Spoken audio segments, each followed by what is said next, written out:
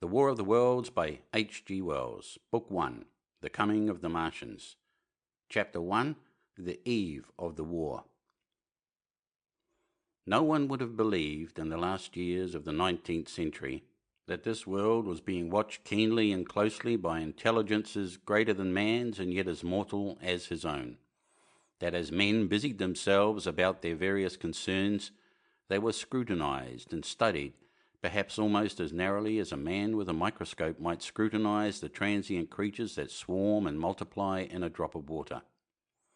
With infinite complacency, men went to and fro over this globe with their little affairs, serene in their assurance of their empire over matter. It is possible that the infusoria under the microscope do the same. No one gave a thought to the older worlds of space as sources of human danger, or thought of them only to dismiss the idea of life upon them as impossible or improbable. It is curious to recall some of the mental habits of those departed days. At most, terrestrial men fancied there might be other men upon Mars, perhaps inferior to themselves and ready to welcome a missionary enterprise. Yet, across the gulf of space, minds that are to our minds as ours are to those of the beasts that perish, intellects vast and cool and unsympathetic, regarded this earth with envious eyes, and slowly and surely drew their plans against us. And early in the 20th century came the great disillusionment. The planet Mars, I scarcely need to remind the reader, revolves about the Sun at a mean distance of 140 million miles, and the light and heat it receives from the Sun is barely half of that received by this world. It must be, if the nebular hypothesis has any truth, older than our world, and long before this earth ceased to be molten, life upon its surface must have begun its course. The fact that it is scarcely 1/7 of the volume of the earth must have accelerated its cooling to the temperature at which life could begin. It has air and water and all that is necessary for the support of animated existence. Yet so vain is man, and so blinded by his vanity, that no writer, up to the very end of the 19th century, expressed any idea that intelligent life might have developed there, far or indeed at all, beyond its earthly level. Nor was it generally understood that since Mars is older than our Earth, with scarcely a quarter of the superficial area, and remoter from the Sun, it necessarily follows that it is not only more distant from time's beginning, but nearer its end. The secular cooling that must some day overtake our planet has already gone far indeed with our neighbour. Its physical condition is still largely a mystery, but we know now that even in its equatorial region, the midday temperature barely approaches that of our coldest winter. Its air is much more attenuated than ours. Its oceans have shrunk until they cover but 1/3 of its surface, and as its slow seasons change, huge snowcaps gather and melt about either pole and periodically inundate its temperate zones. That last stage of exhaustion, which to us is still incredibly remote, has become a present-day problem for the inhabitants of Mars. The immediate pressure of necessity has brightened their intellects, enlarged their powers, and hardened their hearts. And looking across space with instruments and intelligences such as we have scarcely dreamed of, they see, at its nearest distance only 35 million of miles sunward of them, a morning star of hope, our own warmer planet, green with vegetation and grey with water, with a cloudy atmosphere eloquent of fertility, with glimpses through its drifting cloud wisps of broad stretches of populous country and narrow, navy-crowded seas. And we, men, the creatures who inhabit this earth, must be to them at least as alien and lowly as are the monkeys and lemurs to us. The intellectual side of man already admits that life is an incessant struggle for existence, and it would seem that this too is the belief of the minds upon Mars. Their world is far gone in its cooling, and this world is still crowded with life, but crowded only with what they regard as inferior animals. To carry warfare sunward is, indeed, their only escape from the destruction that, generation after generation, creeps upon them. And before we judge of them too harshly, we must remember what ruthless and utter destruction our own species has wrought, not only upon animals, such as the vanished bison and the dodo, but upon its inferior races. The Tasmanians, in spite of their human likeness, were entirely swept out of existence in a war of extermination waged by European immigrants in the space of 50 years. Are we such apostles of mercy as to complain if the Martians warred in the same spirit? The Martians seem to have calculated their descent with amazing subtlety. Their mathematical learning is evidently far in excess of ours, and to have carried out their preparations with a well-nigh perfect unanimity. Had our instruments permitted it, we might have seen the gathering trouble far back in the 19th century. Men like Schiaparelli watched the red planet. It is odd, by the by, that for countless centuries Mars has been the star of war, but failed to interpret the fluctuating appearances of the markings they mapped so well. All that time the Martians must have been getting ready.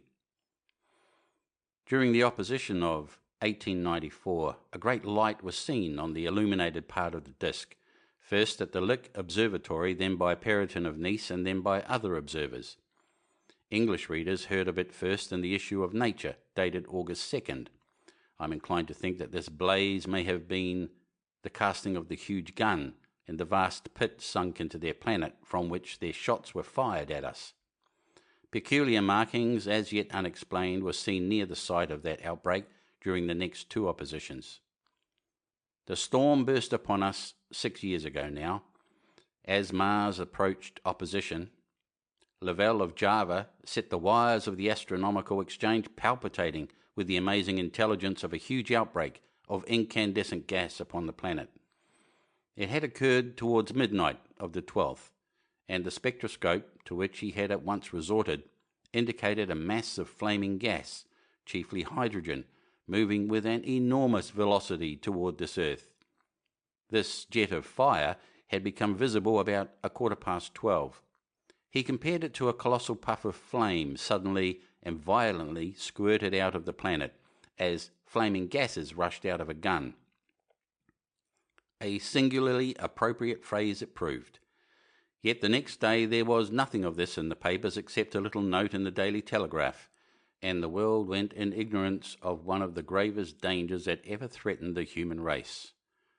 I might not have heard the eruption at all had I not met Ogilvy, the well-known astronomer, at Ottershaw. He was immensely excited at the news, and in the excess of his feelings invited me up to take a turn with him that night in a scrutiny of the red planet. In spite of all that has happened since, I still remember that vigil very distinctly.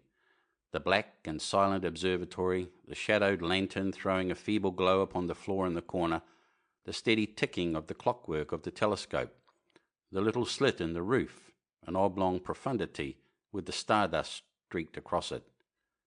Ogilvy moved about, invisible but audible. Looking through the telescope, one saw a circle of deep blue and a little round planet swimming in the field. It seemed such a little thing, so bright and small and still, faintly marked with transverse stripes and slightly flattened from the perfect round. But so little it was, so silvery warm, a pin's head of light. It was as if it quivered, but really this was the telescope vibrating with the activity of the clockwork that kept the planet in view. As I watched, the planet seemed to grow larger and smaller, and to advance and recede, but that was simply that my eye was tired. 40 million miles it was from us, more than 40 millions of miles of void. Few people realize the immensity of vacancy in which the dust of the material universe swims. Near it, in the field, I remember 3 faint points of light, 3 telescopic stars infinitely remote, and all around it was the unfathomable darkness of empty space. You know how that blackness looks on a frosty starlit night. In a telescope it seems far profounder. And invisible to me, because it was so remote and small, flying swiftly and steadily towards me across that incredible distance, drawing nearer every minute by so many thousands of miles, came the thing they were sending us, the thing that was to bring so much struggle and calamity and death to the earth. I never dreamed of it then as I watched. No one on earth dreamed of that unerring missile. That night, too, there was another jetting out of gas from the distant planet. I saw it, a reddish flash at the edge, the slightest projection of the outline just as the chronometer struck midnight. And at that I told Ogilvy, and he took my place. The night was warm and I was thirsty. I went stretching my legs clumsily and feeling my way in the darkness to the little table where the siphon stood, while Ogilvy exclaimed at the streamer of gas that came out towards us.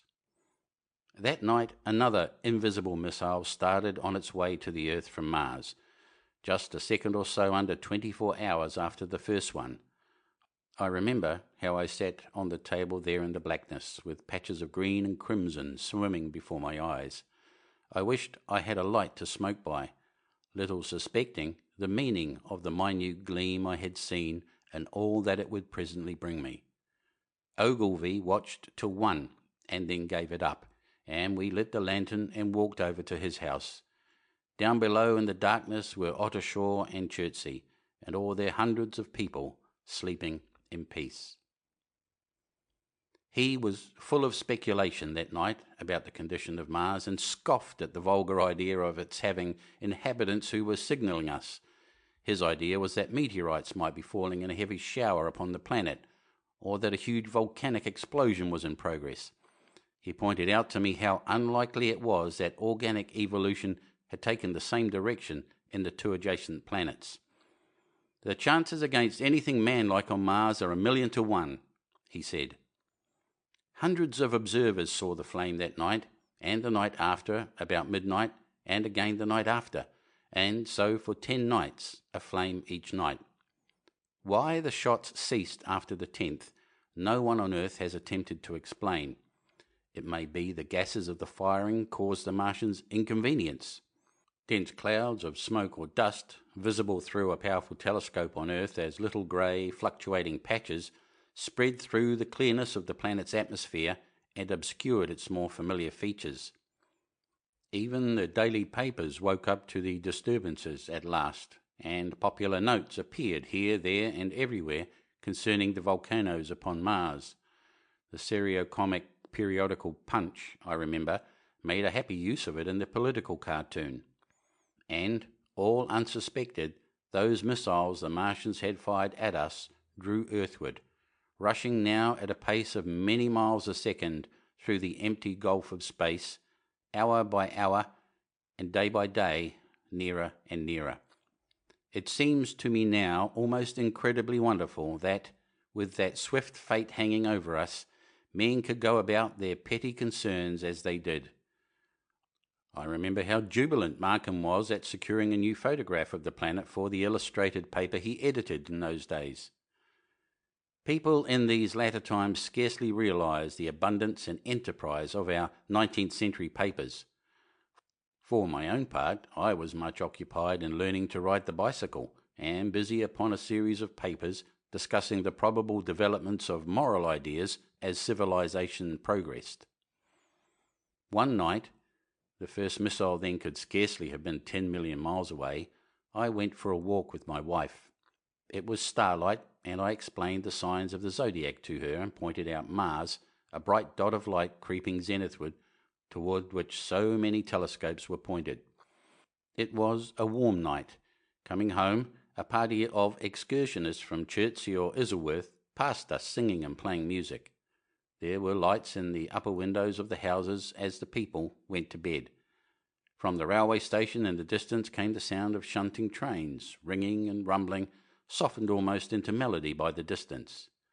My wife pointed out to me the brightness of the red, green and yellow signal lights hanging in a framework against the sky. It seemed so safe and tranquil. End of Book 1, Chapter 1. Recording by Cliff Stone of Sydney, Australia.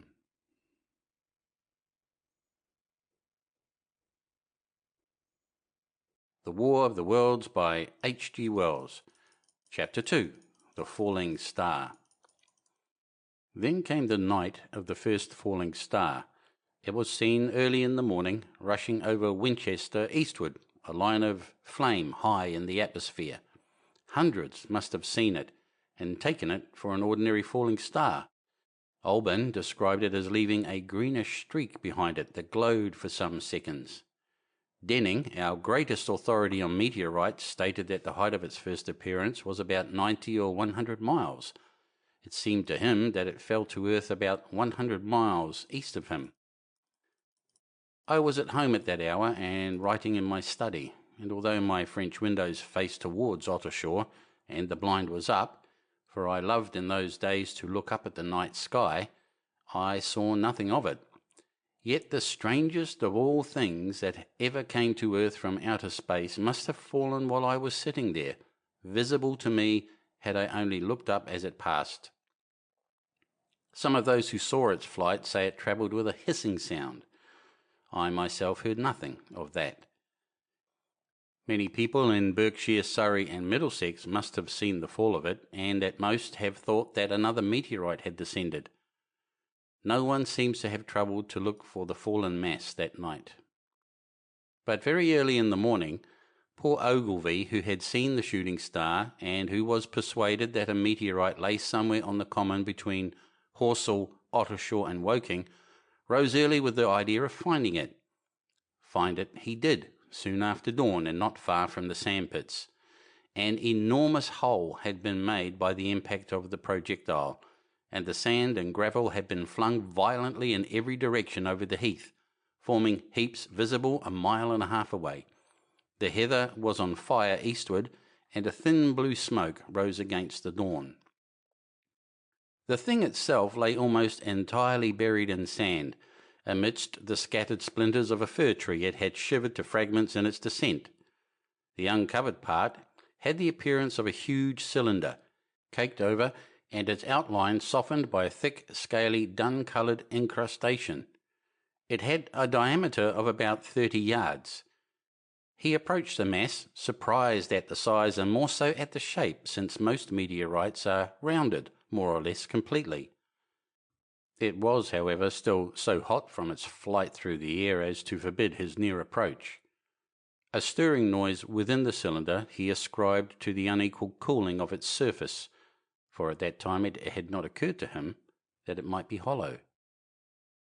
He remained standing at the edge of the pit that the thing had made for itself, staring at its strange appearance, astonished chiefly at its unusual shape and colour, and dimly perceiving even then some evidence of design in its arrival.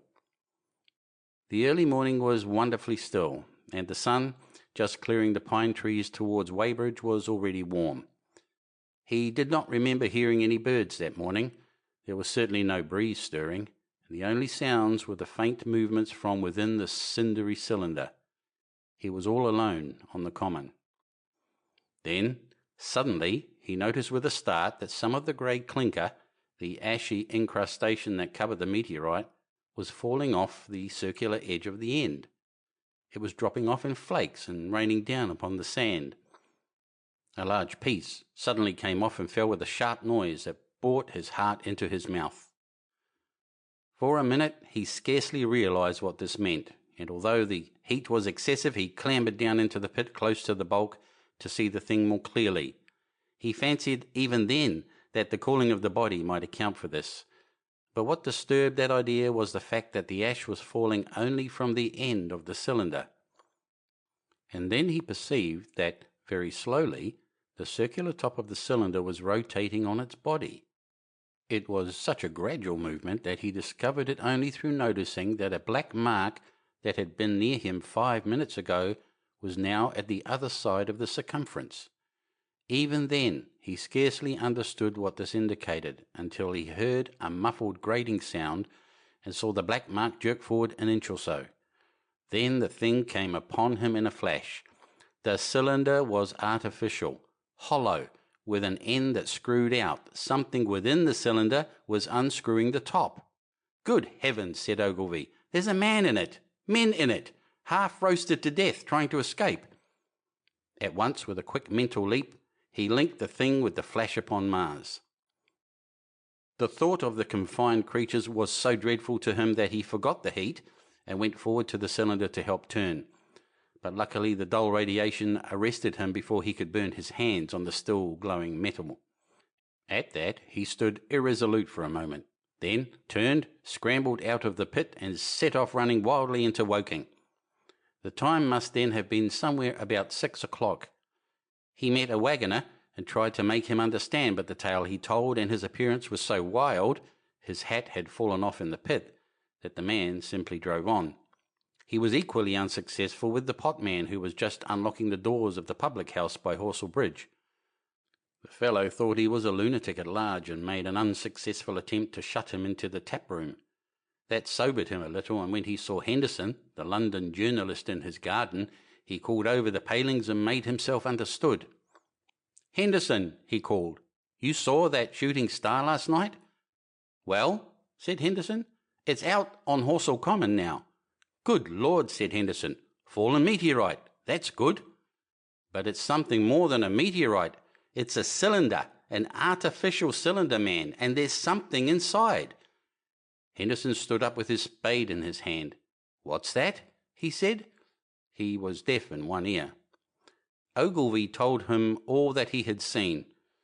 Henderson was a minute or so taking it in. Then he dropped his spade, snatched up his jacket, and came out into the road. The two men hurried back at once to the common and found the cylinder still lying in the same position. But now the sounds inside had ceased, and a thin circle of bright metal showed between the top and the body of the cylinder. Air was either entering or escaping at the rim with a thin sizzling sound. They listened, rapped on the scaly burnt metal with a stick, and meeting with no response, they both concluded the man or men inside must be insensible or dead. Of course the two were quite unable to do anything. They shouted consolation and promises and went off back to the town again to get help. One can imagine them, covered with sand, excited and disordered, running up the little street in the bright sunlight just as the shop folks were taking down their shutters and people were opening their bedroom windows. Henderson went into the railway station at once in order to telegraph the news to London. The newspaper articles had prepared men's minds for the reception of the idea. By 8 o'clock, a number of boys and unemployed men had already started for the common to see the dead men from Mars. That was the form the story took. I heard of it first from my newspaper boy about 8:45 when I went out to get my daily chronicle. I was naturally startled and lost no time in going out and across the Ottershaw Bridge to the sandpits. End of Book 1, Chapter 2. Recording by Cliffstone of Sydney, Australia.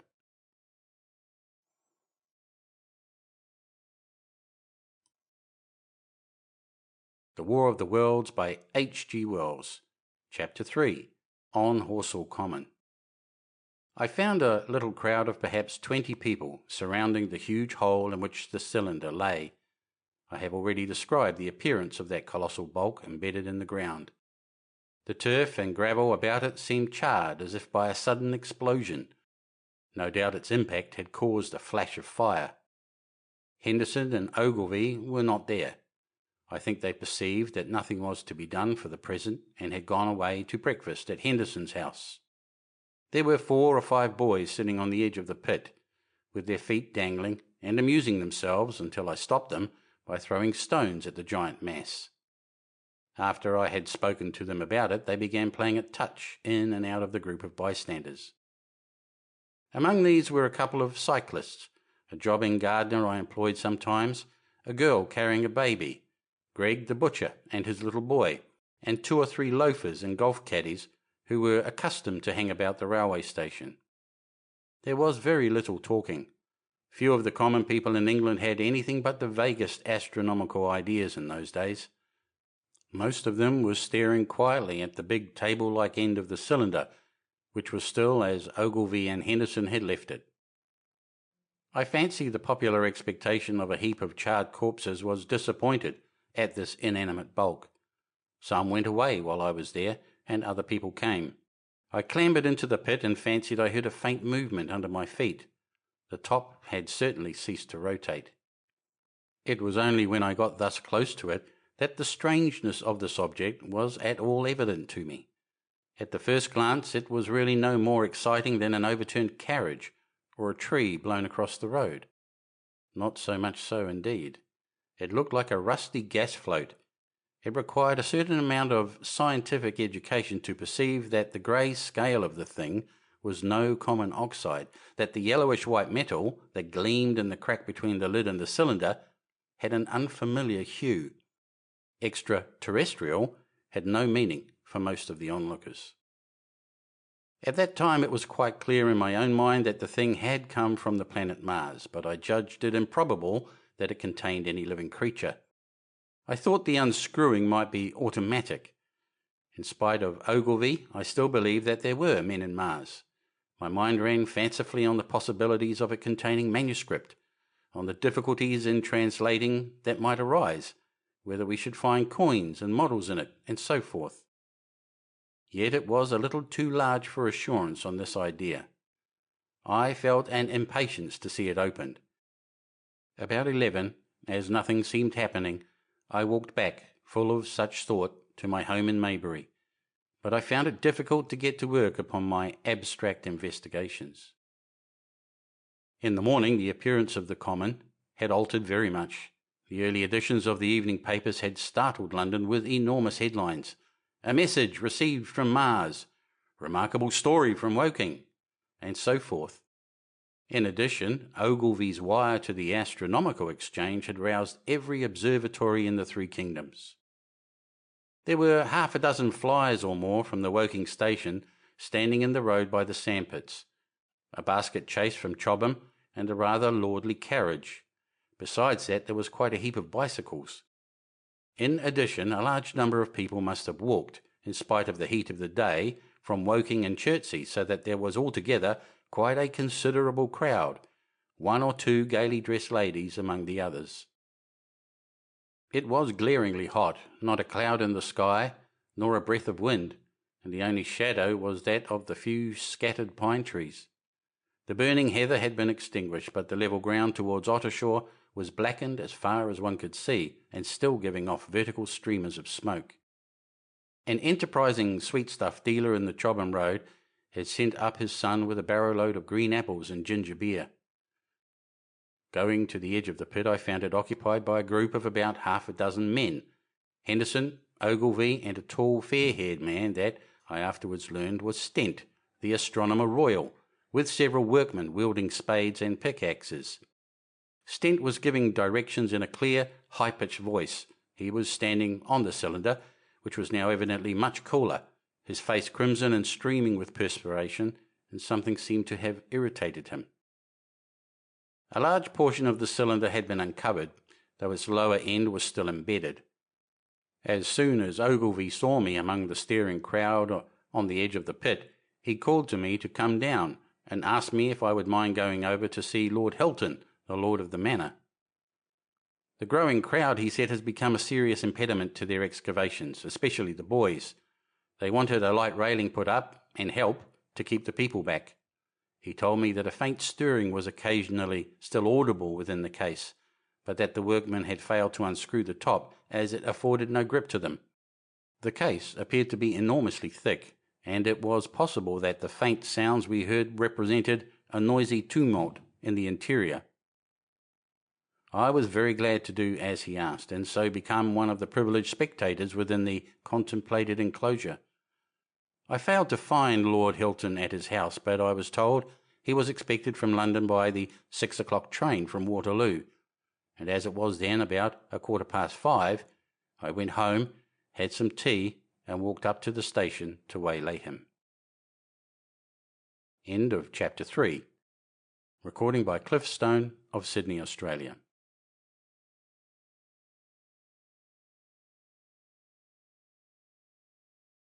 The War of the Worlds by H.G. Wells. Chapter 4. The Cylinder Opens. When I returned to the Common, the sun was setting.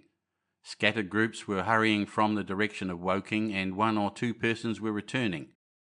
The crowd about the pit had increased, and stood out black against the lemon yellow of the sky, a couple of 100 people perhaps. There were raised voices, and some sort of struggle appeared to be going on about the pit. Strange imaginings passed through my mind. As I drew nearer, I heard Stent's voice. "Keep back! Keep back!" A boy came running towards me. "It's a-moving," he said as he passed. "A screw-in and a screw-in out. I don't like it. I'm a-going home, I am." I went on to the crowd. There were really, I should think, 200 or 300 people elbowing and jostling one another, the 1 or 2 ladies there being by no means the least active. "He's fallen in the pit," cried someone. "Keep back," said several. The crowd swayed a little and I elbowed my way through. Everyone seemed greatly excited. I heard a peculiar humming sound from the pit. "I say," said Ogilvy, "help keep these idiots back. We don't know what's in the confounded thing, you know." I saw a young man, a shop assistant in Woking I believe he was, standing on the cylinder and trying to scramble out of the hole again. The crowd had pushed him in. The end of the cylinder was being screwed out from within. Nearly 2 feet of shining screw projected. Somebody blundered against me and I narrowly missed being pitched onto the top of the screw. I turned, and as I did so, the screw must have come out, for the lid of the cylinder fell upon the gravel with a ringing concussion. I stuck my elbow into the person behind me and turned my head towards the thing again. For a moment that circular cavity seemed perfectly black. I had the sunset in my eyes. I think everyone expected to see a man emerge, possibly something a little unlike us terrestrial men, but in all essentials a man. I know I did. But looking, I presently saw something stirring within the shadow, greyish, billowy movements, one above the other, and then 2 luminous discs, like eyes. Then something resembling a little grey snake, about the thickness of a walking stick, coiled up out of the writhing middle and wriggled in the air towards me, and then another. A sudden chill came over me. There was a loud shriek from a woman behind. I half turned, keeping my eyes fixed upon the cylinder still, from which other tentacles were now projecting, and began pushing my way back from the edge of the pit. I saw astonishment giving place to horror on the faces of the people about me. I heard inarticulate exclamations on all sides. There was a general movement backwards. I saw the shopman struggling still on the edge of the pit. I found myself alone and saw the people on the other side of the pit running off, Stent among them. I looked again at the cylinder, and ungovernable terror gripped me. I stood petrified and staring. A big greyish rounded bulk, the size perhaps of a bear, was rising slowly and painfully out of the cylinder. As it bulged up and caught the light, it glistened like wet leather. 2 large dark-coloured eyes were regarding me steadfastly. The mass that framed them, the head of the thing, was rounded and had, one might say, a face. There was a mouth under the eyes, the lipless brim of which quivered and panted and dropped saliva. The whole creature heaved and pulsated convulsively. A lank tentacular appendage gripped the edge of the cylinder, another swayed in the air. Those who have never seen a living Martian can scarcely imagine the strange horror of its appearance. The peculiar V-shaped mouth with its pointed upper lip, the absence of brow ridges, the absence of a chin beneath the wedge-like lower lip, the incessant quivering of this mouth, the gorgon groups of tentacles, the tumultuous breathing of the lungs in a strange atmosphere, the evident heaviness and painfulness of movement due to the greater gravitational energy of the earth, above all, the extraordinary intensity of the immense eyes, were at once vital, intense, inhuman, crippled and monstrous. There was something fungoid in the oily brown skin, something in the clumsy deliberation of the tedious movements unspeakably nasty. Even at this first encounter, this first glimpse, I was overcome with disgust and dread.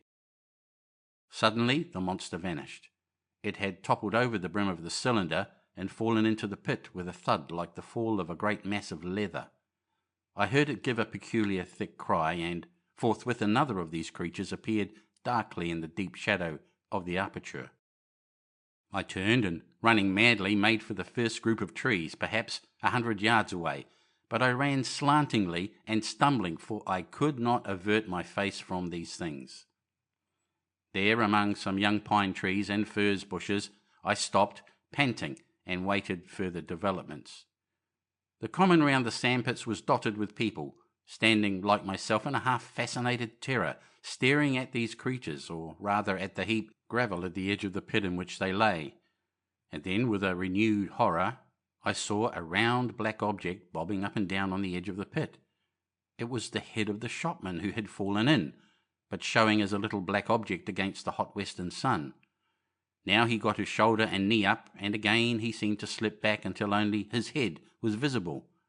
Suddenly he vanished, and I could have fancied a faint shriek had reached me. I had a momentary impulse to go back and help him, that my fears overruled.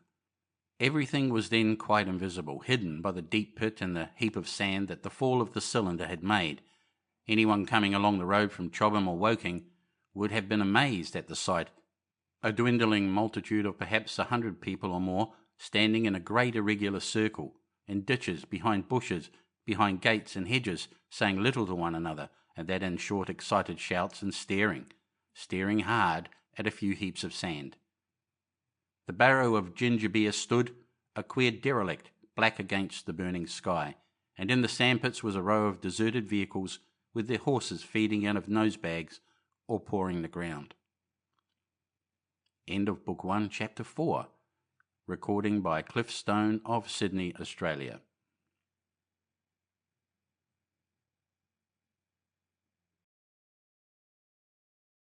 The War of the Worlds by H.G. Wells. Chapter 5. The Heat Ray. After the glimpse I had had of the Martians emerging from the cylinder in which they had come to the Earth from their planet, a kind of fascination paralysed my actions. I remained standing knee-deep in the heather, staring at the mound that hid them. I was a battleground of fear and curiosity. I did not dare go back towards the pit, but I felt a passionate longing to peer into it. I began walking, therefore, in a big curve, seeking some point of vantage and continually looking at the sand heaps that hid these newcomers to our earth. Once, a leash of thin black whips, like the arms of an octopus, flashed across the sunset and was immediately withdrawn. And afterwards, a thin rod rose up, joint by joint, bearing at its apex a circular disc that spun with a wobbling motion. What could be going on there? Most of the spectators had gathered in one or two groups, one a little crowd towards Woking, the other a knot of people in the direction of Chobham. Evidently they shared my mental conflict. There were few near me. One man I approached. He was, I perceived, a neighbour of mine, though I did not know his name, and accosted, but it was scarcely a time for articulate conversation. "What ugly brutes," he said. "Good God, what ugly brutes." He repeated this over and over again. "Did you see a man in the pit?" I said, but he made no answer to that. We became silent and stood watching for a time side by side, deriving, I fancy, a certain comfort in one another's company. Then I shifted my position to a little knoll that gave me the advantage of a yard or more of elevation, and when I looked for him, presently he was walking towards Woking. The sunset faded to twilight before anything further happened. The crowd far away on the left towards Woking seemed to grow, and I heard now a faint murmur from it. The little knot of people towards Chobham dispersed. There was scarcely an intimation of movement from the pit.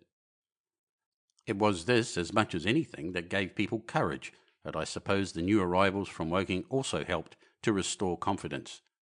At any rate, as the dusk came on, a slow intermittent movement upon the sandpits began, a movement that seemed to gather force as the stillness of the evening about the cylinder remained unbroken. Vertical black figures in twos and threes would advance, stop, watch, and advance again, spreading out as they did so in a thin irregular crescent that promised to enclose the pit in its attenuated horns. I too, on my side, began to move towards the pit. Then I saw some cabmen and others had walked boldly into the sandpits, and I heard the clatter of hoofs and the gride of wheels. I saw a lad trundling off the barrow of apples, and then, within 30 yards of the pit, advancing from the direction of Horsell, I noted a little black knot of men, the foremost of whom was waving a white flag. This was the deputation. There had been a hasty consultation, and since the Martians were evidently, in spite of their repulsive forms, intelligent creatures, it had been resolved to show them, by approaching them with signals, that we too were intelligent. Flutter, flutter went the flag, first to the right, then to the left.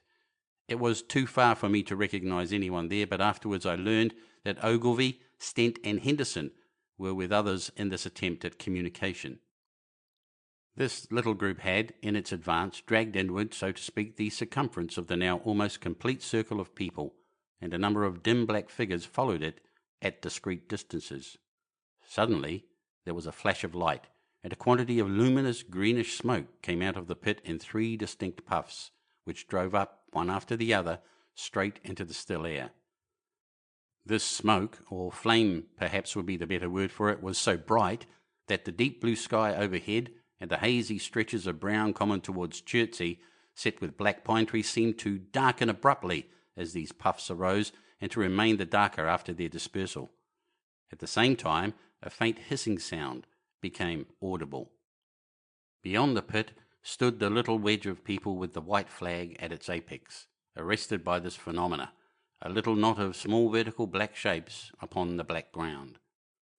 As the green smoke arose, their faces flashed out pallid green, and faded again as it vanished. Then slowly the hissing passed into a humming, into a long, loud droning noise. Slowly a humped shape rose out of the pit, and the ghost of a beam of light seemed to flicker out of it. Forthwith flashes of actual flame, a bright glare leaping from one to another, sprang from the scattered group of men. It was as if some invisible jet impinged upon them and flashed into white flame. It was as if each man was suddenly and momentarily turned to fire. Then, by the light of their own destruction, I saw them staggering and falling, and their supporters turning to run.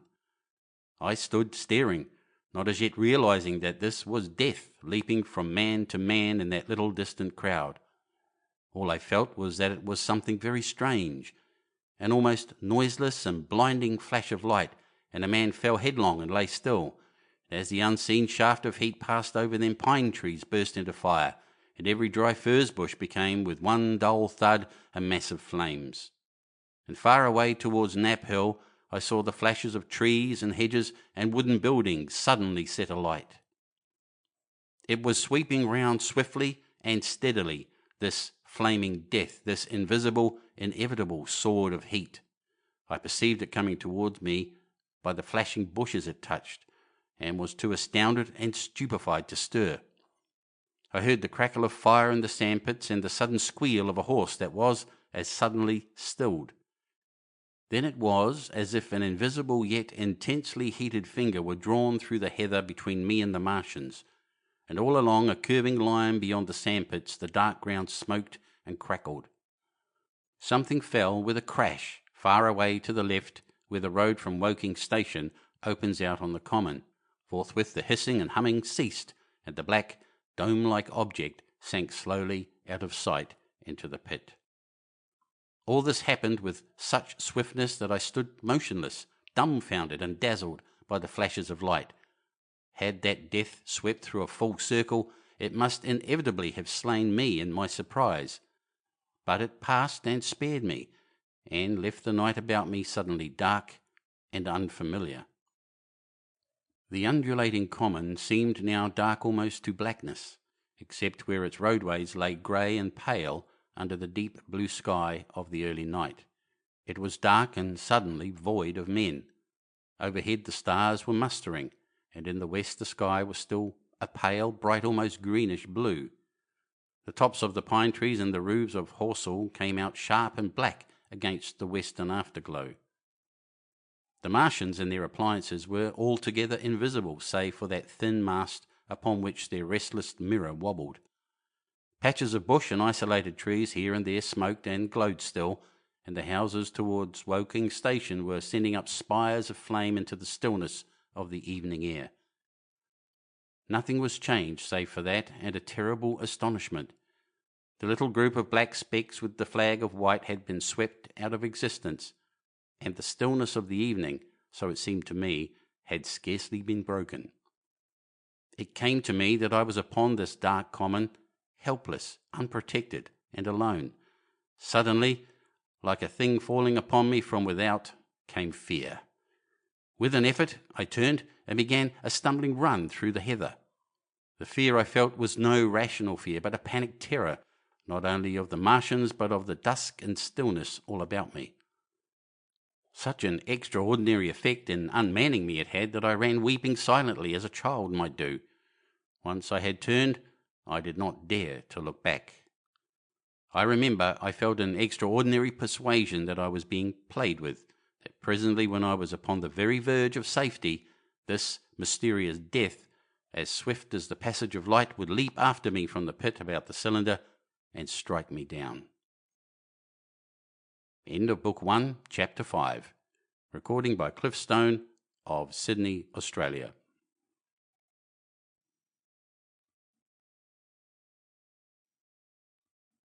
The War of the Worlds by H.G. Wells. Chapter 6.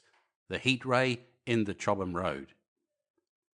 It is still a matter of wonder how the Martians were able to slay men so swiftly and so silently. Many think that in some way they were able to generate an intense heat in a chamber of practically absolute non-conductivity.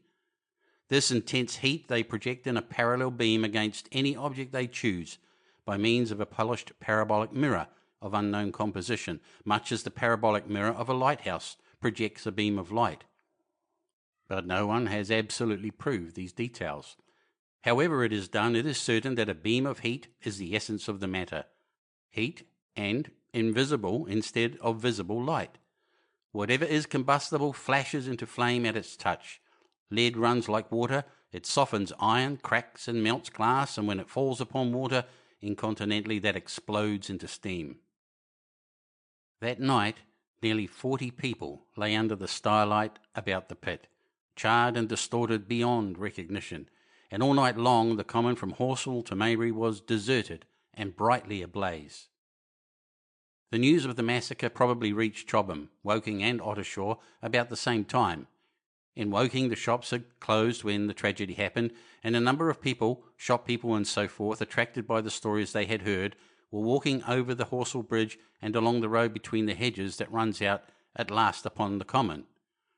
You may imagine the young people brushed up after the labours of the day, and making this novelty, as they would make any novelty, the excuse for walking together and enjoying a trivial flirtation. You may figure to yourself the hum of voices along the road in the gloaming. As yet, of course, few people in Woking even knew that the cylinder had opened, though poor Henderson had sent a messenger on a bicycle to the post office with a special wire to an evening paper. As these folks came out by twos and threes upon the open, they found little knots of people talking excitedly and peering at the spinning mirror over the sandpits, and the newcomers were, no doubt, soon infected by the excitement of the occasion.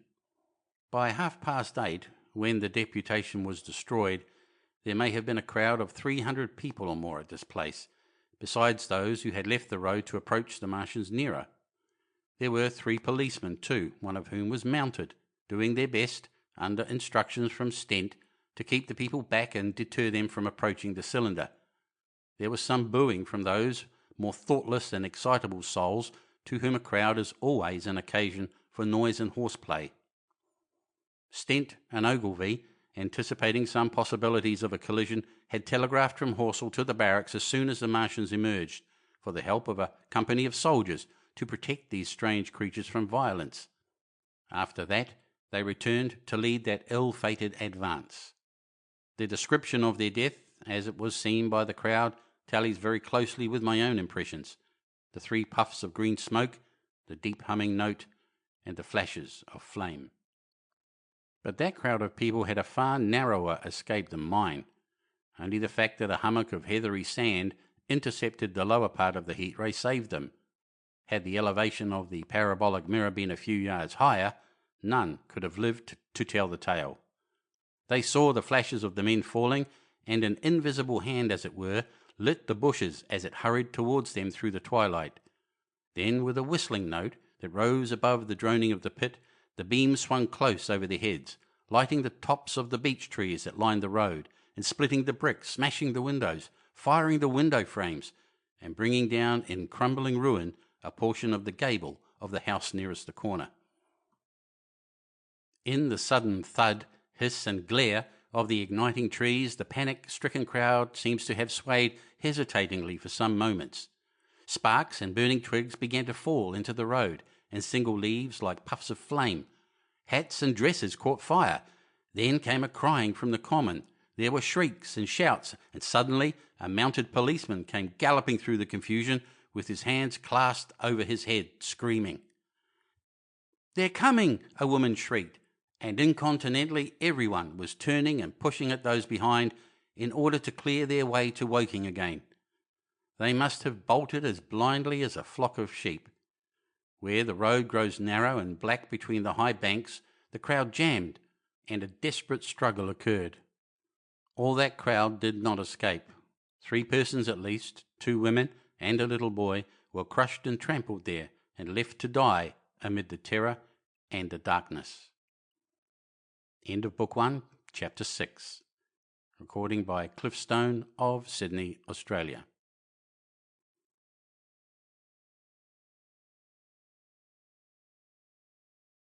The War of the Worlds by H.G. Wells. Chapter 7. How I Reached Home.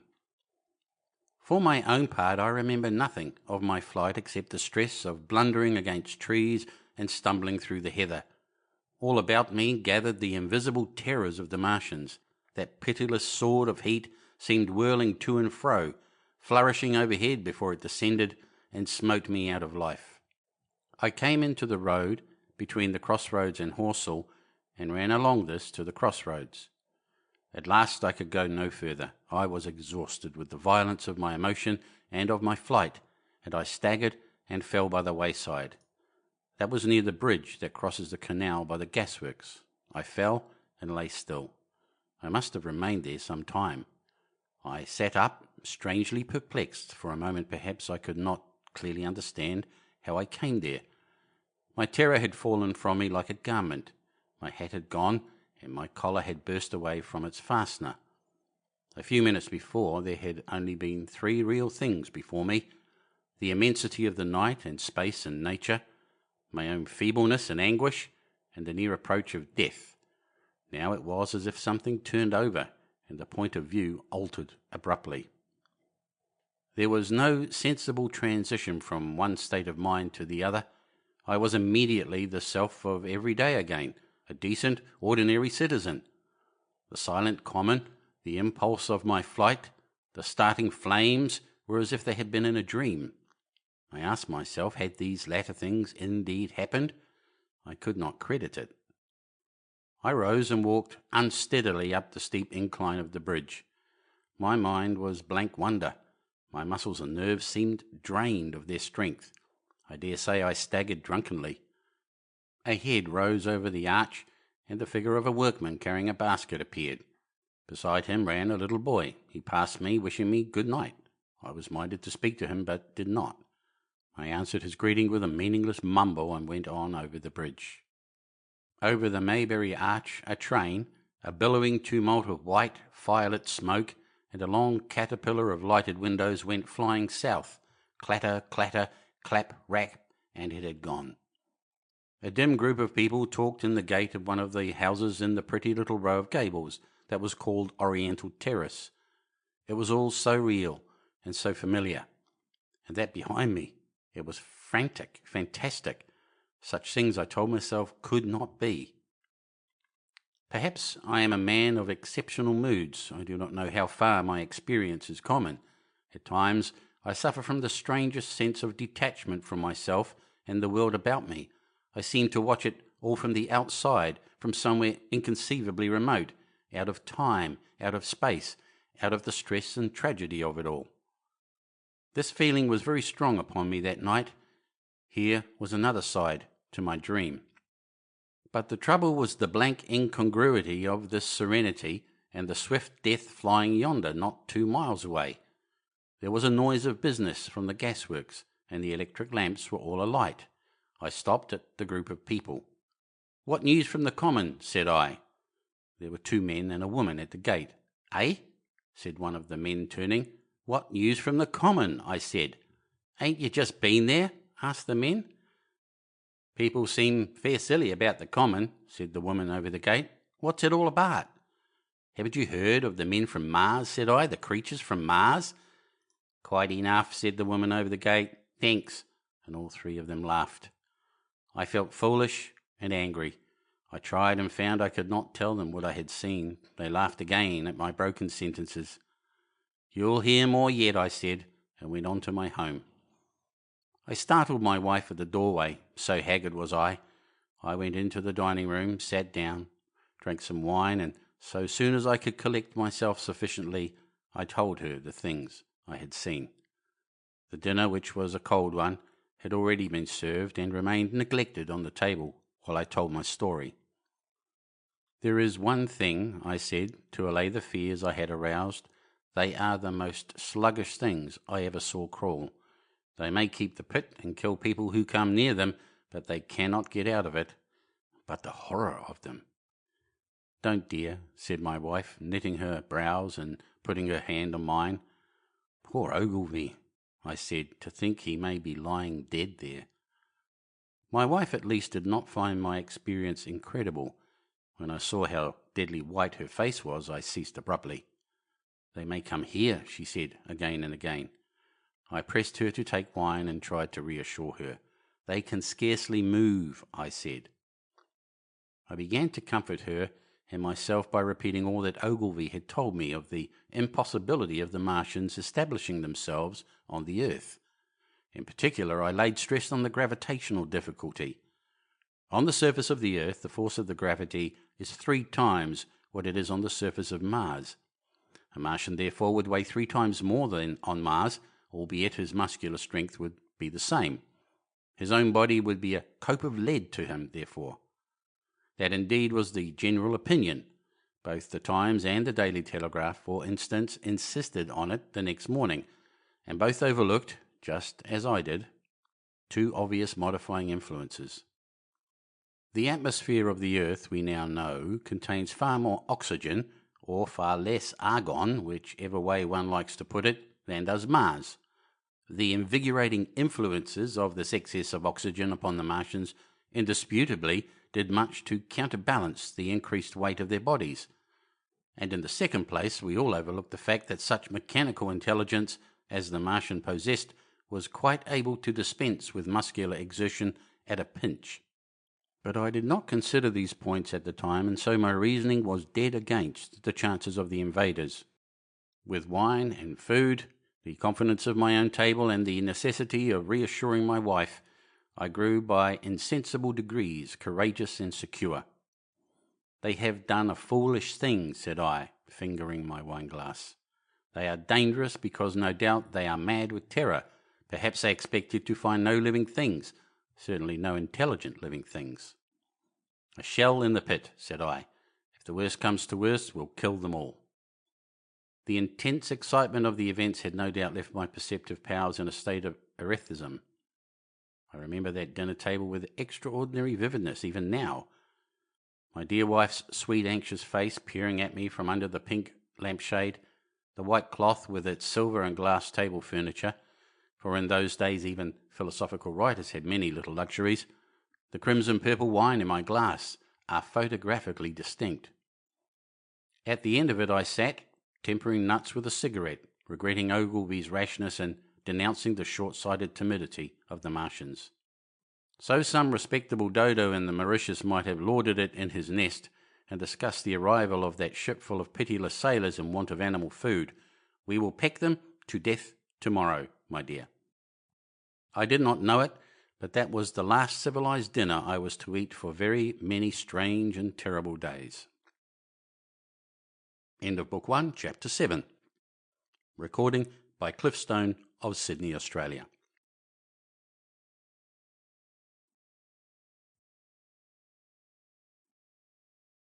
The War of the Worlds by H.G. Wells. Chapter 8. Friday Night. The most extraordinary thing to my mind, of all the strange and wonderful things that happened upon that Friday, was the dovetailing of the commonplace habits of our social order with the first beginnings of the series of events that was to topple that social order headlong. If on Friday night you had taken a pair of compasses and drawn a circle with a radius of 5 miles around the Woking sandpits, I doubt if you would have had one human being outside it, unless it were some relation of Stend, or of the 3 or 4 cyclists or London people lying dead on the common, whose emotions or habits were at all affected by the newcomers. Many people had heard of the cylinder, of course, and talked about it in their leisure, but it certainly did not make the sensation that an ultimatum to Germany would have done. In London, that night, poor Henderson's telegram describing the gradual unscrewing of the shot was judged to be a canard, and his evening paper, after wiring for authentication from him and receiving no reply, the man was killed, decided not to print a special edition. Even within the 5-mile circle, the great majority of people were inert. I have already described the behaviour of the men and women to whom I spoke. All over the district, people were dining and supping, working men were gardening after the labours of the day, children were being put to bed, young people were wandering through the lanes love-making, students sat over their books. Maybe there was a murmur in the village streets, a novel and dominant topic in the public houses, and here and there a messenger, or even an eyewitness of the later occurrences, caused a whirl of excitement, a shouting, and a running to and fro. But for the most part, the daily routine of working, eating, drinking, sleeping, went on as it had done for countless years, as though no planet Mars existed in the sky. Even at Woking Station in Horsell and Chobham, that was the case. In Woking Junction, until a late hour, trains were stopping and going on, others were shunting on the sidings, passengers were alighting and waiting, and everything was proceeding in the most ordinary way. A boy from the town, trenching on Smith's Monopoly, was selling papers with the afternoon's news. The ringing impact of trucks, the sharp whistle of the engines from the junction, mingled with their shouts of "Men from Mars." Excited men came into the station about 9 o'clock with incredible tidings, and caused no more disturbance than drunkards might have done. People rattling Londonwards peered into the darkness outside the carriage windows, and saw only a rare, flickering, vanishing spark dance up from the direction of Horsell, a red glow and a thin veil of smoke driving across the stars, and thought that nothing more serious than a heath fire was happening. It was only round the edge of the common that any disturbance was perceptible. There were 6 villas burning on the Woking border. There were lights in all the houses on the common side of the 3 villages, and the people there were kept awake till dawn. A curious crowd lingered restlessly, people coming and going, but the crowd remaining, both on the Chobham and Horsell bridges. 1 or 2 adventurous souls, it was afterwards found, went into the darkness and crawled quite near the Martians, but they never returned. For now and again a light ray, like the beam of a warship's searchlight, swept the common, and the heat ray was ready to follow. Save for such, that big area of common was silent and desolate, and the charred bodies lay about on it all night under the stars and all the next day. A noise of hammering from the pit was heard by many people. So you have the state of things on Friday night. In the centre, sticking into the skin of our old planet Earth like a poisoned dart, was this cylinder. But the poison was scarcely working yet. Around it was a patch of silent common, smouldering in places, and with a few dark, dimly seen objects lying in contorted attitudes here and there. Here and there was a burning bush or tree. Beyond was a fringe of excitement, and farther than that fringe the inflammation had not crept as yet. In the rest of the world the stream of life still flowed as it had flowed for immemorial years.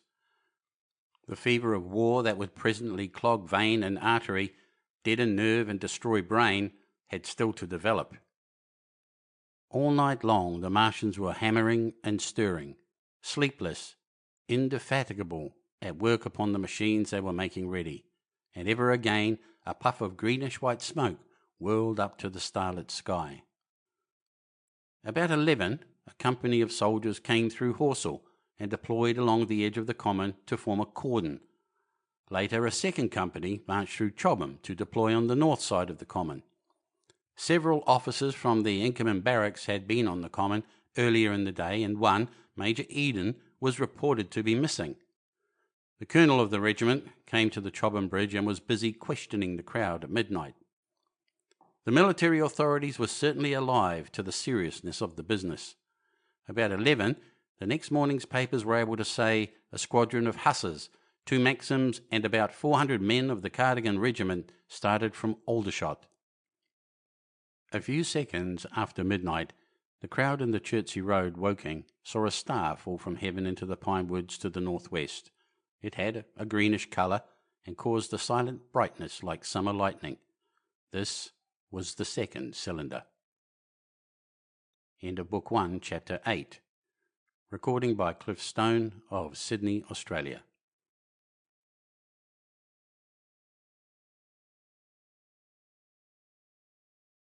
The War of the Worlds by H.G. Wells. Chapter 9. The Fighting Begins. Saturday lives in my memory as a day of suspense. It was a day of lassitude too, hot and close with, I am told, a rapidly fluctuating barometer. I had slept little, though my wife had succeeded in sleeping, and I rose early. I went into my garden before breakfast and stood listening, but towards the common there was nothing stirring but a lark. The milkman came as usual. I heard the rattle of his chariot, and I went round to the side gate to ask the latest news. He told me that during the night the Martians had been surrounded by troops, and that guns were expected. Then a familiar reassuring note. I heard a train running towards Woking. "They aren't to be killed," said the milkman, "if that can possibly be avoided." I saw my neighbour gardening, chatted with him for a time, and then strolled in to breakfast. It was a most unexceptional morning. My neighbour was of the opinion that the troops would be able to capture or to destroy the Martians during the day. "It's a pity they make themselves so unapproachable," he said. "It would be curious to know how they live on another planet. We might learn a thing or two." He came up to the fence and extended a handful of strawberries, for his gardening was as generous as it was enthusiastic. At the same time he told me of the burning of the pine woods about the Byfleet golf links. "They say," said he, "that there's another of these blessed things fallen there, number 2. But one's enough, surely. This lot'll cost the insurance people a pretty penny before everything's settled." He laughed with an air of the greatest good humour as he said this. The woods, he said, were still burning, and pointed out a haze of smoke to me. "They will be hot underfoot for days, on account of the thick soil of pine needles and turf," he said, and then grew serious over poor Ogilvy. After breakfast, instead of working, I decided to walk down towards the common. Under the railway bridge I found a group of soldiers. Sappers, I think, men in small round caps, dirty red jackets unbuttoned and showing their blue shirts, dark trousers and boots coming to the calf. They told me no one was allowed over the canal, and, looking along the road towards the bridge, I saw one of the Cardigan men standing sentinel there. I talked with these soldiers for a time. I told them of my sight of the Martians on the previous evening. None of them had seen the Martians, and they had but the vaguest ideas of them, so that they plied me with questions. They said that they did not know who had authorised the movements of the troops. Their idea was that a dispute had arisen at the Horse Guards. The ordinary sapper is a great deal better educated than the common soldier, and they discussed the peculiar conditions of the possible fight with some acuteness. I described the heat ray to them, and they began to argue among themselves. "Crawl up under cover and rush 'em, say I," said one. "Get art," said another. "What's cover against this here heat? Sticks to cook ya. What we got to do is go as near as the ground will let us, and then drive a trench." "Blow your trenches. You always want trenches. You oughter been born a rabbit, Snippy."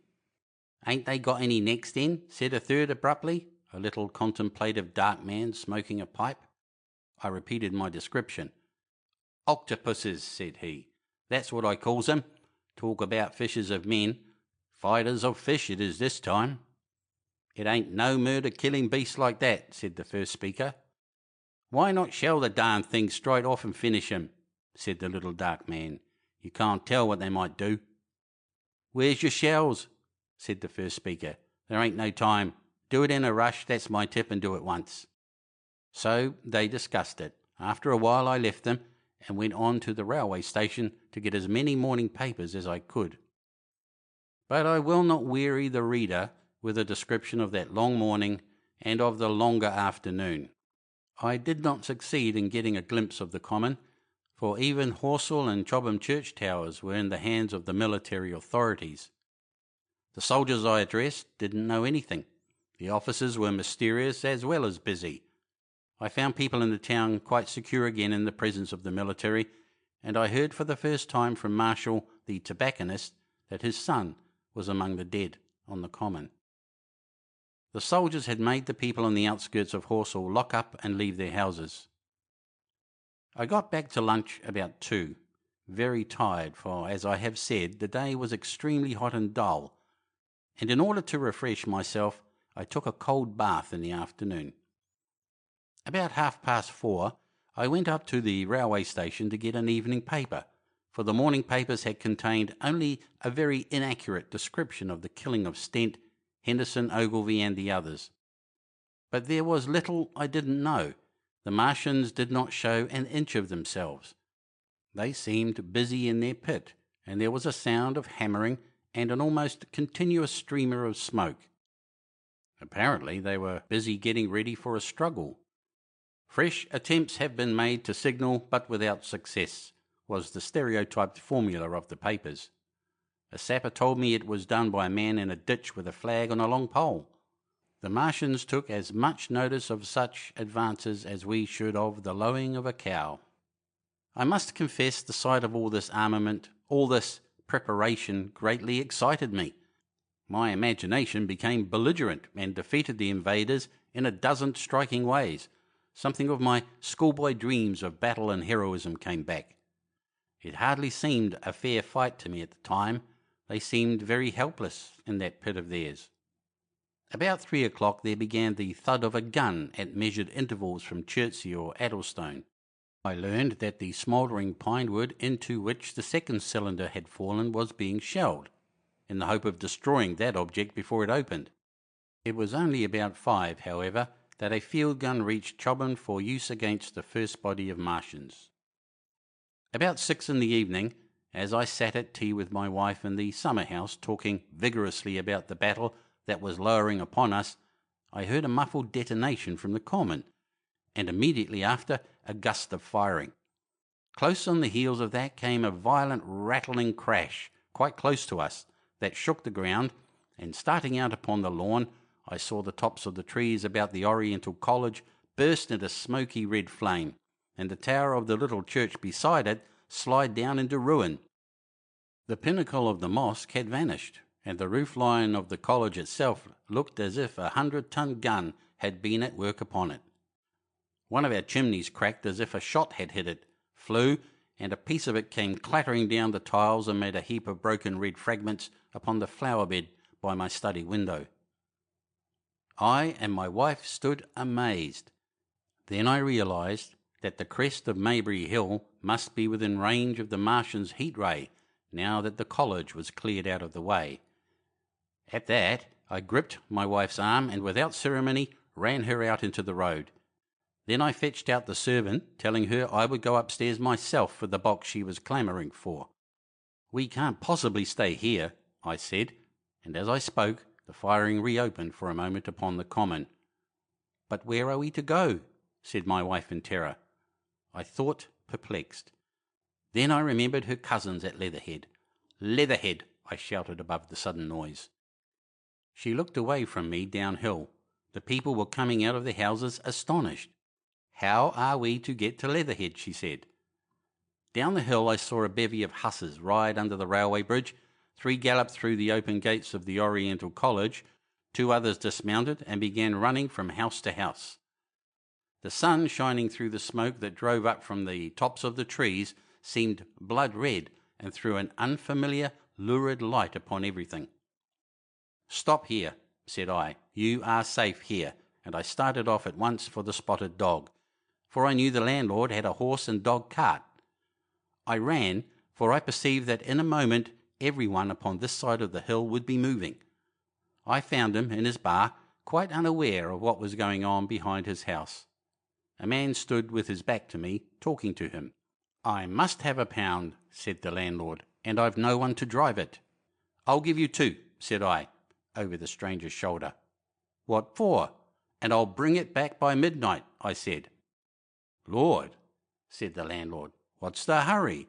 I'm selling my bit of a pig, £2, and you bring it back? What's going on now?" I explained hastily that I had to leave my home, and so secured the dog cart. At the time it did not seem to me nearly so urgent that the landlord should leave his. I took care to have the cart there and then, drove it off down the road, and, leaving it in charge of my wife and servant, rushed into my house and packed a few valuables, such plate as we had, and so forth. The beech trees below the house were burning while I did this, and the palings up the road glowed red. While I was occupied in this way, one of the dismounted hussars came running up. He was going from house to house warning people to leave. He was going on as I came out of my front door, lugging my treasures done up in a tablecloth. I shouted after him, "What news?" He turned, stared, bawled out something, crawling out in a thing like a dish cover, and ran on to the gate of the house at the crest. A sudden whirl of black smoke driving across the road hid him for a moment. I ran to my neighbour's door and rapped to satisfy myself of what I already knew, that his wife had gone to London with him and had locked up their house. I went in again, according to my promise, to get my servant's box, lugged it out, clapped it beside her on the tail of the dog cart, and then caught the reins and jumped up into the driver's seat beside my wife. In another moment we were clear of the smoke and noise, and spanking down the opposite slope of Maybury Hill towards Old Woking. In front was a quiet sunny landscape, a wheat field ahead on either side of the road, and the Maybury Inn with its swinging sign. I saw the doctor's cart ahead of me. At the bottom of the hill I turned my head to look at the hillside I was leaving. Thick streamers of black smoke, shot with threads of red fire, were driving up into the still air, and throwing dark shadows upon the green treetops eastward. The smoke already extended far away to the east and west, to the Byfleet pine woods eastward, and to Woking on the west. The road was dotted with people running towards us, and very faint now, but very distinct through the hot, quiet air, one heard the whir of a machine gun that was presently stilled, and an intermittent cracking of rifles. Apparently, the Martians were setting fire to everything within range of their heat ray. I am not an expert driver, and I had immediately to turn my attention to the horse. When I looked back again, the second hill had hidden the black smoke. I slashed the horse with the whip and gave him a loose rein until Woking and Send lay between us and that quivering tumult. I overtook and passed the doctor between Woking and Send. End of Book 1, Chapter 9. Recording by Cliffstone of Sydney, Australia.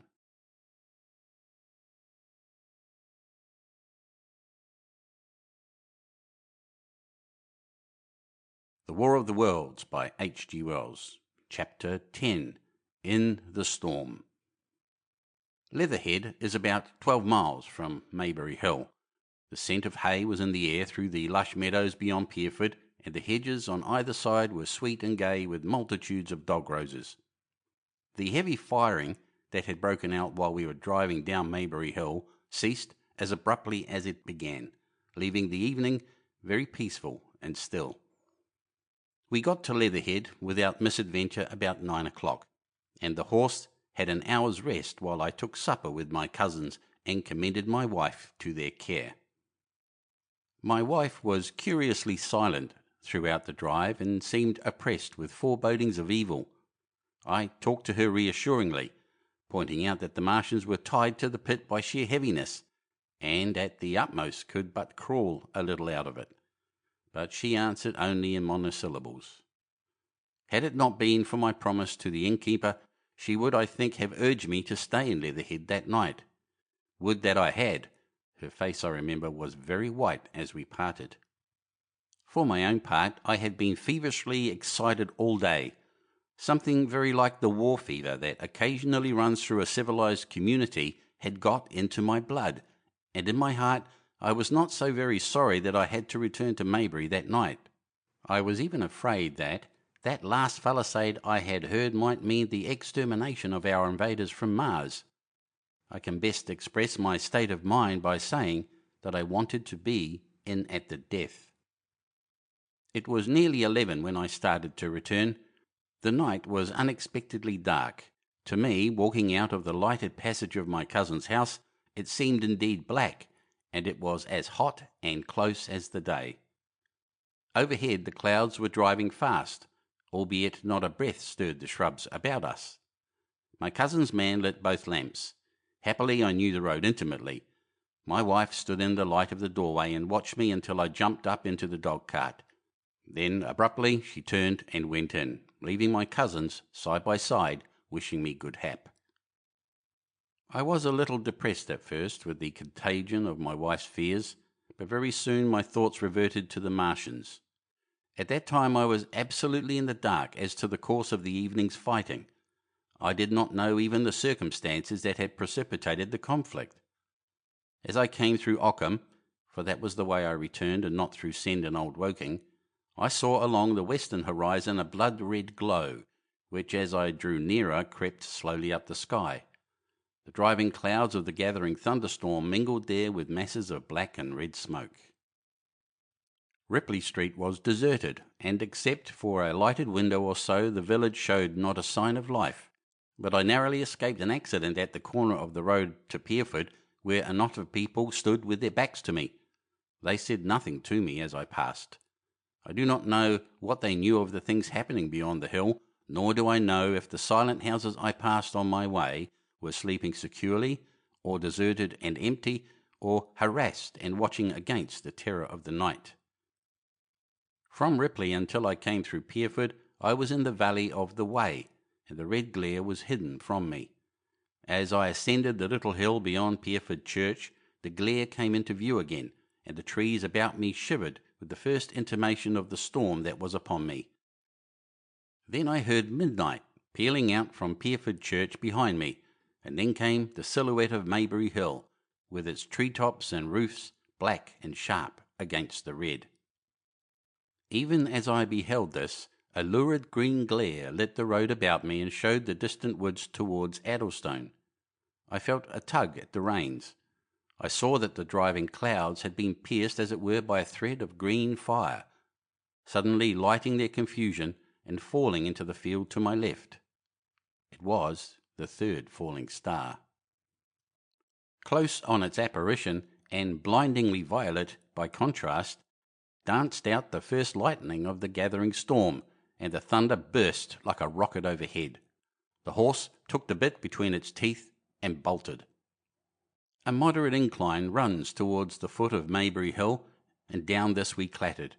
Once the lightning had begun, it went on in as rapid a succession of flashes as I have ever seen, the thunderclaps treading one on the heels of another, and with a strange crackling accompaniment, sounded more like the working of a gigantic electric machine than the usual detonating reverberations.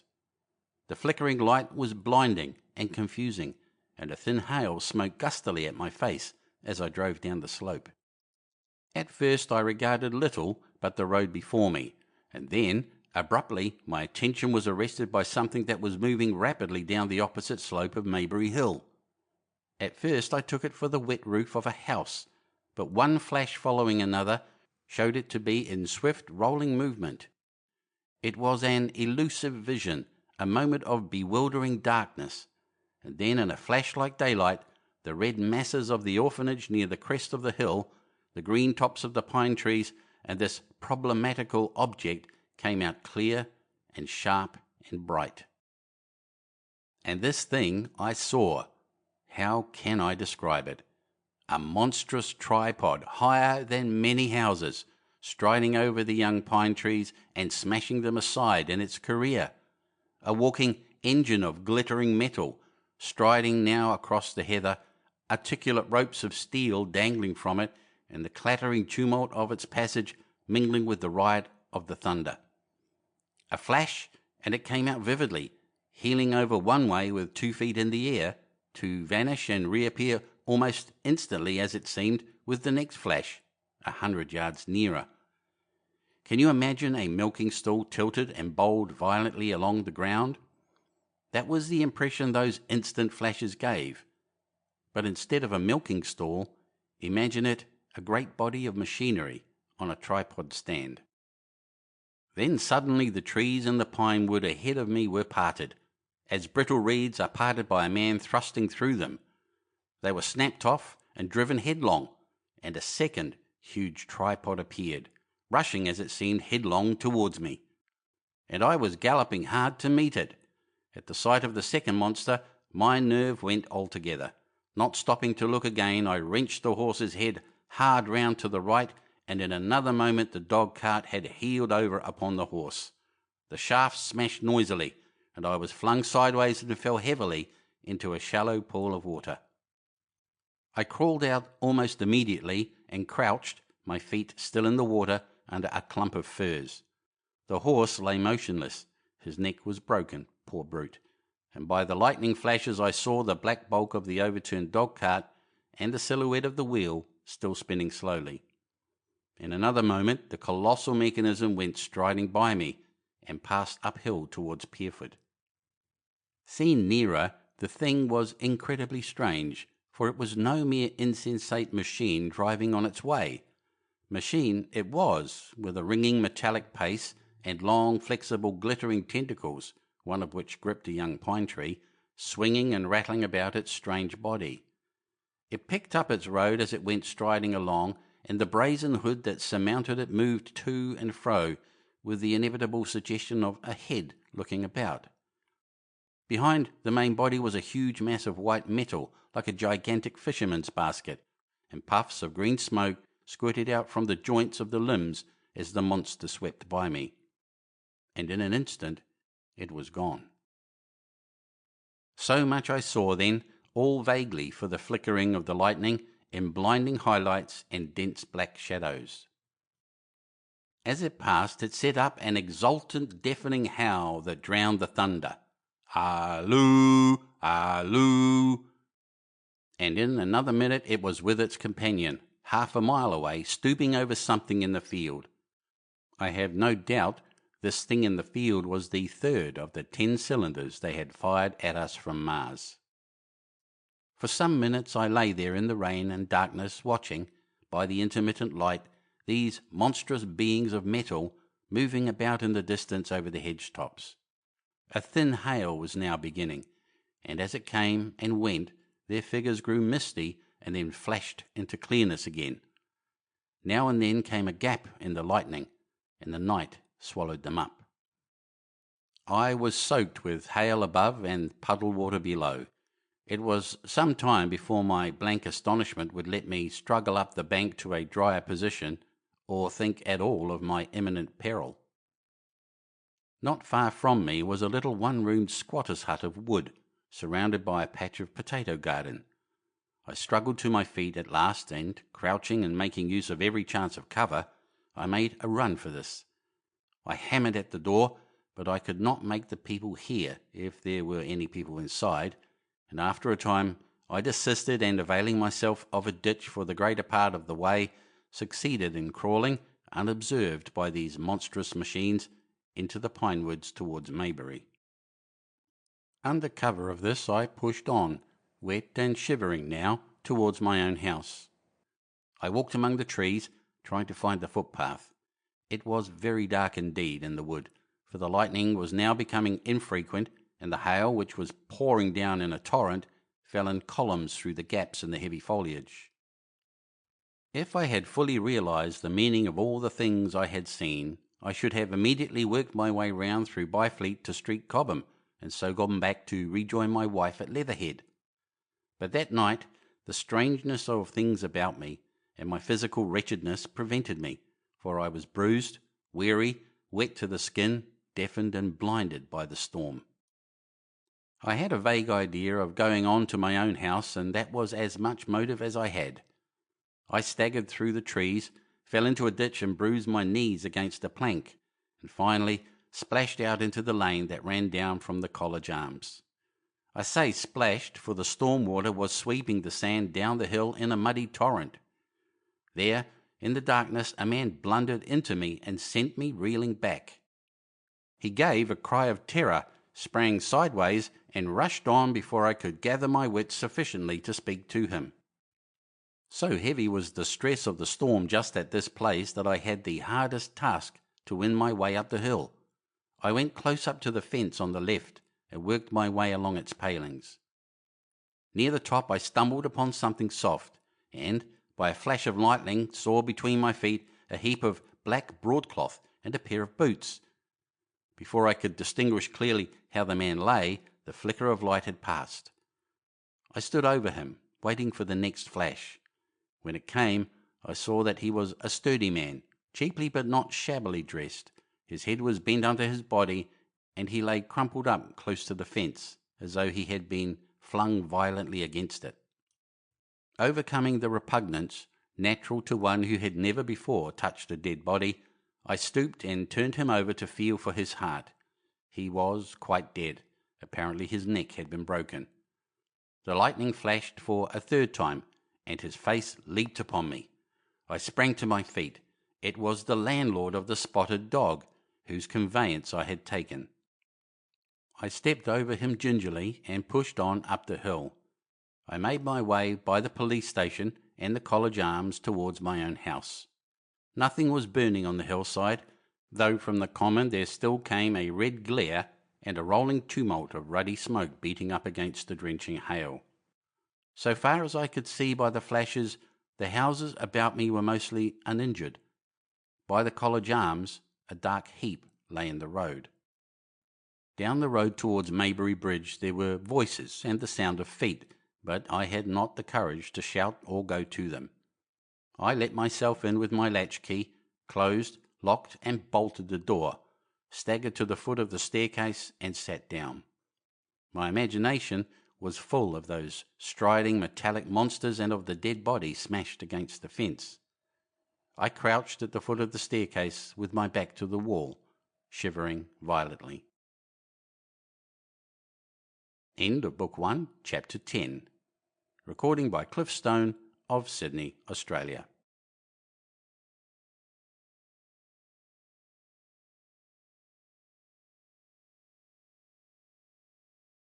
The War of the Worlds by H.G. Wells. Chapter 11. At the Window. I have already said that my storms of emotion have a trick of exhausting themselves. After a time, I discovered that I was cold and wet, and with little pools of water about me on the stair carpet.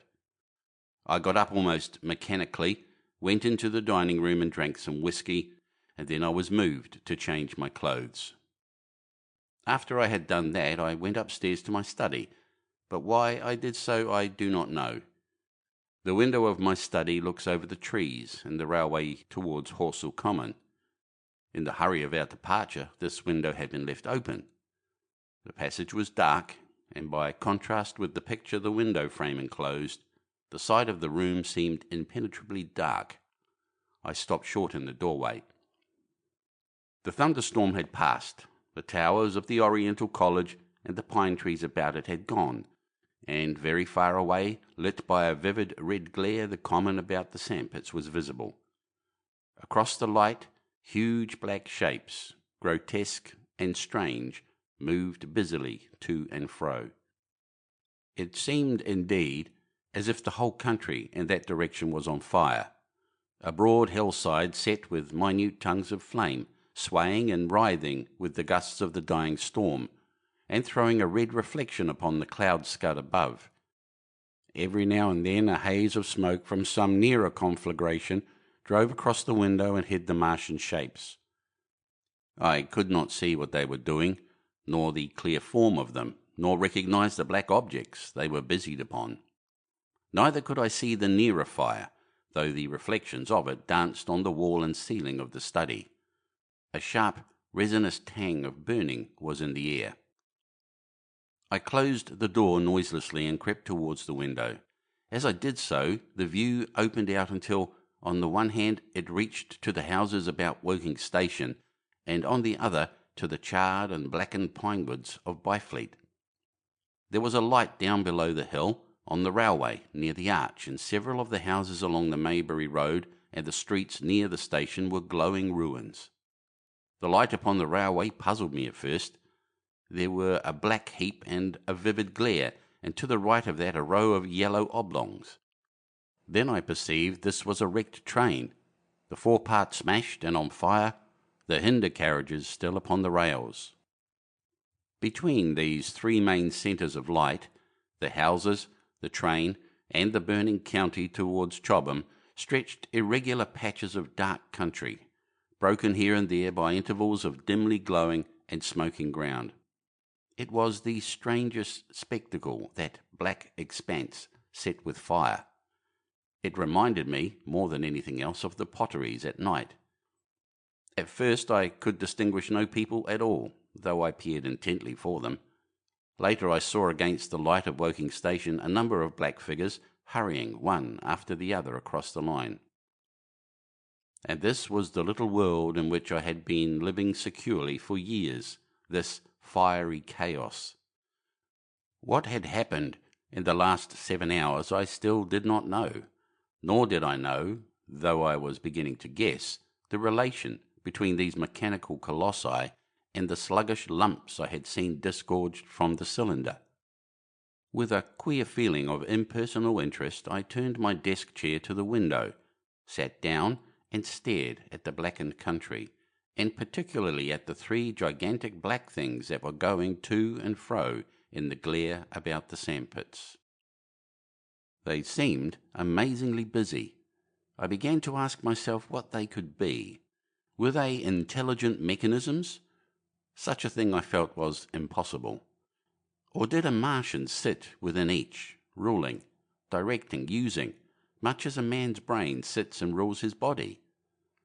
I began to compare the things to human machines, to ask myself for the first time in my life how an ironclad or a steam engine would seem to an intelligent lower animal. The storm had left the sky clear, and over the smoke of the burning land the little fading pinpoint of Mars was dropping into the west, when a soldier came into my garden. I heard a slight scraping at the fence, and, rousing myself from the lethargy that had fallen upon me, I looked down and saw him, dimly, clambering over the palings. At the sight of another human being my torpor passed, and I leaned out of the window eagerly. "Hist!" said I, in a whisper. He stopped, astride of the fence in doubt. Then he came over, and across the lawn to the corner of the house. He bent down and stepped softly. "Who's there?" he said, also whispering, standing under the window and peering up. "Where are you going?" I asked. "God knows." "Are you trying to hide?" "That's it." "Come into the house," I said. I went down, unfastened the door, and let him in and locked the door again. I could not see his face. He was hatless, and his coat was unbuttoned. "My God," he said, as I drew him in. "What has happened?" I asked. "What hasn't?" In the obscurity I could see he made a gesture of despair. "They wiped us out, simply wiped us out," he repeated again and again. He followed me almost mechanically into the dining room. "Take some whiskey," I said, pouring out a stiff dose. He drank it. Then abruptly he sat down before the table, put his head on his arms and began to sob and weep like a little boy in a perfect passion of emotion, while I, with a curious forgetfulness of my own recent despair, stood beside him, wondering. It was a long time before he could steady his nerves to answer my questions, and then he answered perplexingly and brokenly. He was a driver in the artillery and had only come into action about 7.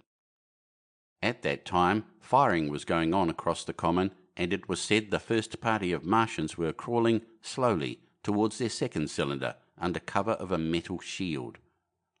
Later this shield staggered up on tripod legs and became the first of the fighting machines I had seen. The gun he drove had been unlimbered near Horsell in order to command the sandpits, and its arrival it was that had precipitated the action. As the limber gunners went to the rear, his horse trod in a rabbit hole and came down, throwing him into a depression of the ground. At the same moment the gun exploded behind him. The ammunition blew up, There was fire all about him, and he found himself lying under a heap of charred dead men and dead horses. I lay still, he said, scared out of my wits, with the forequarter of a horse atop me. We'd been wiped out, and the smell, good God, like burnt meat. I was hurt across the back by the fall of the horse, and there I had to lie until I felt better. Just like parade it had been a minute before, then stumble, bang, swish. Wiped out, he said.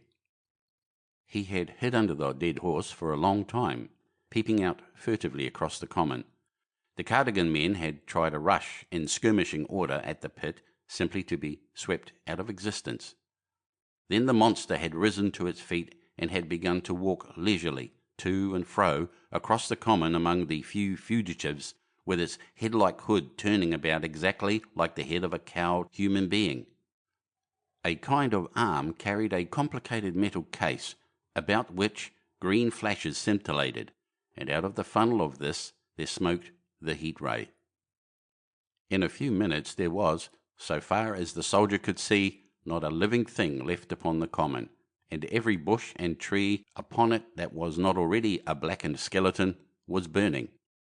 The hussars had been on the road beyond the curvature of the ground, and he saw nothing of them. He heard the Maxims rattle for a time and then become still. The giant saved Woking Station and its cluster of houses until last. Then, in a moment, the heat ray was brought to bear, and the town became a heap of fiery ruins. Then the thing shut off the heat ray, and turning its back upon the artilleryman, began to waddle away towards the smouldering pine woods that sheltered the second cylinder. As it did so, a second glittering titan built itself up out of the pit. The second monster followed the first, and at that the artilleryman began to crawl very cautiously across the hot heather ash towards Horsell. He managed to get alive into the ditch by the side of the road, and so escaped to Woking. There his story becomes ejaculatory. The place was impassable. It seems there were a few people alive there, frantic for the most part, and many burned and scalded. He was turned aside by the fire, and hid among some almost scorching heaps of broken wall as one of the Martian giants returned. He saw this one pursue a man, catch him up in one of its steely tentacles, and knock his head against the trunk of a pine tree. At last, after nightfall, the artilleryman made a rush for it and got over the railway embankment. Since then he had been skulking along towards Maybury in the hope of getting out of danger Londonward. People were hiding in trenches and cellars, and many of the survivors had made off towards Woking village and Send. He had been consumed with thirst until he found one of the water mains near the railway arch smashed, and the water bubbling out like a spring upon the road. That was the story I got from him, bit by bit. He grew calmer, telling me and trying to make me see the things he had seen. He had eaten no food since midday, he told me early in his narrative, and I found some mutton and bread in the pantry and brought it into the room. We lit no lamp for fear of attracting the Martians, and ever and again our hands would touch upon the bread or meat. As he talked, things about us came darkly out of the darkness, and the trampled bushes and broken rose trees outside the window grew distinct. It would seem that a number of men or animals had rushed across the lawn. I began to see his face, blackened and haggard, as no doubt mine was also. When we had finished eating, we went softly upstairs to my study, and I looked again out of the open window. In one night the valley had become a valley of ashes. The fires had dwindled now. Where flames had been, there were now streamers of smoke. But the countless ruins of shattered and gutted houses, and blasted and blackened trees that the night had hidden, stood out now gaunt and terrible in the pitiless light of dawn. Yet here and there some object had had the luck to escape. A white railway signal here, the end of a greenhouse there, white and fresh amid the wreckage. Never before in the history of warfare had destruction been so indiscriminate and so universal. And, shining with the growing light of the east, 3 of the metallic giants stood about the pit, their cowls rotating as though they were surveying the desolation they had made. It seemed to me that the pit had been enlarged, and ever and again puffs of vivid green vapour streamed up and out of it towards the brightening dawn, streamed up, whirled, broke, and vanished. Beyond were the pillars of fire about Chobham. They became pillars of bloodshot smoke at the first touch of day. End of Book 1, Chapter 11. Recording by Cliff Stone of Sydney, Australia.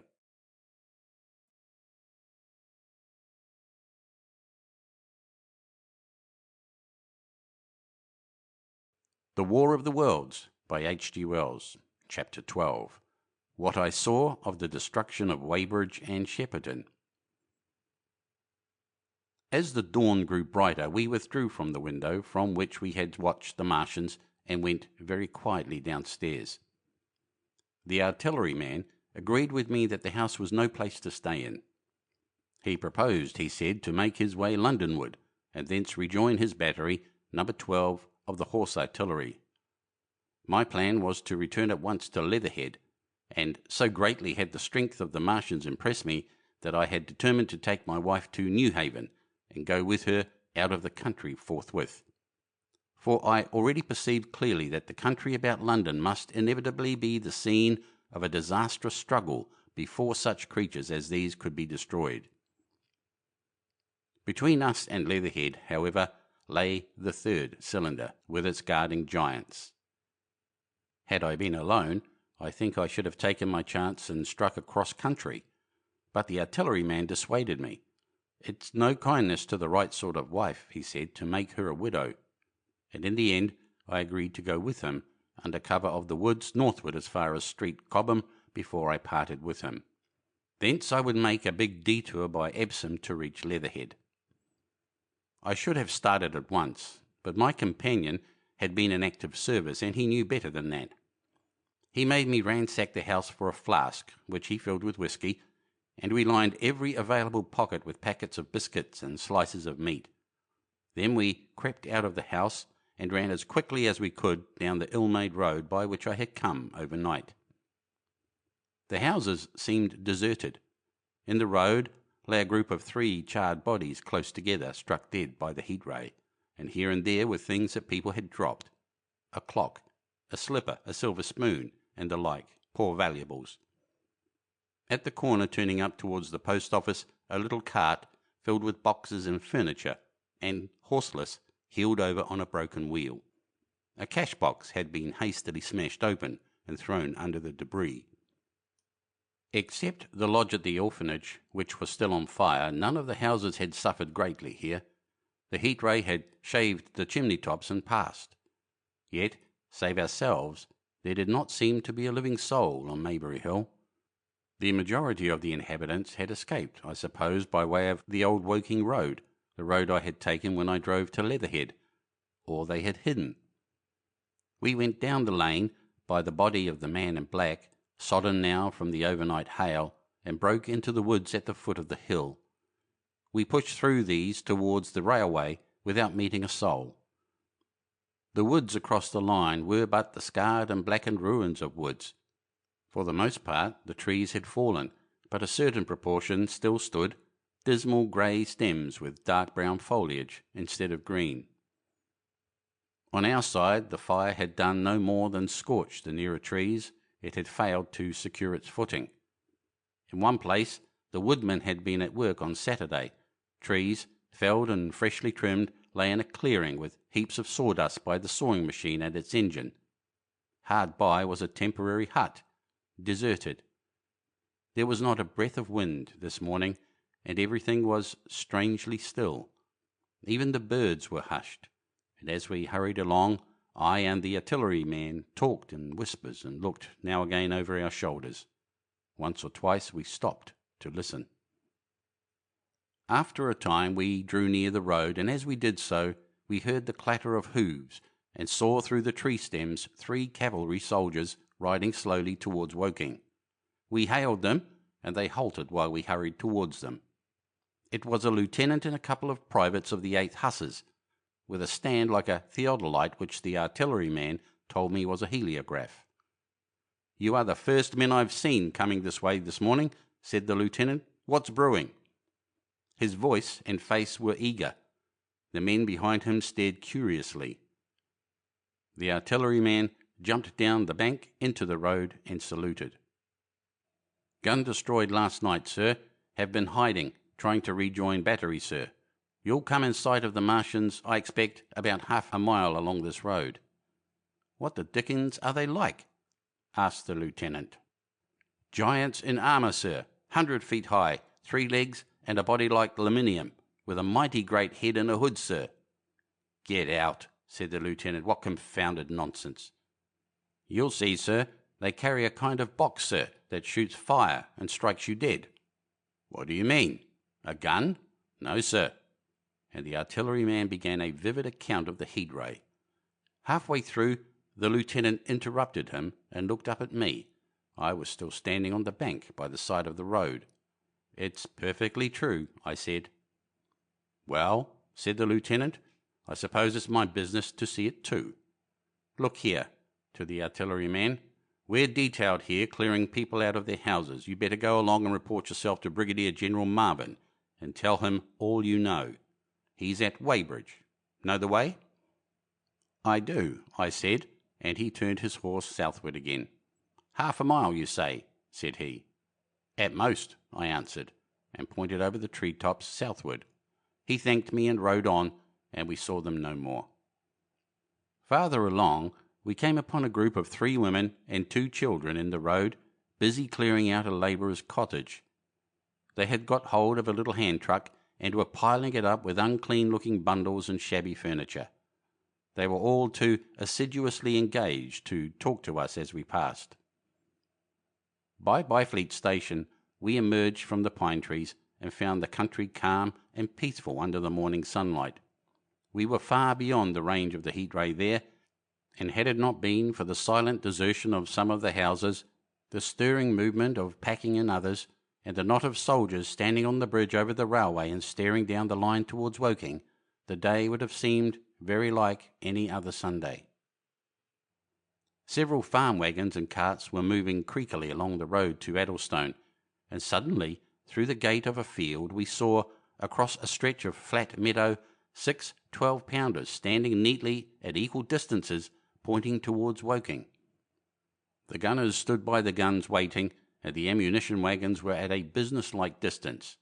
The men stood almost as if under inspection. "That's good," said I. "They will get one fair shot at any rate." The artilleryman hesitated at the gate. "I shall go on," he said.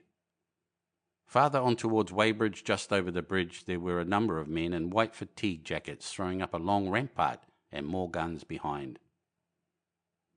"It's bows and arrows against the lightning, anyhow," said the artilleryman. "They haven't seen that fire beam yet." The officers, who were not actively engaged, stood and stared over the treetops southwestward, and the men digging would stop every now and then to stare in the same direction.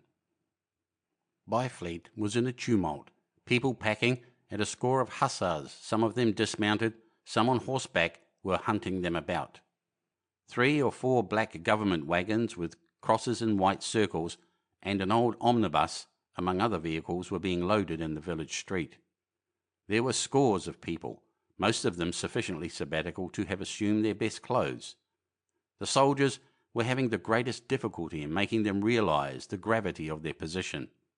We saw one shrivelled old fellow with a huge box and a score or more of flower pots containing orchids, angrily expostulating with the corporal, who would leave them behind. I stopped and gripped his arm. "Do you know what's over there?" I said, pointing at the pine tops that hid the Martians. "Eh?" said he, turning. "I was explaining these is valuable."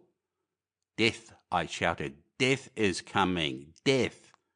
And leaving him to digest that if he could, I hurried on after the artilleryman. At the corner I looked back. The soldier had left him, and he was still standing by his box with the pots of orchids on the lid of it and staring vaguely over the trees. No one in Weybridge could tell us where the headquarters were established. The whole place was in such confusion as I had never seen in any town before.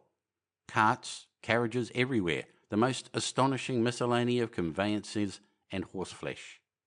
The respectable inhabitants of the place, men in golf and boating costumes, wives prettily dressed, were packing, riverside loafers energetically helping, children excited, and for the most part highly delighted at this astonishing variation of their Sunday experiences. In the midst of it all, the worthy vicar was very pluckily holding an early celebration, and his bell was jangling out above the excitement. I and the artilleryman, seated on the step of the drinking fountain, made a very passable meal upon which we had brought with us. Patrols of soldiers, here no longer hussars but grenadiers in white, were warning people to move now or to take refuge in their cellars as soon as the firing began. We saw, as we crossed the railway bridge, that a growing crowd of people had assembled in and about the railway station, and the swarming platform was piled with boxes and packages. The ordinary traffic had been stopped, I believe, in order to allow the passage of troops and guns to Chertsey, and I have heard since that a savage struggle occurred for places in the special trains that were put on at a later hour.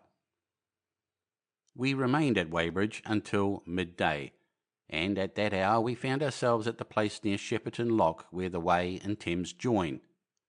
Part of the time we spent helping two old women to pack a little cart. The Wey has a treble mouth, and at this point boats are to be hired, and there was a ferry across the river. On the Shepperton side was an inn with a lawn, and beyond that the tower of Shepperton Church, it had been replaced by a spire, rose above the trees.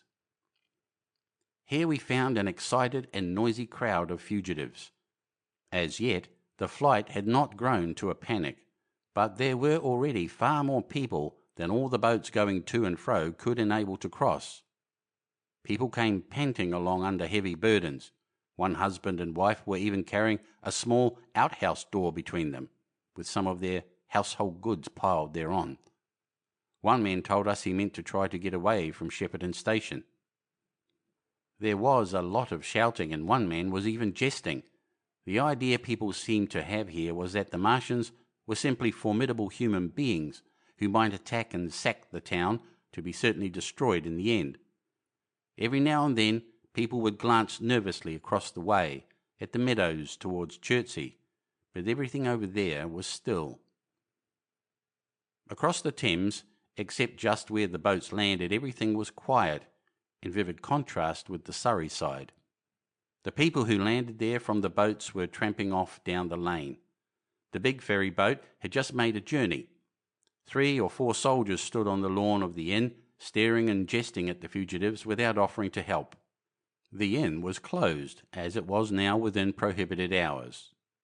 "What's that?" cried a boatman. "And shut up, you fool," said a man near me to a yelping dog. Then the sound came again, this time from the direction of Chertsey, a muffled thud, the sound of a gun. The fighting was beginning. Almost immediately, unseen batteries across the river to our right, unseen because of the trees, took up the chorus, firing heavily, one after the other. A woman screamed. Everyone stood arrested by the sudden stir of battle, near us and yet invisible to us. Nothing was to be seen save flat meadows, cows, feeding unconcernedly for the most part, and silvery pollard willows motionless in the warm sunlight. "The soldiers will stop 'em," said a woman beside me, doubtfully. A haziness rose over the treetops. Then suddenly we saw a rush of smoke far away up the river, a puff of smoke that jerked up into the air and hung, and forthwith the ground heaved underfoot, and a heavy explosion shook the air, smashing 2 or 3 windows in the houses near and leaving us astonished. "Here they are," shouted a man in a blue jersey. "Yonder, d'ye see them? Yonder." Quickly, one after the other, 1, 2, 3, 4 of the armoured Martians appeared, far away over the little trees, across the flat meadows that stretched towards Chertsey, and striding hurriedly towards the river. Little cowled figures they seemed at first, going with a rolling motion and as fast as flying birds. Then advancing obliquely towards us, came a fifth. Their armoured bodies glittered in the sun as they swept swiftly forward upon the guns, growing rapidly larger as they drew nearer. One on the extreme left, the remotest that is, flourished a huge case high in the air, and the ghostly, terrible heat ray I had already seen on Friday night smote towards Chertsey and struck the town. At sight of these strange, swift and terrible creatures, the crowd near the water's edge seemed to me to be for a moment horror-struck. There was no screaming or shouting, but a silence, then a hoarse murmur and a movement of feet, a splashing from the water. A man, too frightened to drop the portmanteau he carried on his shoulder, swung round and sent me staggering with a blow from the corner of his burden. A woman thrust at me with her hand and rushed past me. I turned with the rush of the people, but I was not too terrified for thought. The terrible heat ray was in my mind. To get under water, that was it. "Get under water!" I shouted, unheeded. I faced about again and rushed towards the approaching Martian, rushed right down the gravelly beach and headlong into the water. Others did the same. A boatload of people, putting back, came leaping out as I rushed past. The stones under my feet were muddy and slippery, and the river was so low that I ran perhaps 20 feet, scarcely waist deep. Then, as the Martian towered overhead, scarcely a couple of 100 yards away, I flung myself forward under the surface. The splashes of people in the boats leaping into the river sounded like thunderclaps in my ears. People were landing hastily on both sides of the river. But the Martian machine took no more notice for the moment of the people running this way and that than a man would of the confusion of ants in a nest against which his foot had kicked. When, half suffocated, I raised my head above water, the Martian's hood pointed at the batteries that were still firing across the river, and as it advanced, it swung loose what must have been the generator of the heat ray. In another moment it was on the bank, and in a stride, wading halfway across. The knees of its foremost legs bent at the farther bank, and in another moment it had raised itself to its full height again, close to the village of Shepperton. Forthwith the 6 guns, which, unknown to anyone on the right bank, had been hidden behind the outskirts of that village, fired simultaneously. The sudden near concussion, the last close upon the first, made my heart jump. The monster was already raising the case generating the heat ray as the first shell burst 6 yards above the hood. I gave a cry of astonishment. I saw and thought nothing of the other 4 Martian monsters. My attention was riveted upon the nearer incident. Simultaneously 2 other shells burst in the air near the body as the hood twisted round in time to receive, but not in time to dodge, the 4th shell. The shell burst clean in the face of the thing. The hood bulged, flashed, was whirled off in a dozen tattered fragments of red flesh and glittering metal. "Hit!" shouted I, with something between a scream and a cheer. I heard answering shouts from the people in the water about me. I could have leaped out of the water with that momentary exultation. The decapitated colossus reeled like a drunken giant, but it did not fall over. It recovered its balance by a miracle, and, no longer heeding its steps, and with the camera that fired the heat ray now rigidly upheld, it reeled swiftly upon Shepperton. The living intelligence, the Martian within the hood, was slain and splashed to the 4 winds of heaven, and the thing was now but a mere intricate device of metal whirling to destruction. It drove along in a straight line, incapable of guidance. It struck the tower of Shepperton Church, smashing it down as the impact of a battering ram might have done, swerved aside, blundered on, and collapsed with tremendous force into the river out of my sight. A violent explosion shook the air, and a spout of water, steam, mud, and shattered metal shot far up into the sky. As the camera of the heat ray hit the water, the latter had immediately flashed into steam. In another moment a huge wave, like a muddy tidal bore, but almost scaldingly hot, came sweeping round the bend upstream.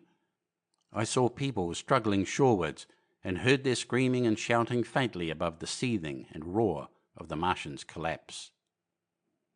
For a moment I heeded nothing of the heat, forgot the patent need of self-preservation. I splashed through the tumultuous water, pushing aside a man in black to do so until I could see round the bend. Half a dozen deserted boats pitched aimlessly upon the confusion of the waves. The fallen Martian came into sight downstream, lying across the river and for the most part submerged. Thick clouds of steam were pouring off the wreckage, and through the tumultuously whirling wisps I could see, intermittently and vaguely, the gigantic limbs churning the water and flinging a splash and spray of mud and froth into the air. The tentacles swayed and struck like living arms, and save for the helpless purposelessness of these movements, it was as if some wounded thing was struggling for its life amid the waves. Enormous quantities of a ruddy brown liquid were spurting up in noisy jets out of the machine. My attention was diverted from this death flurry by a furious yelling, like that of the thing called a siren in our manufacturing towns. A man, knee-deep near the towing path, shouted inaudibly to me and pointed. Looking back, I saw the other Martians advancing with gigantic strides down the riverbank from the direction of Chertsey. The Shepperton gun spoke, this time, unavailingly. At that I ducked at once under water, and, holding my breath until movement was an agony, blundered painfully ahead under the surface as long as I could. The water was in a tumult about me, and rapidly growing hotter. When for a moment I raised my head to take breath and throw the hair and water from my eyes, the steam was rising in a whirling white fog that at first hid the Martians altogether. The noise was deafening. Then I saw them dimly, colossal figures of grey magnified by the mist. They had passed by me, and two were stooping over the frothing, tumultuous ruins of their comrade. The third and fourth stood beside him in the water, one perhaps 200 yards from me, the other towards Laleham. The generators of the heat rays waved high, and the hissing beams smote down this way and that. The air was full of sound, a deafening and confusing conflict of noises. The clangorous din of the Martians, the crash of falling houses, the thud of trees, fences, sheds flashing into flame, and the crackling and roaring of fire. Dense black smoke was leaping up to mingle with the steam from the river, and as the heat ray went to and fro over Weybridge, its impact was marked by flashes of incandescent white that gave place at once to a smoky dance of lurid flames. The nearer houses stood still intact, awaiting their fate, shadowy, faint and pallid in the steam, with the fire behind them going to and fro. For a moment, perhaps, I stood there, breast high in the almost boiling water, dumbfounded at my position, hopeless of escape. Through the reek I could see the people who had been with me in the river scrambling out of the water through the reeds, like little frogs hurrying through the grass from the advance of a man, or running to and fro in utter dismay of the towing path. Then suddenly the white flashes of the heat ray came leaping towards me. The houses caved in as they dissolved at its touch and darted out flames. The trees changed to fire with a roar. The ray flickered up and down the towing path, licking off the people who ran this way and that, and came down to the water's edge not 50 yards from where I stood. It swept across the river to Shepperton, and the water in its track rose in a boiling wheel crested with steam. I turned shoreward. In another moment the huge wave, well nigh at the boiling point, had rushed upon me. I screamed aloud and scolded, half-blinded, agonized. I staggered through the leaping, hissing water towards the shore. Had my foot stumbled, it would have been the end. I fell helplessly in full sight of the Martians upon the broad, bare, gravelly spit that runs down to mark the angle of the way in the Thames. I expected nothing but death. I have a dim memory of a foot of a Martian coming down within a score of yards of my head, driving straight into the loose gravel, whirling it this way and that, and lifting again. Of a long suspense, and then of the four carrying the debris of their comrade between them, now clear and then presently faint through a veil of smoke, receding interminably, as it seemed to me, across a vast space of river and meadow. And then, very slowly, I realized that by a miracle I had escaped. End of Book 1, Chapter 12. Recording by Cliffstone of Sydney, Australia.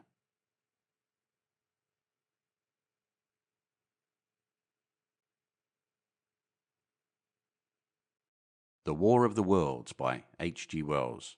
Chapter 13. How I Fell In with the Curate. After getting the sudden lesson in the power of terrestrial weapons, the Martians retreated to their original position upon Horsell Common, and in their haste, and encumbered with the debris of their smashed companion, they no doubt overlooked many such a stray, negligible victim as myself. Had they left their comrade and pushed on forthwith, there was nothing at that time between them and London but batteries of 12-pounder guns, and they would certainly have reached the capital in advance of the tidings of their approach. As sudden, dreadful, and destructive their advent would have been as the earthquake that destroyed Lisbon a century ago. But they were in no hurry. Cylinder followed cylinder on its interplanetary flight. Every 24 hours brought them reinforcement. And meanwhile, the military and naval authorities, now fully alive to the tremendous power of their antagonists, worked with furious energy. Every minute a fresh gun came into position until, before twilight, every copse, every row of suburban villas on the hilly slopes about Kingston and Richmond masked an expectant black muzzle. And through the charred and desolated area, perhaps 20 square miles altogether, that encircled the Martian encampment on Horsell Common, through charred and ruined villages, among the green trees, through the blackened and smoking arcades that had been but a day ago pine spinneys, crawled the devoted scouts with the heliographs that were presently to warn the gunners of the Martian approach. But the Martians now understood our command of artillery and the danger of human proximity, and not a man ventured within a mile of either cylinder, save at the price of his life. It would seem that these giants spent the earlier part of the afternoon in going to and fro, transferring everything from the second and third cylinders, the second in Addlestone golf links and the third at Pierford, to their original pit on Horsell Common. Over that, above the blackened heather and ruined buildings that stretched far and wide, stood one as sentinel, while the rest abandoned their vast fighting machines and descended into the pit. They were hard at work there far into the night, and the towering pillar of dense green smoke that rose therefrom could be seen from the hills about Merrow, and even, it is said, from Banstead and Epsom Downs. And while the Martians behind me were thus preparing for their next sally, and in front of me humanity gathered for the battle, I made my way with infinite pains and labour from the fire and smoke of burning Weybridge towards London. I saw an abandoned boat, very small and remote, drifting down the stream, and throwing off the most of my sodden clothes, I went after it, gained it, and so escaped out of that destruction. There were no oars in the boat, but I contrived to paddle, as well as my parboiled hands would allow, down the river towards Halliford and Walton, going very tediously and continually looking behind me, as you may well understand. I followed the river because I considered that the water gave me the best chance of escape should these giants return. The hot water from the Martians' overthrow drifted downstream with me, so that for the best part of a mile I could see little of either bank. Once, however, I made out a string of black figures hurrying across the meadows from the direction of Weybridge. Halliford, it seemed, was deserted, and several of the houses facing the river were on fire. It was strange to see the place quite tranquil, quite desolate under the hot blue sky, with the smoke and little threads of flame going straight up into the heat of the afternoon. Never before had I seen houses burning without the accompaniment of an obstructive crowd. A little farther on, the dry reeds up the bank were smoking and glowing, and a line of fire inland was marching steadily across a late field of hay. For a long time I drifted, so painful and weary was I, after the violence I had been through, and so intense the heat upon the water. Then my fears got the better of me again, and I resumed my paddling. The sun, scorched my bare back. At last, as the bridge at Walton was coming into sight round the bend, my fever and faintness overcame my fears, and I landed on the Middlesex bank and lay down, deadly sick, amid the long grass. I suppose the time was in about 4 or 5 o'clock. I got up presently, walked perhaps half a mile without meeting a soul, and then lay down again in the shadow of a hedge. I seem to remember talking wonderingly to myself during that last spurt. I was also very thirsty and bitterly regretful I had drunk no more water. It is a curious thing that I felt angry with my wife. I cannot account for it, but my impotent desire to reach Leatherhead worried me excessively. I do not clearly remember the arrival of the curate, so that probably I dozed. I became aware of him as a seated figure in soot-smudged shirt-sleeves, and with his upturned, clean-shaven face staring at a faint flickering that danced over the sky. The sky was what is called a mackerel sky, rows and rows of faint down plumes of cloud just tinted with the midsummer sunset. I sat up, and at the rustle of my motion he looked at me quickly. "Have you any water?" I asked abruptly. He shook his head. "You have been asking for water for the last hour," he said. For a moment we were silent, taking stock of each other. I dare say he found me a strange enough figure, naked save for my water-soaked trousers and socks, scalded, and my face and shoulders blackened by the smoke. His face was a fair weakness, his chin retreated, and his hair lay in crisp, almost flaxen curls on his low forehead. His eyes were rather large, pale blue, and blankly staring. He spoke abruptly, looking vacantly away from me. "What does it mean?" he said. "What do these things mean?" I stared at him and made no answer. He extended a thin white hand and spoke in almost a complaining tone. "Why are these things permitted? What sins have we done?" The morning service was over. I was walking through the roads to clear my brain for the afternoon, and then fire, earthquake, death, as if it were Sodom and Gomorrah. All our work undone, all the work. What are these Martians? "What are we?" I answered, clearing my throat. He gripped his knees and turned to look at me again. For half a minute, perhaps, he stared silently. "I was walking through the roads to clear my brain," he said, "and suddenly fire, earthquake, death." He relapsed into silence, with his chin now sunken almost to his knees. Presently he began waving his hand. "All the work, all the Sunday schools. What have we done? What has Weybridge done? Everything gone, everything destroyed. The church, we rebuilt it only 3 years ago. Gone, swept out of existence. Why?" Another pause, and he broke out again like one demented. "The smoke of her burning goeth up for ever and ever," he shouted. His eyes flamed, and he pointed a lean finger in the direction of Weybridge. By this time I was beginning to take his measure. The tremendous tragedy in which he had been involved, it was evident he was a fugitive from Weybridge, had driven him to the very verge of his reason. "Are we far from Sunbury?" I said, in a matter-of-fact tone. "What are we to do?" he asked. "Are these creatures everywhere? Has the earth been given over to them?" "Are we far from Sunbury?" "Only this morning I officiated at early celebration." "Things have changed," I said, quietly. "You must keep your head. There is still hope."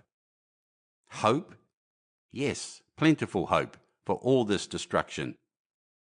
I began to explain my view of our position. He listened at first, but as I went on, the interest dawning in his eyes gave place to their former stare, and his regard wandered from me. "This must be the beginning of the end," he said, interrupting me. "The end. The great and terrible day of the Lord, when men shall call upon the mountains and the rocks to fall upon them and hide them from the face of him that sitteth upon the throne."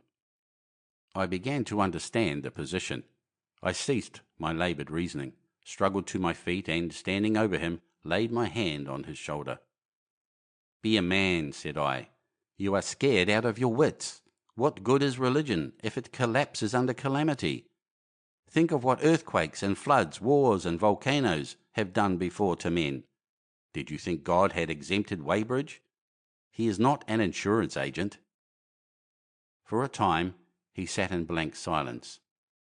"But how can we escape?" he asked suddenly. "They are invulnerable. They are pitiless." "Neither the one nor perhaps the other," I answered. "And the mightier they are, the more sane and wary should we be. One of them was killed yonder not 3 hours ago." "Killed?" he said, staring about him. "How can God's ministers be killed?" "I saw it happen," I proceeded to tell him. "We have chanced to come in for the thick of it," said I, "and that is all." "What is that flicker in the sky?" he asked abruptly. I told him it was the heliograph signalling. That was the sign of human help and effort in the sky. "We are in the midst of it," I said, "quiet as it is. That flicker in the sky tells of the gathering storm. Yonder, I take it, are the Martians, and Londonward, where those hills rise about Richmond and Kingston and the trees give cover, earthworks are being thrown up and guns are being placed. Presently the Martians will be coming this way again." And even as I spoke, he sprang to his feet and stopped me by a gesture. "Listen," he said. From beyond the low hills across the water came the dull resonance of distant guns and a remote, weird crying. Then everything was still. A cockchafer came droning over the hedge and past us.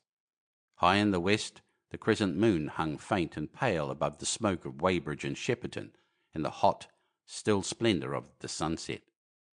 "We had better follow this path," I said, "northward." End of Book 1, Chapter 13. Recording by Cliff Stone of Sydney, Australia.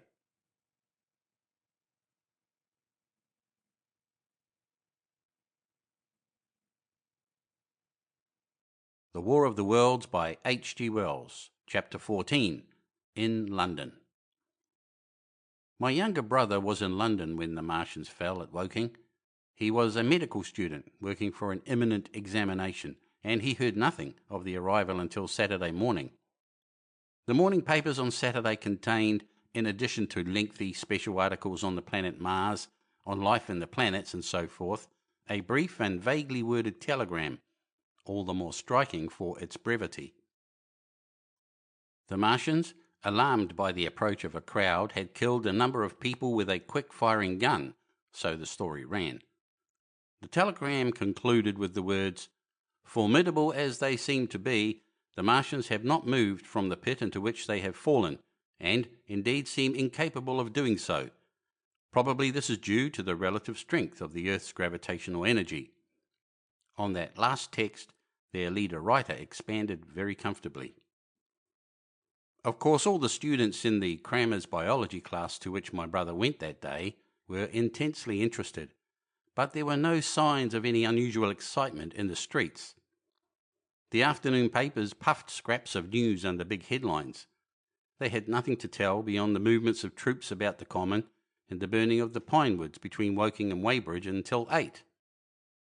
Then the St. James Gazette, in an extra special edition, announced the bare fact of the interruption of telegraphic communication. This was thought to be due to the falling of burning pine trees across the line. Nothing more of the fighting was known that night, the night of my drive to Leatherhead and back. My brother felt no anxiety about us, as he knew from the description in the papers that the cylinder was a good 2 miles from my house. He made up his mind to run down that night to me in order, as he says, to see the things before they were killed. He dispatched a telegram, which never reached me, about 4 o'clock and spent the evening at a music hall.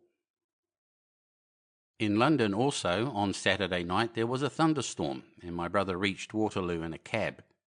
On the platform from which the midnight train usually starts, he learned after some waiting that an accident prevented trains from reaching Woking that night. The nature of the accident he could not ascertain. Indeed, the railway authorities did not clearly know at that time. There was very little excitement in the station, as the officials, failing to realise that anything further than a breakdown between Byfleet and Woking Junction had occurred, were running the theatre trains which usually pass through Woking, round by Virginia Water or Guildford.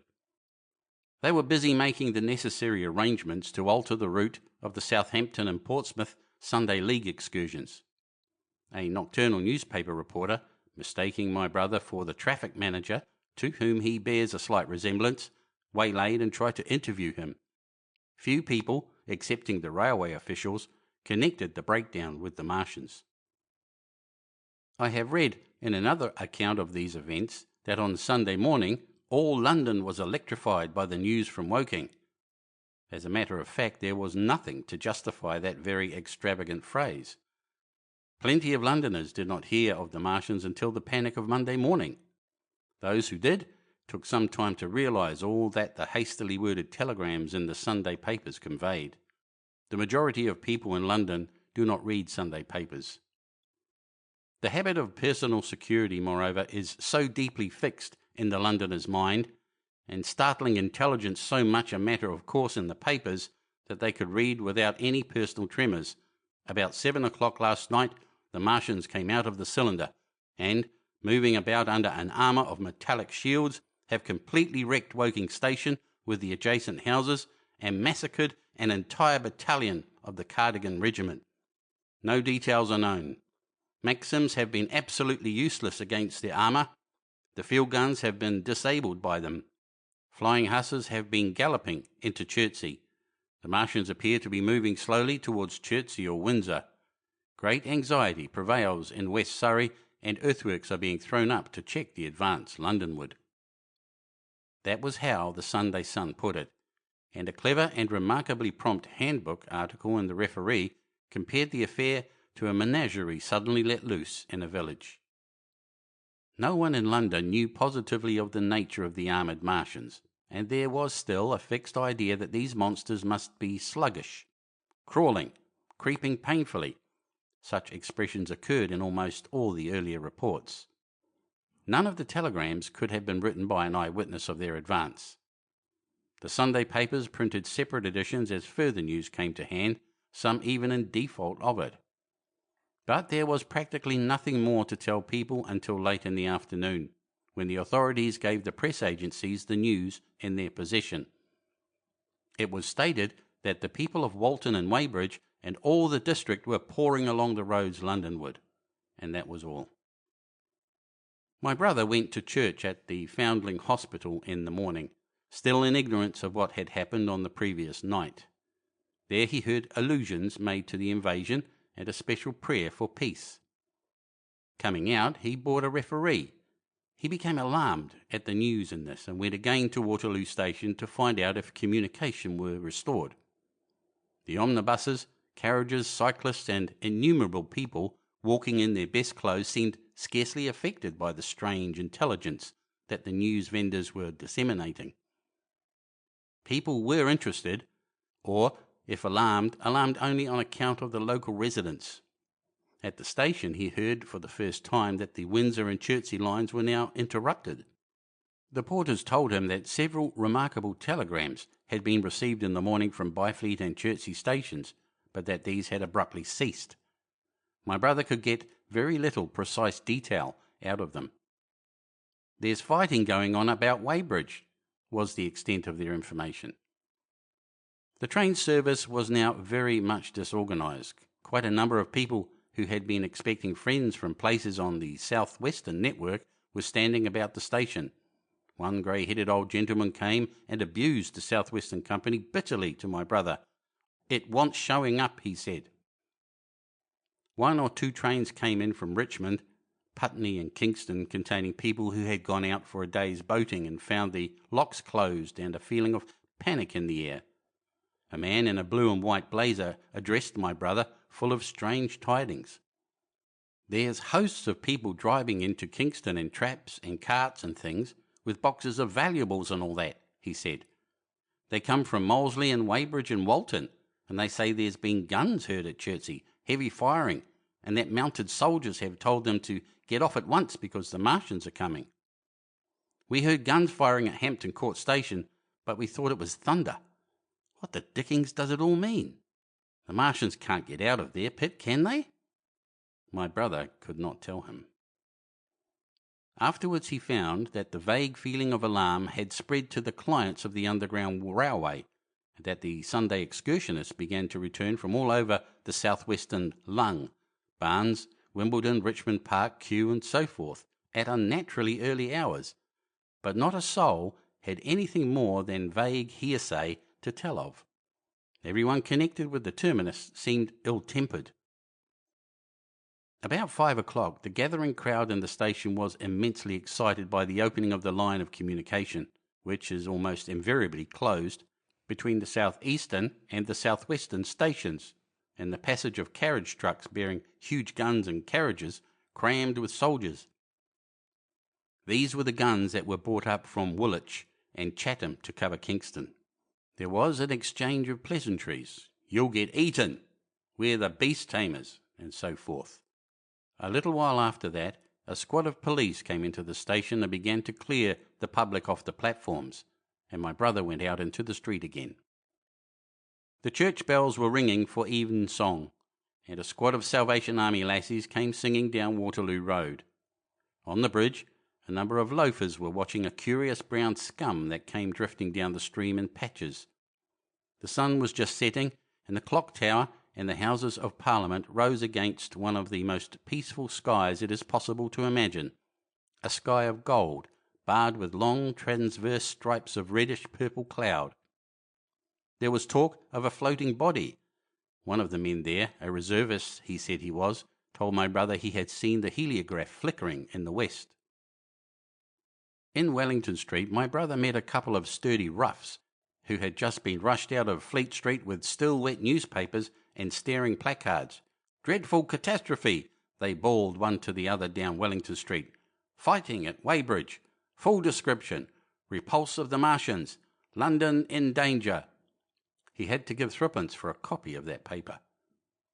Then it was, and then only, that he realised something of the full power and terror of these monsters. He learned that they were not merely a handful of small, sluggish creatures, but that they were minds swaying vast mechanical bodies, and that they could move swiftly and smite with such power that even the mightiest guns could not stand against them. They were described as vast spider-like machines, nearly 100 feet high, capable of the speed of an express train and able to shoot out a beam of intense heat. Masked batteries, chiefly of field guns, had been planted in the country about Horsell Common, and especially between the Woking district and London. 5 of the machines had been seen moving towards the Thames, and one, by a happy chance, had been destroyed. In the other cases, the shells had missed, and the batteries had been at once annihilated by the heat rays. Heavy losses of soldiers were mentioned, but the tone of the dispatch was optimistic. The Martians had been repulsed. They were not invulnerable. They had retreated to their triangle of cylinders again in the circle about Woking. Signallers with heliographs were pushing forward upon them from all sides. Guns were in rapid transit from Windsor, Portsmouth, Aldershot, Woolwich, even from the north, among others, long-wired guns of 95 tons from Woolwich.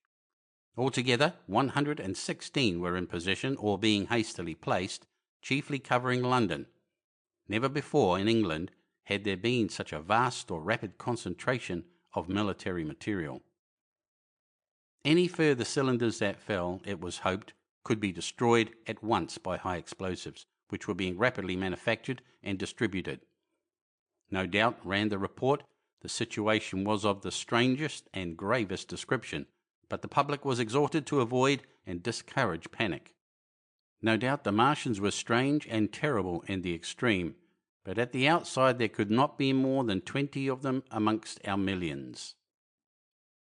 The authorities had reason to suppose, from the size of the cylinders, that at the outside there could not be more than 5 in each cylinder, 15 altogether, and one at least was disposed of, perhaps more. The public would be fairly warned of the approach of danger, and elaborate measures were being taken for the protection of the people in the threatened southwestern suburbs. And so, with reiterated assurances of the safety of London and the ability of the authorities to cope with the difficulty, this quasi-proclamation closed. This was printed in enormous type on paper so fresh that it was still wet, and there had been no time to add a word of comment. It was curious, my brother said, to see how ruthlessly the usual contents of the paper had been hacked and taken out to give this place. All down Wellington Street people could be seen fluttering out the pink sheets and reading, and the Strand was suddenly noisy with the voices of an army of hawkers following these pioneers.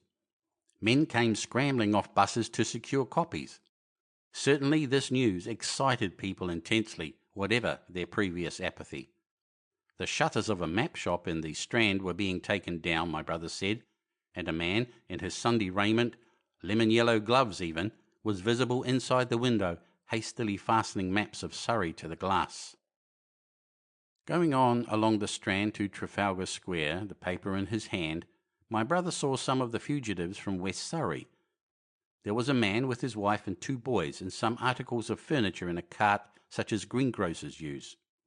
He was driving from the direction of Westminster Bridge, and close behind him came a hay wagon with 5 or 6 respectable-looking people in it, and some boxes and bundles. The faces of these people were haggard, and their entire appearance contrasted conspicuously with the Sabbath-best appearance of the people on the omnibuses. People in fashionable clothing peeped at them out of cabs. They stopped at the square as if undecided which way to take, and finally turned eastward along the Strand. Some way behind these came a man in workday clothes, riding one of those old-fashioned tricycles with a small front wheel. He was dirty and white in the face. My brother turned down towards Victoria and met a number of such people. He had a vague idea that he might see something of me. He noticed an unusual number of police regulating the traffic. Some of the refugees were exchanging news with the people on the omnibuses. One was professing to have seen the Martians. "Boilers on stilts, I tell you, striding along like men." Most of them were excited and animated by their strange experience. Beyond Victoria, the public houses were doing a lively trade with these arrivals. At all the street corners, groups of people were reading papers, talking excitedly, or staring at these unusual Sunday visitors. They seemed to increase as the night drew on, until at last the roads, my brother said, were like Epsom High Street on a Derby day. My brother addressed several of these fugitives and got unsatisfactory answers from most. None of them could tell him any news of Woking except one man, who assured him that Woking had been entirely destroyed on the previous night. "I come from Byfleet," he said. "A man on a bicycle came through the place in the early morning and ran from door to door warning us to come away. Then came soldiers. We went out to look, and there were clouds of smoke to the south, nothing but smoke, and not a soul coming that way.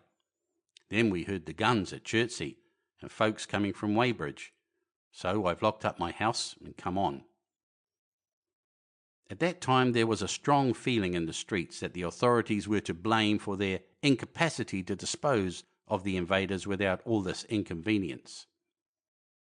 About 8 o'clock, a noise of heavy firing was distinctly audible all over the south of London. My brother could not hear it for the traffic in the main thoroughfares, but by striking through the quiet back streets to the river, he was able to distinguish it quite plainly. He walked from Westminster to his apartments near Regent's Park about 2. He was now very anxious on my account, and disturbed at the evident magnitude of the trouble. His mind was inclined to run, even as mine had run on Saturday, on military details. He thought of all those silent, expectant guns, of the suddenly nomadic countryside. He tried to imagine boilers on stilts 100 feet high. There were 1 or 2 cartloads of refugees passing along Oxford Street, and several in the Marylebone Road, but so slowly was the news spreading that Regent Street and Portland Place were full of their usual Sunday night promenaders, albeit they talked in groups, and along the edge of Regent's Park there were as many silent couples walking out together under the scattered gas lamps as ever there had been. The night was warm and still, and a little oppressive. The sound of guns continued intermittently, and after midnight there seemed to be sheet lightning in the south. He read and reread the paper, fearing the worst that happened to me. He was restless, and after supper prowled out again aimlessly. He returned and tried in vain to divert his attention to his examination notes. He went to bed a little after midnight, and was awakened from lurid dreams in the small hours of Monday by the sound of door-knockers, feet running in the street, distant drumming, and a clamour of bells. Red reflections danced on the ceiling. For a moment he lay astonished, wondering whether day had come or the world gone mad. Then he jumped out of bed and ran to the window. His room was an attic, and as he thrust his head out, up and down the street there were a dozen echoes to the noise of his window sash, and heads in every kind of night disarray appeared. Inquiries were being shouted. "They are coming," bawled a policeman, hammering at the door. "The Martians are coming," and hurried to the next door.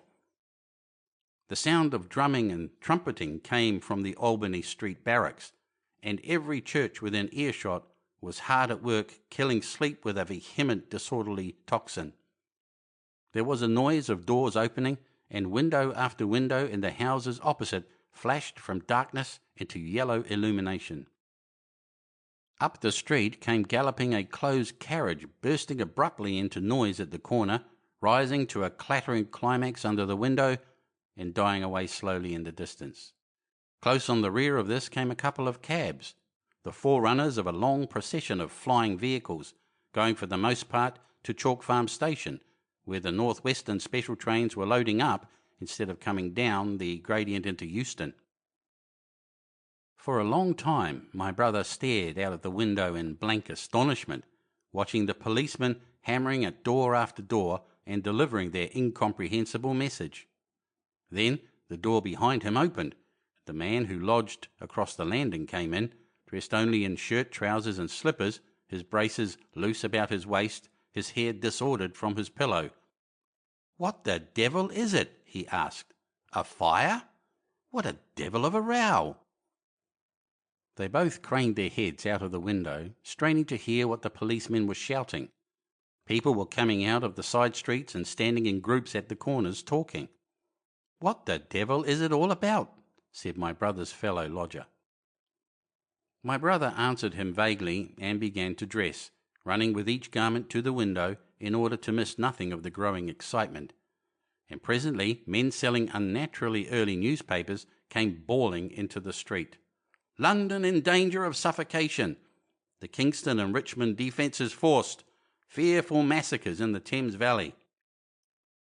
And all about him, in the rooms below, in the houses on each side and across the road, and behind in the park terraces, and in the 100 other streets of that part of Marylebone, and the Westbourne Park district, and St Pancras, and Westwood and Northwood and Kilburn, and St John's Wood, and Hampstead, and Eastwood and Shoreditch, and Highbury, and Haggerston and Hoxton, and indeed through all the vastness of London, from Ealing to East Ham, people were rubbing their eyes and opening windows to stare out and ask aimless questions, dressing hastily as the first breath of the coming storm of fear blew through the streets. It was the dawn of the great panic. London, which had gone to bed on Sunday night oblivious and inert, was awakened in the small hours of Monday morning to a vivid sense of danger. Unable from his window to learn what was happening, my brother went down and out into the street, just as the sky between the parapets of the houses grew pink with the early dawn. The flying people on foot and in vehicles grew more numerous every moment. "Black smoke," he heard people crying, and again, "Black smoke." The contagion of such a unanimous fear was inevitable. As my brother hesitated on the doorstep, he saw another newsvendor approaching and got a paper forthwith. The man was running away with the rest and selling his papers for a shilling each as he ran, a grotesque mingling of profit and panic. And from this paper my brother read that catastrophic dispatch of the Commander-in-Chief. "The Martians are able to discharge enormous clouds of a black and poisonous vapour by means of rockets. They have smothered our batteries, destroyed Richmond, Kingston and Wimbledon, and are advancing slowly towards London, destroying everything on the way. It is impossible to stop them. There is no safety from the black smoke but in instant flight. That was all, but it was enough. The whole population of the great 6 million city was stirring, slipping, running. Presently it would be pouring en masse northward. "Black smoke!" the voices cried. "Fire!"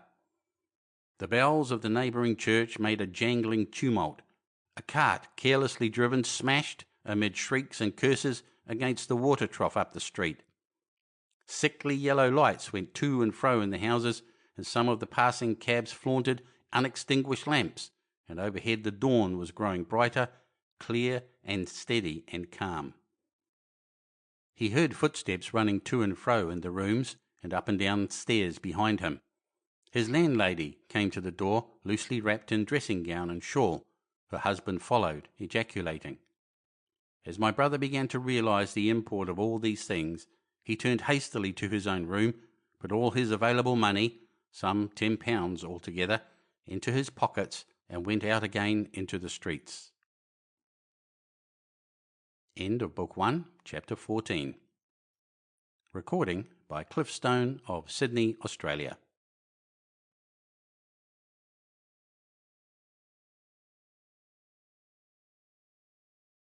The War of the Worlds by H.G. Wells. Chapter 15. What had happened in Surrey. It was while the curate had sat and talked so wildly to me under the hedge in the flat meadows near Halliford, and while my brother was watching the fugitive stream over Westminster Bridge, that the Martians had resumed the offensive. So far as one can ascertain from the conflicting accounts that have been put forth, the majority of them remained busied with preparations in the Horsell pit until 9 that night, hurrying on some operation that disengaged huge volumes of green smoke. But 3 certainly came out about 8 o'clock and, advancing slowly and cautiously, made their way through Byfleet and Pierford towards Ripley and Weybridge, and so came in sight of the expectant batteries against the setting sun. These Martians did not advance in a body, but in a line, each perhaps a mile and a half from his nearest fellow. They communicated with one another by means of siren-like howls, running up and down the scale from one note to another.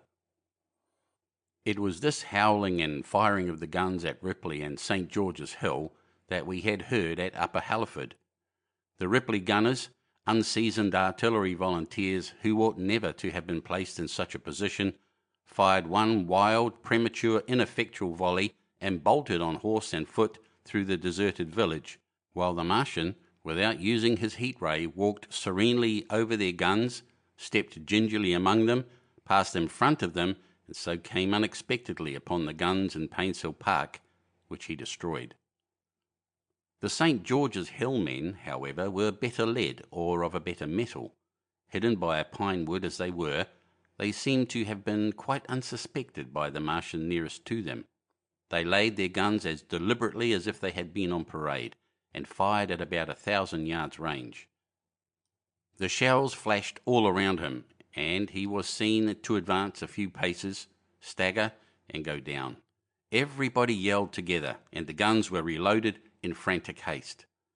The overthrown Martian set up a prolonged ululation, and immediately a second glittering giant, answering him, appeared over the trees to the south.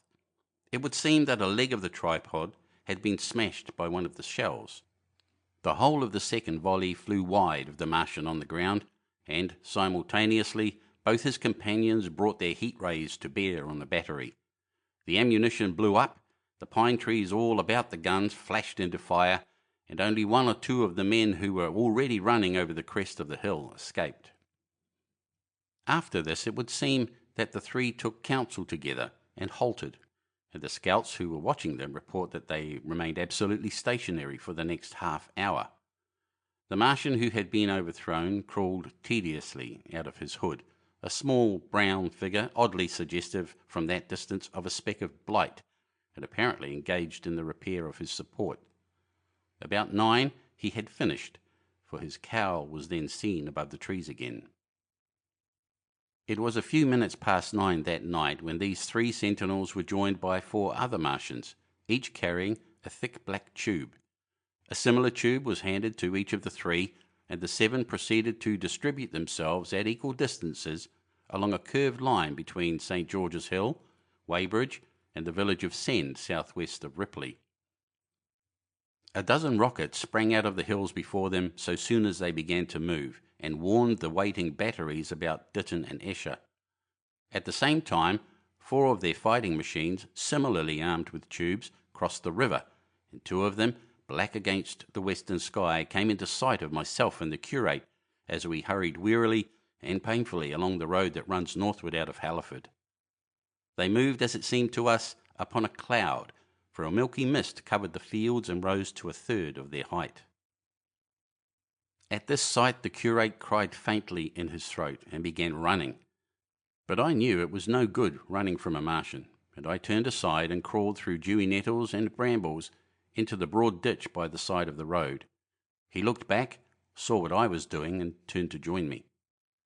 The 2 halted, the nearer to us standing and facing Sunbury, the remoter being a grey indistinctness towards the evening star away towards Staines. The occasional howling of the Martians had ceased. They took up their positions in the huge crescent about their cylinders in absolute silence. It was a crescent with 12 miles between its horns. Never since the devising of gunpowder was the beginning of a battle so still.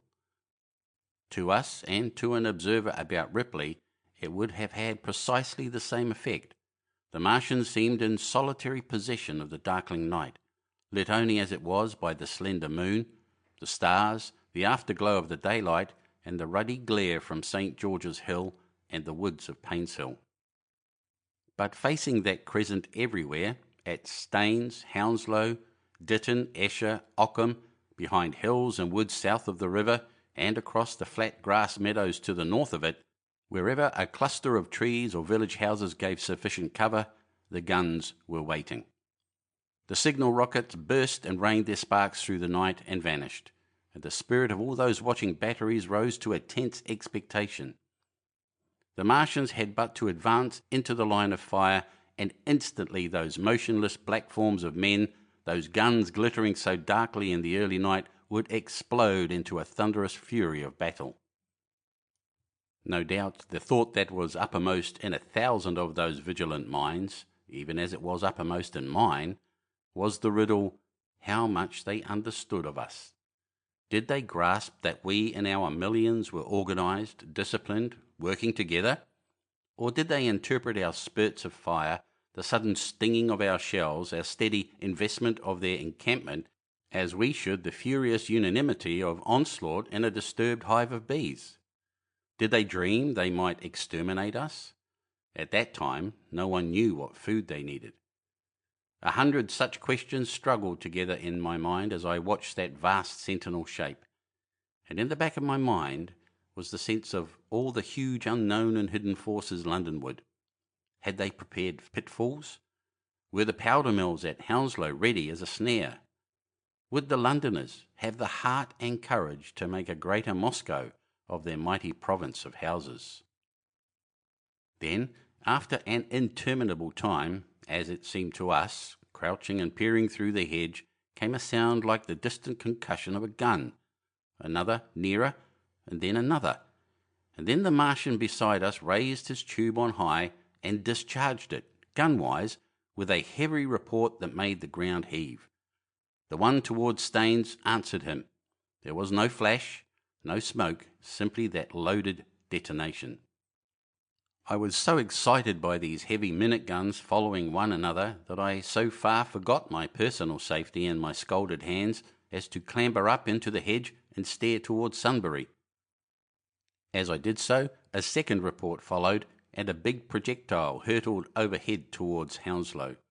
I expected at least to see smoke or fire, or some such evidence of its work, but all I saw was the deep blue sky above, with one solitary star, and the white mist spreading wide and low beneath. And there had been no crash, no answering explosion. The silence was restored. The minute lengthened to 3. "What has happened?" said the curate, standing up beside me. "Heaven knows," I said. A bat flickered by and vanished. A distant tumult of shouting began and ceased. I looked again at the Martian and saw he was now moving eastward along the riverbank with a swift, rolling motion. Every moment I expected the fire of some hidden battery to spring upon him, but the evening calm was unbroken. The figure of the Martian grew smaller as he receded, and presently the mist and the gathering night had swallowed him up. By a common impulse we clambered higher. Towards Sunbury was a dark appearance, as though a conical hill had suddenly come up into being there, hiding our view of the farther country, and then, remoter across the river, over Walton, we saw another such summit. These hill-like forms grew lower and broader even as we stared. Moved by a sudden thought, I looked northward, and there I perceived a third of these cloudy black kopjes had ridden. Everything had suddenly become very still. Far away to the southeast, marking the quiet, we heard the Martians hooting to one another, and then the air quivered again with the distant thud of their guns. But the earthly artillery made no reply.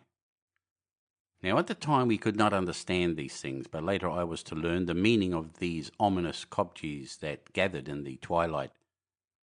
Each of the Martians, standing in the great crescent I have described, had discharged, by means of the gun-like tube he carried, a huge canister over whatever hill, copse, cluster of houses, or other possible cover for guns chanced to be in front of him.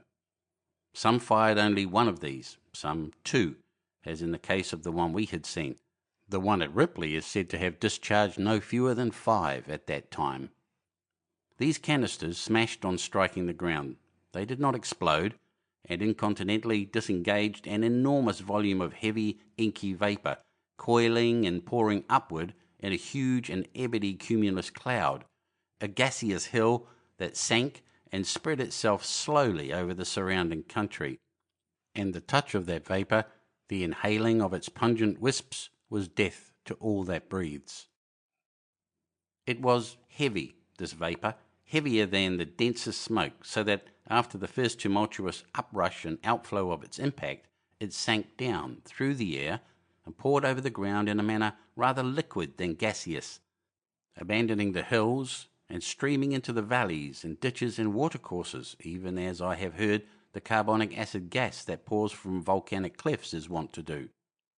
And where it came upon water, some chemical action occurred, and the surface would be instantly covered with a powdery scum that sank slowly and made way for more. The scum was absolutely insoluble, and it is a strange thing, seeing the instant effect of the gas, that one could drink without hurt the water from which it had been strained. The vapour did not diffuse as a true gas would do. It hung together in banks, flowing sluggishly down the slope of the land and driving reluctantly before the wind, and very slowly it combined with the mist and moisture of the air, and sank to the earth in the form of dust. Save that an unknown element giving a group of 4 lines in the blue of the spectrum is concerned, we are still entirely ignorant of the nature of this substance. Once the tumultuous upheaval of its dispersion was over, the black smoke clung so closely to the ground, even before its precipitation, that 50 feet up in the air, on the roofs and upper stories of high houses and on great trees, there was a chance of escaping its poison altogether, as was proved even that night at Street Chobham and Ditton. The man who escaped at the former place tells a wonderful story of the strangeness of its coiling flow, and how he looked down from the church spire and saw the houses of the village rising like ghosts out of its inky nothingness. For a day and a half he remained there, weary, starving and sun-scorched, the earth under the blue sky, and against the prospect of the distant hills a velvet black expanse, with red roofs, green trees, and later black-veiled shrubs and gates, barns, outhouses and walls rising here and there into the sunlight. But that was at Street Chobham, where the black vapour was allowed to remain until it sank of its own accord into the ground. As a rule, the Martians, when it had served its purpose, cleared the air of it again by wading into it and directing a jet of steam upon it. This they did with the vapour banks near us, as we saw in the starlight from the window of a deserted house at Upper Halliford, whither we had returned. From there we could see the searchlights on Richmond Hill and Kingston Hill going to and fro, and about 11 the windows rattled, and we heard the sound of the huge siege guns that had been put in position there. These continued intermittently for the space of a quarter of an hour, sending chance shots at the invisible Martians at Hampton and Ditton, and then the pale beams of the electric light vanished and were replaced by a bright red glow.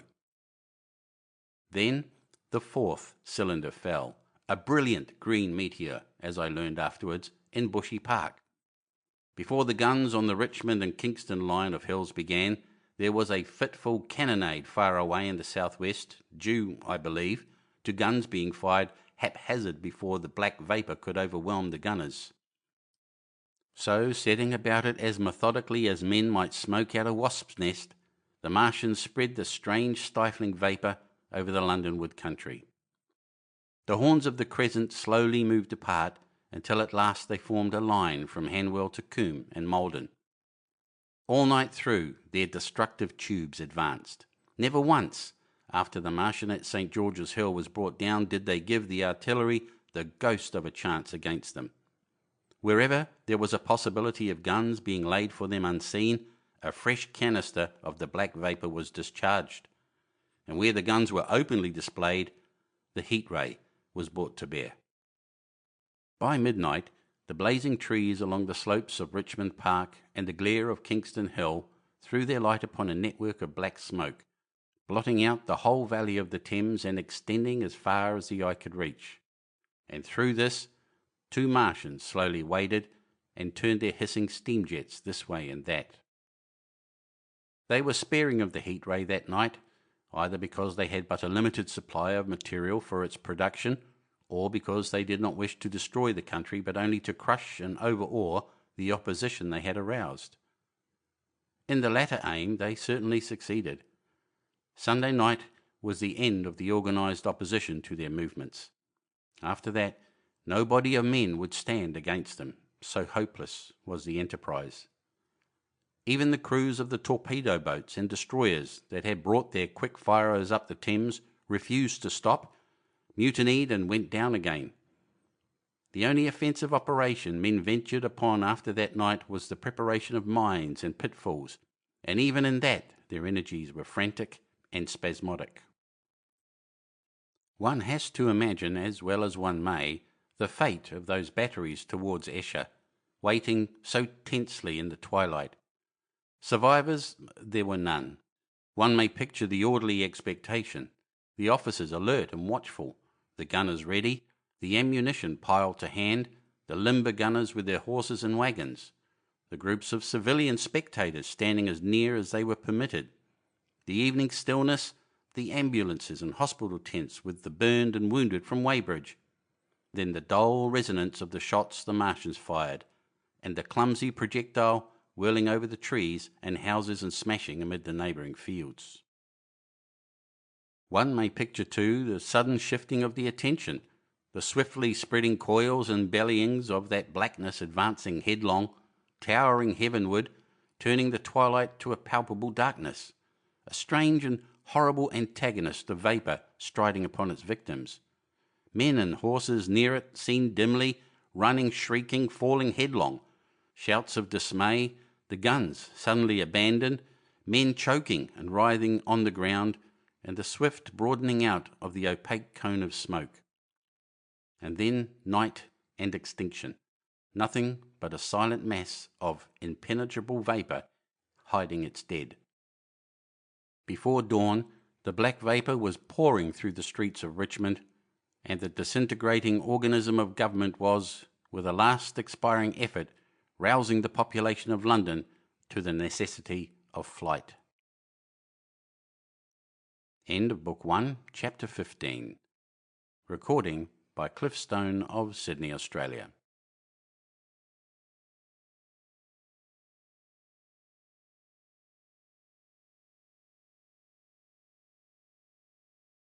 The War of the Worlds by H.G. Wells. Chapter 16. The Exodus from London. So you understand the roaring wave of fear that swept through the greatest city in the world just as Monday was dawning.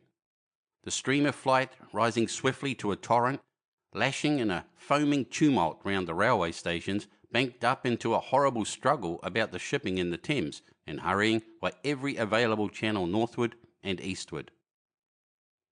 By 10 o'clock the police organisation, and by midday even the railway organisations, were losing coherency, losing shape and efficiency, guttering, softening, running at last in that swift liquefaction of the social body. All the railway lines north of the Thames and the southeastern people at Cannon Street had been warned by midnight on Sunday, and trains were being filled. People were fighting savagely for standing room in the carriages even at 2 o'clock. By 3, people were being trampled and crushed even in Bishopsgate Street, a couple of 100 yards or more from Liverpool Street Station. Revolvers were fired, people stabbed, and the policemen who had been sent to direct the traffic, exhausted and infuriated, were breaking the heads of the people they were called out to protect. And as the day advanced and the engine drivers and stokers refused to return to London, the pressure of the flight drove the people in an ever-thickening multitude away from the stations and along the northward running roads. By midday a Martian had been seen at Barnes, and a cloud of slowly sinking black vapour drove along the Thames and across the flats of Lambeth, cutting off all escape over the bridges in its sluggish advance. Another bank drove over Ealing and surrounded a little island of survivors on Castle Hill, alive but unable to escape. After a fruitless struggle to get aboard a northwestern train at Chalk Farm, the engines of the trains it had loaded in the goods yard there ploughed through shrieking people, and a dozen stalwart men fought to keep the crowd from crushing the driver against his furnace. My brother emerged upon the Chalk Farm road, dodged across through a hurrying swarm of vehicles, and had the luck to be foremost in the sack of a cycle shop. The front tyre of the machine he got was punctured and dragging it through the window, but he got up and off, notwithstanding with no further injury than a cut wrist.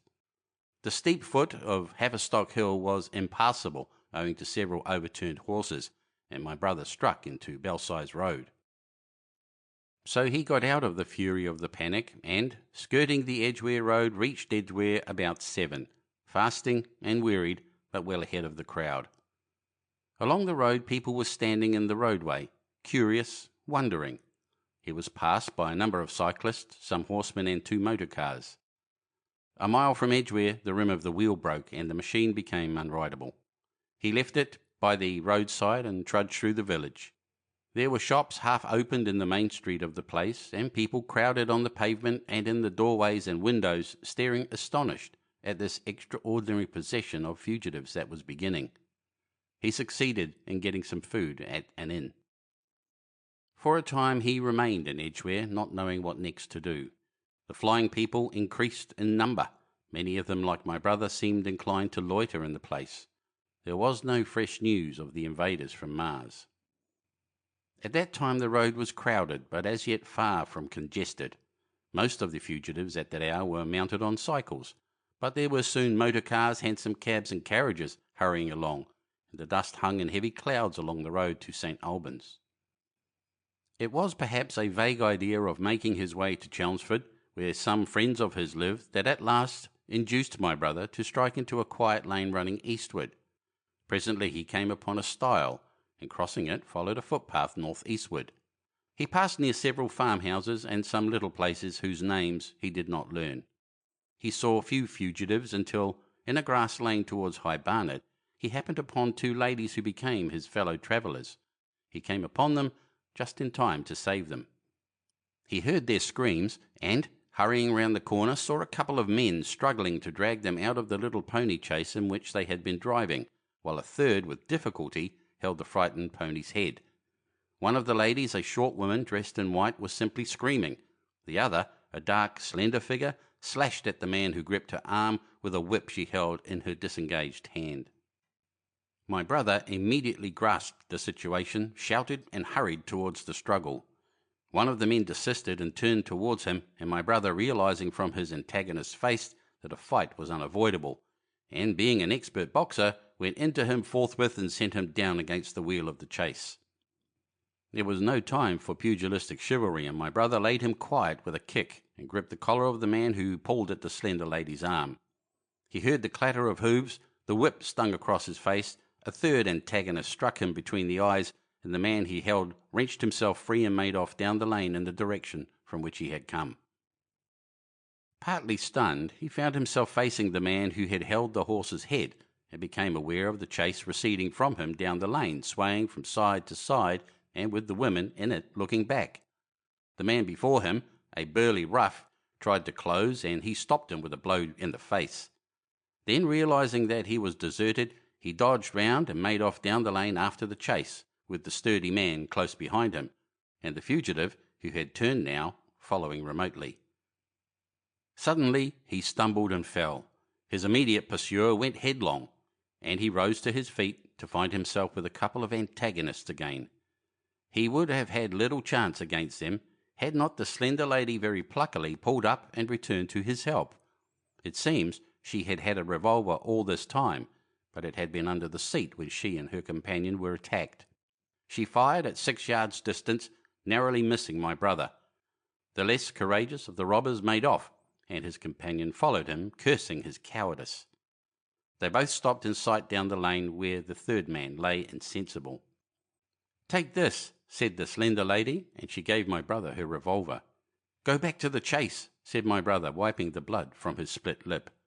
She turned without a word. They were both panting, and they went back to where the lady in white struggled to hold back the frightened pony. The robbers had evidently had enough of it. When my brother looked again, they were retreating.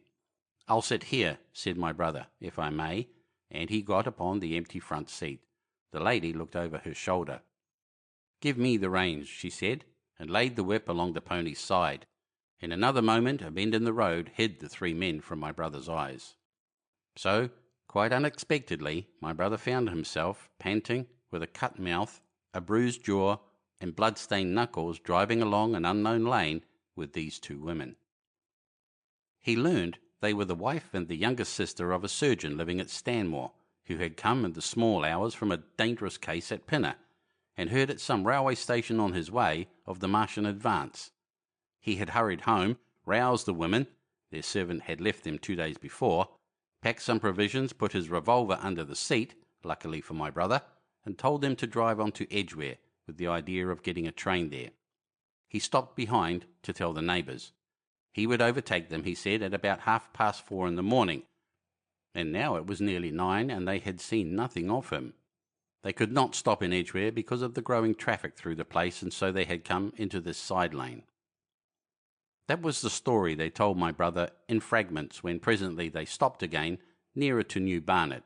He promised to stay with them at least until they could determine what to do, or until the missing man arrived, and professed to be an expert shot with the revolver, a weapon strange to him, in order to give them confidence. They made a sort of encampment by the wayside, and the pony became happy in the hedge. He told them of his own escape out of London, and all that he knew of these Martians and their ways. The sun crept higher in the sky, and after a time their talk died out and gave place to an uneasy state of anticipation. Several wayfarers came along the lane, and of these my brother gathered such news as he could. Every broken answer he had deepened his impression of the great disaster that had come on humanity, deepened his persuasion of the immediate necessity for prosecuting this flight. He urged the matter upon them. "We have money," said the slender woman, and hesitated. Her eyes met my brother's, and her hesitation ended. "So have I," said my brother. She explained that they had as much as £30 in gold, besides a £5 note, and suggested that with that they might get upon a train at St. Albans or New Barnet. My brother thought that was hopeless, seeing the fury of the Londoners to crowd upon the trains, and broached his own idea of striking across Essex towards Harwich, and thence escaping from the country altogether. Mrs. Elphinstone, that was the name of the woman in white, would listen to no reasoning, and kept calling upon George. But her sister-in-law was astonishingly quiet and deliberate, and at last agreed to my brother's suggestion. So, designing to cross the Great North Road, they went on towards Barnet, my brother leading the pony to save it as much as possible. As the sun crept up the sky, the day became excessively hot, and underfoot a thick whitish sand grew burning and blinding, so that they travelled on very slowly. The hedges were grey with dust, and as they advanced towards Barnet, a tumultuous murmuring grew stronger. They began to meet more people. For the most part, these were staring before them, murmuring indistinct questions, jaded, haggard, unclean. One man in evening dress passed them on foot, his eyes on the ground. They heard his voice, and looking back at him, saw one hand clutched in his hair and the other beating invisible things. His paroxysm of rage over, he went on his way without once looking back. As my brother's party went on towards the crossroads to the south of Barnet, they saw a woman approaching the road across some fields on their left, carrying a child and with 2 other children, and then passed a man in dirty black, with a thick stick in one hand and a small portmanteau in the other. Then round the corner of the lane, from between the villas that guarded it at its confluence with the high road, came a little cart drawn by a sweating black pony and driven by a sallow youth in a bowler hat, grey with dust. There were 3 girls, East End factory girls, and a couple of little children crowded in the cart. "This'll take us round Edgware?" asked the driver, wild-eyed, white-faced, and when my brother told him it would if he turned to the left, he whipped up at once without the formality of thanks. My brother noticed a pale grey smoke or haze rising among the houses in front of them, and veiling the white facade of a terrace beyond the road that appeared between the backs of the villas. Mrs. Elphinstone suddenly cried out at a number of tongues of smoky red flame leaping up above the houses in front of them against the hot blue sky. The tumultuous noise resolved itself now into the disorderly mingling of many voices, the gride of many wheels, the creaking of wagons, and the staccato of hoofs. The lane came round sharply not 50 yards from the crossroads. "Good heavens!" cried Mrs. Elphinstone. "What is this you are driving us into?" My brother stopped, for the main road was a boiling stream of people, a torrent of human beings rushing northward, one pressing on another. A great bank of dust, white and luminous in the blaze of the sun, made everything within 20 feet of the ground grey and indistinct, and was perpetually renewed by the hurrying feet of a dense crowd of horses and of men and women on foot, and by the wheels of vehicles of every description. "Way!" my brother heard voices crying. "Make way!" It was like riding into the smoke of a fire to approach the meeting point of the lane and road. The crowd roared like a fire, and the dust was hot and pungent. And indeed, a little way up the road, a villa was burning and sending rolling masses of black smoke across the road to add to the confusion. 2 men came past them, then a dirty woman carrying a heavy bundle and weeping. A lost retriever dog with hanging tongue circled dubiously round them, scared and wretched, and fled at my brother's threat. So much as they could see of the road Londonward between the houses to the right was a tumultuous stream of dirty, hurrying people, pent in between the villas on either side.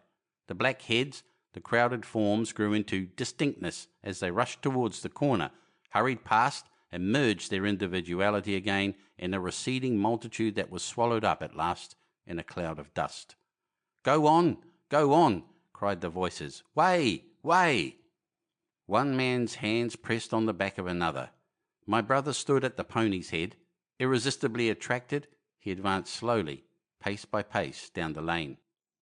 Edgware had been a scene of confusion, Chalk Farm a riotous tumult, but this was a whole population in movement. It is hard to imagine that host. It had no character of its own. The figures poured out past the corner and receded with their backs to the group in the lane. Along the margin came those who were on foot, threatened by the wheels, stumbling in the ditches, blundering into one another. The carts and carriages crowded close upon one another, making little way for those swifter and more impatient vehicles that darted forward every now and then when an opportunity showed itself of doing so, sending the people scattering against the fences and gates of the villas. "Push on," was the cry. "Push on, they are coming." In one cart stood a blind man in the uniform of the Salvation Army, gesticulating with his crooked fingers and bawling, "Eternity! Eternity!" His voice was hoarse and very loud, so that my brother could hear him long after he was lost to sight in the dust. Some of the people who crowded in the carts whipped stupidly at their horses and quarrelled with other drivers. Some sat motionless, staring at nothing with miserable eyes. Some gnawed their hands with thirst or lay prostrate in the bottoms of their conveyances. The horses' bits were covered with foam, their eyes bloodshot. There were cabs, carriages, shop carts, wagons, beyond counting. A mail cart, a road cleaner's cart marked Vestry of St. Pancras, a huge timber wagon crowded with roughs. A brewer's dray rumbled by with its 2 rear wheels splashed with fresh blood. "Clear the way," cried the voices, "clear the way." "Eternity! Eternity!" came echoing down the road. There were sad, haggard women tramping by, well dressed, with children that cried and stumbled, their dainty clothes smothered in dust, their weary faces smeared with tears. With many of these came men, sometimes helpful, sometimes lowering and savage. Fighting side by side with them pushed some weary street outcast in faded black rags, wide-eyed, loud-voiced, and foul-mouthed. There were sturdy workmen thrusting their way along, wretched, unkempt men, clothed like clerks or shopmen, struggling spasmodically. A wounded soldier, my brother noticed, men dressed in the clothes of railway porters, one wretched creature in a nightshirt with a coat thrown over it. But varied as its composition was, certain things all that host had in common. There were fear and pain on their faces and fear behind them. A tumult up the road, a quarrel for a place in a wagon, sent the whole host of them quickening their pace. Even a man so scared and broken that his knees bent under him was galvanized for a moment into renewed activity. The heat and dust had already been at work upon this multitude. Their skins were dry, their lips black and cracked. They were all thirsty, weary, and footsore. And amid the various cries one heard disputes, reproaches, groans of weariness and fatigue. The voices of most of them were hoarse and weak. Through it all ran a refrain, "Way, way, the Martians are coming." Few stopped and came aside from that flood. The lane opened slantingly into the main road with a narrow opening and had a delusive appearance of coming from the direction of London. Yet a kind of eddy of people drove into its mouth, weaklings elbowed out of the stream, who for the most part rested but for a moment before plunging into it again. A little way down the lane, with 2 friends bending over him, lay a man with a bare leg, wrapped about with bloody rags. He was a lucky man to have friends. A little old man with a grey military moustache and a filthy black frock coat limped out and sat down beside the trap, removed his boot, his sock was blood-stained, shook out a pebble and hobbled on again. And then a little girl of 8 or 9, all alone, threw herself under the hedge close by my brother, weeping, "I can't go on, I can't go on." My brother woke from his torpor of astonishment and lifted her up, speaking gently to her, and carried her to Miss Elphinstone. So soon as my brother touched her, she became quite still, as if frightened. "Ellen!" shrieked a woman in the crowd, with tears in her voice. "Ellen!" And the child suddenly darted away from my brother, crying, "Mother!" "They are coming," said a man on horseback, riding past along the lane. "Out of the way there!" bawled a coachman, towering high, and my brother saw a closed carriage turning into the lane. The people crushed back on one another to avoid the horse. My brother pushed the pony and chased back into the hedge, and the man drove by and stopped at the turn of the way. It was a carriage with a pole for a pair of horses, but only one was in the traces. My brother saw dimly through the dust that 2 men lifted out something on a white stretcher and put it gently on the grass beneath the privet hedge. One of the men came running to my brother. "Where is there any water?" he said. "He is dying fast and very thirsty. It is Lord Garrick." "Lord Garrick?" said my brother, "the Chief Justice?" "The water," he said. "There may be a tap," said my brother, "in some of the houses. We have no water. I dare not leave my people." The man pushed against the crowd towards the gate of the corner house. "Go on," said the people, thrusting at him. "They are coming. Go on." Then my brother's attention was distracted by a bearded, eagle-faced man lugging a small handbag, which split even as my brother's eyes rested on it and disgorged a mass of sovereigns that seemed to break up into separate coins as it struck the ground. They rolled hither and thither among the struggling feet of men and horses. The man stopped and looked stupidly at the heap, and the shaft of a cab struck his shoulder and sent him reeling. He gave a shriek and dodged back, and a cartwheel shaved him narrowly. "Way!" cried the men all about him. "Make way!" So soon as the cab had passed, he flung himself with both hands open upon the heap of coins and began thrusting handfuls in his pocket. A horse rose close upon him, and in another moment, half rising, he had been borne down under the horse's hoofs. "Stop!" screamed my brother, and pushing a woman out of his way, tried to clutch the bit of the horse. Before he could get to it, he heard a scream under the wheels, and saw through the dust the rim passing over the poor wretch's back. The driver of the cart slashed his whip at my brother, who ran round behind the cart. The multitudinous shouting confused his ears. The man was writhing in the dust among his scattered money, unable to rise, for the wheel had broken his back, and his lower limbs lay limp and dead. My brother stood up and yelled at the next driver, and a man on a black horse came to his assistance. "Get him out of the road," said he, and clutching the man's collar with his free hand, my brother lugged him sideways. But he still clutched after his money, and regarded my brother fiercely, hammering at his arm with a handful of gold. Go on," shouted angry voices behind. "Way, way!" There was a smash as the pole of a carriage crashed into the cart that the man on horseback stopped. My brother looked up, and the man with the gold twisted his head round and bit the wrist that held his collar. There was a concussion, and the black horse came staggering sideways, and the cart horse pushed beside it. A hoof missed my brother's foot by a hair's breadth. He released his grip on the fallen man and jumped back. He saw anger change to terror on the face of the poor wretch on the ground, and in a moment he was hidden, and my brother was borne backward and carried past the entrance of the lane, and had to fight hard in the torrent to recover it.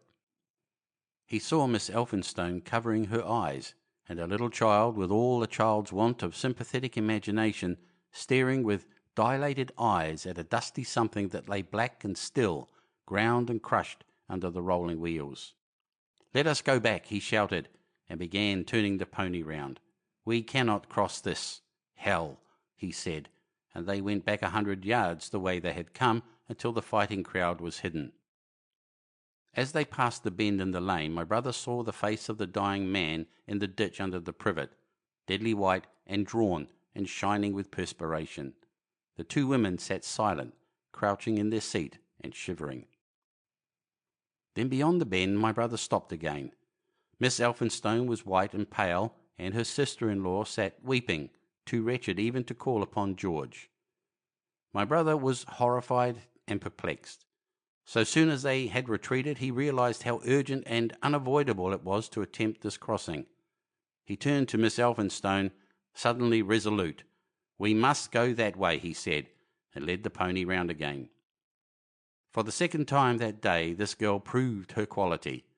To force their way into the torrent of people, my brother plunged into the traffic and held back a cab horse, while she drove the pony across its head. A wagon locked wheels for a moment and ripped a long splinter from the chase. In another moment they were caught and swept forward by the stream. My brother, with the cabman's whip marks red across his face and hands, scrambled into the chase and took the reins from her. "Point the revolver at the man behind," he said, giving it to her, "if he presses us too hard." "No, point it at his horse." Then he began to look out for a chance of edging to the right across the road. But once in the stream he seemed to lose volition, to become a part of that dusty rout. They swept through Chipping Barnet with the torrent. They were nearly a mile beyond the centre of the town before they had fought across to the opposite side of the way. It was din and confusion indescribable. But in and beyond the town the road forks repeatedly, and this to some extent relieved the stress. They struck eastward through Hadley, and there, on either side of the road, and at another place farther on, they came upon a great multitude of people drinking at the stream, some fighting to come at the water. And farther on, from a lull near East Barnet, they saw two trains running slowly, one after the other, without signal or order, trains swarming with people, with men even among the coals behind the engines, going northward along the Great Northern Railway. My brother supposes they must have filled outside London, for at that time the furious terror of the people had rendered the central termini impossible. Near this place they halted for the rest of the afternoon, for the violence of the day had already utterly exhausted all three of them. They began to suffer the beginnings of hunger. The night was cold, and none of them dared to sleep. And in the evening many people came hurrying along the road nearby their stopping place, fleeing from unknown dangers before them, and going in the direction from which my brother had come. End of Book 1, Chapter 16. Recording by Cliff Stone of Sydney, Australia.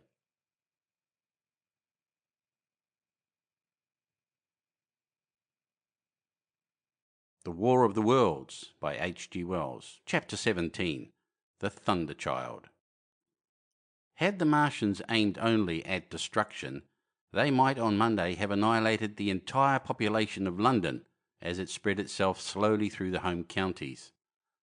Not only along the road through Barnet, but also through Edgware and Waltham Abbey, and along the roads eastward to Southend and Shoeburyness, and south of the Thames to Deal and Broadstairs, poured the same frantic rout. If one could have hung that June morning in a balloon in the blazing blue above London, every northward and eastward road running out of the tangled maze of streets would have seemed stippled black with the streaming fugitives, each dot a human agony of terror and physical distress. I have set forth at length in the last chapter my brother's account of the road through Chipping Barnet, in order that my readers may realise how that swarming of black dots appeared to one of those concerned. Never before in the history of the world had such a mass of human beings moved and suffered together. The legendary hosts of Goths and Huns, the hugest armies Asia has ever seen, would have been but a drop in that current. And this was no disciplined march. It was a stampede gigantic and terrible, without order and without a goal. 6 million people, unarmed and unprovisioned, driving headlong. It was the beginning of the rout of civilization, of the massacre of mankind. Directly below him, the balloonist would have seen the network of streets far and wide, houses, churches, squares, crescents, gardens, already derelict, spread out like a huge map, and in the southward blotted. Over Ealing, Richmond, Wimbledon, it would have seemed as if some monstrous pen had flung ink upon the chart. Steadily, incessantly, each black splash grew and spread, shooting out ramifications this way and that, now banking itself against rising ground, now pouring swiftly over a crest into a new-found valley, exactly as a gout of ink would spread itself upon blotting paper. And beyond, over the blue hills that rise southward of the river, the glittering Martians went to and fro, calmly and methodically spreading their poison cloud over this patch of country, and then over that, laying it again with their steam jets when it had served its purpose, and taking possession of the conquered country. They do not seem to have aimed at extermination so much as at complete demoralization and the destruction of any opposition. They exploded any stores of powder they came upon, cut every telegraph, and wrecked the railways here and there. They were hamstringing mankind. They seemed in no hurry to extend the field of their operations, and did not come beyond the central part of London all that day. It is possible that a very considerable number of people in London stuck to their houses through Monday morning. Certain it is that many died at home suffocated by the black smoke. Until about midday, the Pool of London was an astonishing scene. Steamboats and shipping of all sorts lay there, tempted by the enormous sums of money offered by fugitives, and it is said that many who swam out to these vessels were thrust off with boat hooks and drowned. About 1 o'clock in the afternoon, the thinning remnant of a cloud of the black vapour appeared between the arches of Blackfriars Bridge. At that, the pool became a scene of mad confusion, fighting and collision, and for some time a multitude of boats and barges jammed in the northern arch of the Tower Bridge, and the sailors and lighter men had to fight savagely against the people who swarmed upon them from the riverfront. People were actually clambering down the piers of the bridge from above. When, an hour later, a Martian appeared beyond the clock tower and waded down the river, nothing but wreckage floated above Limehouse. Of the falling of the 5th cylinder I have presently to tell. The 6th star fell at Wimbledon. My brother, keeping watch beside the women in the chase in a meadow, saw the green flash of it far beyond the hills. On Tuesday, the little party, still set upon getting across the sea, made its way through the swarming country towards Colchester. The news that the Martians were now in possession of the whole of London was confirmed. They had been seen at Highgate, and even it was said at Neasden, but they did not come into my brother's view until the morrow. That day the scattered multitudes began to realise the urgent need of provisions. As they grew hungry, the rights of property ceased to be regarded. Farmers were out to defend their cattle sheds, granaries, and ripening root crops with arms in their hands. A number of people now, like my brother, had their faces eastward, and there were some desperate souls even going back towards London to get food. These were chiefly people from the northern suburbs, whose knowledge of the Black Smoke came by hearsay.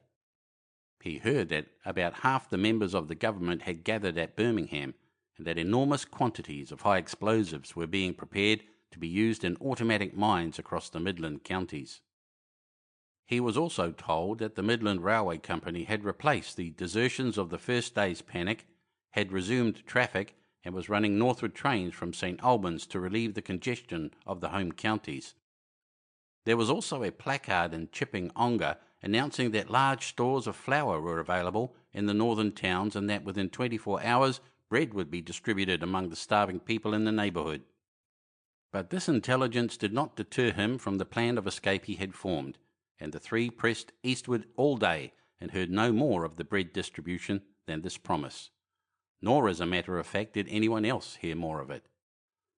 That night fell the seventh star, falling upon Primrose Hill.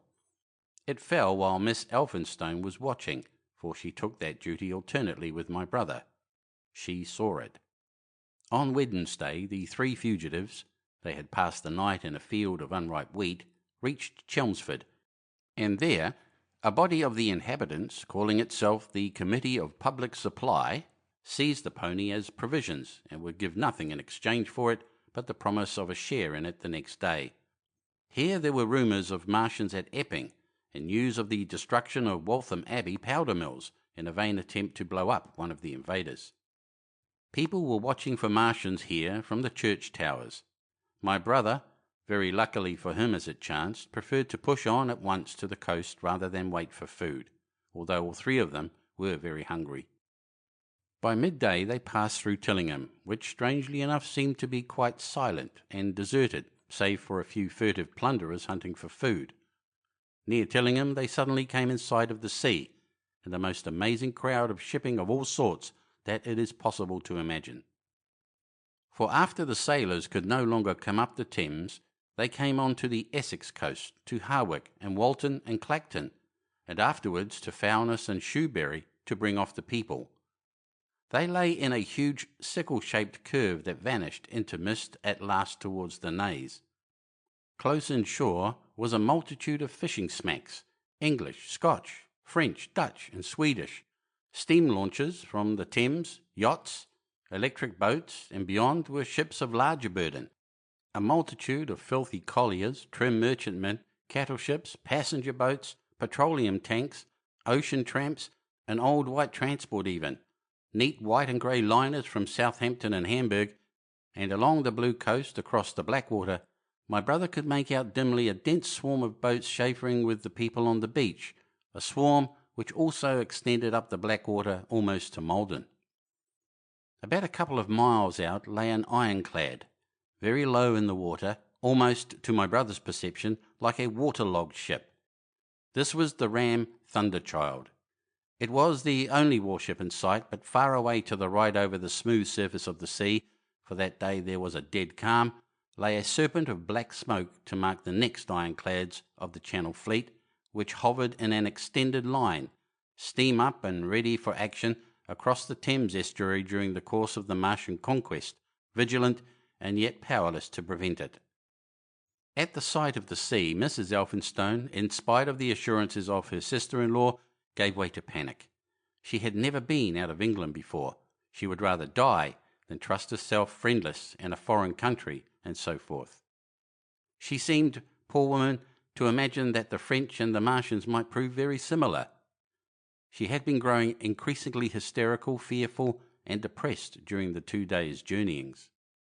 Her great idea was to return to Stanmore. Things had always been well and safe at Stanmore. They would find George at Stanmore. It was with the greatest difficulty they could get her down to the beach, where presently my brother succeeded in attracting the attention of some men on a paddle steamer from the Thames. They sent a boat and drove a bargain for £36 for the three. The steamer was going, these men said, to Ostend. It was about 2 o'clock when my brother, having paid their fares at the gangway, found himself safely aboard the steamboat with his charges. There was food aboard, albeit at exorbitant prices, and the three of them contrived to eat a meal on one of the seats forward. There were already a couple of score of passengers aboard, some of whom had expended their last money in securing a passage. But the captain lay off the Blackwater until 5 in the afternoon, picking up passengers until the seated decks were even dangerously crowded. He would probably have remained longer had it not been for the sound of guns that began about that hour in the south. As if in answer, the ironclad seaward fired a small gun and hoisted a string of flags. A jet of smoke sprang out of her funnels. Some of the passengers were of the opinion that this firing came from shoeburyness, until it was noticed that it was growing louder. At the same time, far away in the southeast, the masts and upper works of 3 ironclads rose one after the other out of the sea, beneath clouds of black smoke.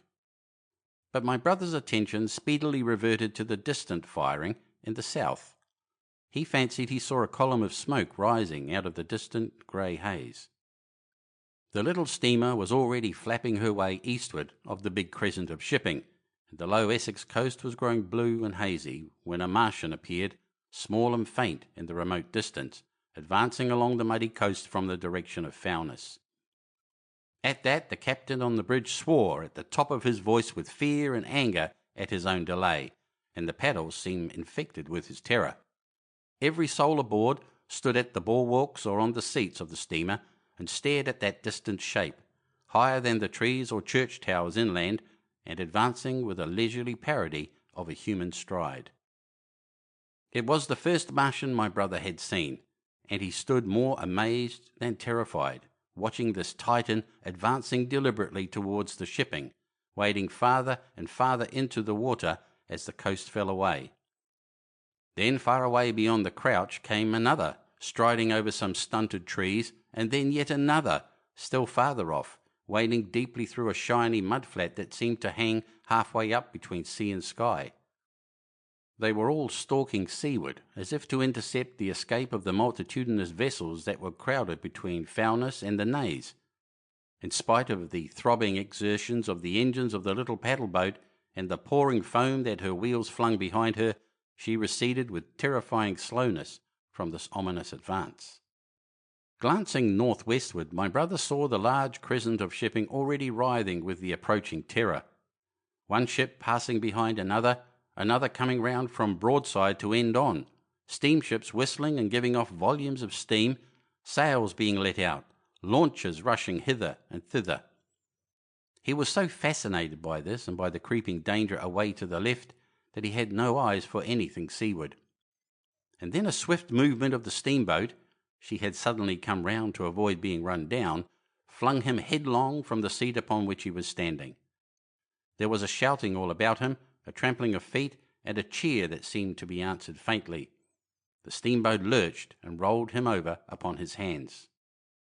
He sprang to his feet and saw to starboard, and not 100 yards from their heeling, pitching boat, a vast iron bulk like the blade of a plough tearing through the water, tossing it on either side in huge waves of foam that leaped towards the steamer, flinging her paddles helplessly in the air and then sucking her deck down almost to the waterline. A douche of spray blinded my brother for a moment. When his eyes were clear again, he saw the monster had passed and was rushing landward. Big iron upperworks rose out of this headlong structure, and from that twin funnels projected and spat a smoking blast shot with fire. It was the torpedo ram Thunderchild, steaming headlong, coming to the rescue of the threatened shipping. Keeping his footing on the heaving deck by clutching the bulwarks, my brother looked past this charging leviathan at the Martians again, and he saw the three of them now close together and standing so far out to sea that their tripod supports were almost entirely submerged. Thus sunken and seen in remote perspective, they appeared far less formidable than the huge iron bulk in whose wake the steamer was pitching so helplessly. It would seem they were regarding this new antagonist with astonishment. To their intelligence, it may be, the giant was even such another as themselves. The Thunderchild fired no gun, but simply drove full speed towards them. It was probably her not firing that enabled her to get so near the enemy as she did. They did not know what to make of her. One shell, and they would have sent her to the bottom forthwith with the heat ray. She was steaming at such a pace that in a minute she seemed halfway between the steamboat and the Martians, a diminishing black bulk against the receding horizontal expanse of the Essex coast. Suddenly, the foremost Martian lowered his tube and discharged a canister of the black gas at the ironclad. It hit her larboard side and glanced off in an inky jet that rolled away to seaward, an unfolding torrent of black smoke from which the ironclad drove clear. To the watchers from the steamer, low in the water and with the sun in their eyes, it seemed as though she were already among the Martians. They saw the gaunt figures separating and rising out of the water as they retreated shoreward, and one of them raised the camera-like generator of the heat ray. He held it pointing obliquely downward, and a bank of steam sprang from the water at its touch. It must have driven through the iron of the ship's side like a white-hot iron rod through paper. A flicker of flame went up through the rising steam, and then the Martian reeled and staggered. In another moment he was cut down, and a great body of water and steam shot high in the air. The guns of the Thunderchild sounded through the reek, going off one after the other, and one shot splashed the water high close by the steamer, ricocheted towards the other flying ships to the north, and smashed a smack to matchwood. But no one heeded that very much. At the sight of the Martian's collapse, the captain on the bridge yelled inarticulately, and all the crowding passengers on the steamer's stern shouted together. And then they yelled again, for surging out beyond the white tumult drove something long and black, the flames streaming from its middle parts, its ventilators and funnels spouting fire. She was alive still. The steering gear, it seems, was intact, and her engines working. She headed straight for the second Martian, and was within 100 yards of him when the heat ray came to bear. Then, with a violent thud, a blinding flash, her decks, her funnels leaped upward. The Martian staggered with the violence of her explosion, and in another moment the flaming wreckage, still driving forward with the impetus of its pace, had struck him and crumpled him up like a thing of cardboard. My brother shouted involuntarily. A boiling tumult of steam hit everything again. "Two!" yelled the captain. Everyone was shouting. The whole steamer from end to end rang with frantic cheering that was taken up first by one and then by all in the crowding multitude of ships and boats that was driving out to sea. The steam hung upon the water for many minutes, hiding the third Martian and the coast altogether. And all this time the boat was paddling steadily out to sea and away from the fight. And when at last the confusion cleared, the drifting bank of black vapour intervened, and nothing of the Thunderchild could be made out, nor could the third Martian be seen. But the ironclads to seaward were now quite close and standing in towards shore past the steamboat. The little vessel continued to beat its way seaward, and the ironclads receded slowly towards the coast, which was hidden still by a marbled bank of vapour, part steam, part black gas, eddying and combining in the strangest way. The fleet of refugees was scattering to the northeast. Several smacks were sailing between the ironclads and the steamboat. After a time, and before they reached the sinking cloud bank, the warships turned northward, and then abruptly went about and passed into the thickening haze of evening southward. The coast grew faint, and at last indistinguishable amid the low banks of clouds that were gathering about the sinking sun. Then suddenly, out of the golden haze of the sunset came the vibration of guns, and a form of black shadows moving. Everyone struggled to the rail of the steamer and peered into the blinding furnace of the west, but nothing was to be distinguished clearly. A massive smoke rose, slanting and barred the face of the sun. The steamboat throbbed on its way through an interminable suspense. The sun sank into grey clouds. The sky flushed and darkened. The evening star trembled into sight. It was deep twilight when the captain cried out and pointed. My brother strained his eyes. Something rushed up into the sky out of the greyness, rushed slantingly upward and very swiftly into the luminous clearness above the clouds in the western sky, something flat and broad and very large that swept round in a vast curve, grew smaller, sank slowly and vanished again into the grey mystery of the night. And as it flew, it rained down darkness upon the land. End of Book 1, Chapter 17. Recording by Cliff Stone of Sydney, Australia.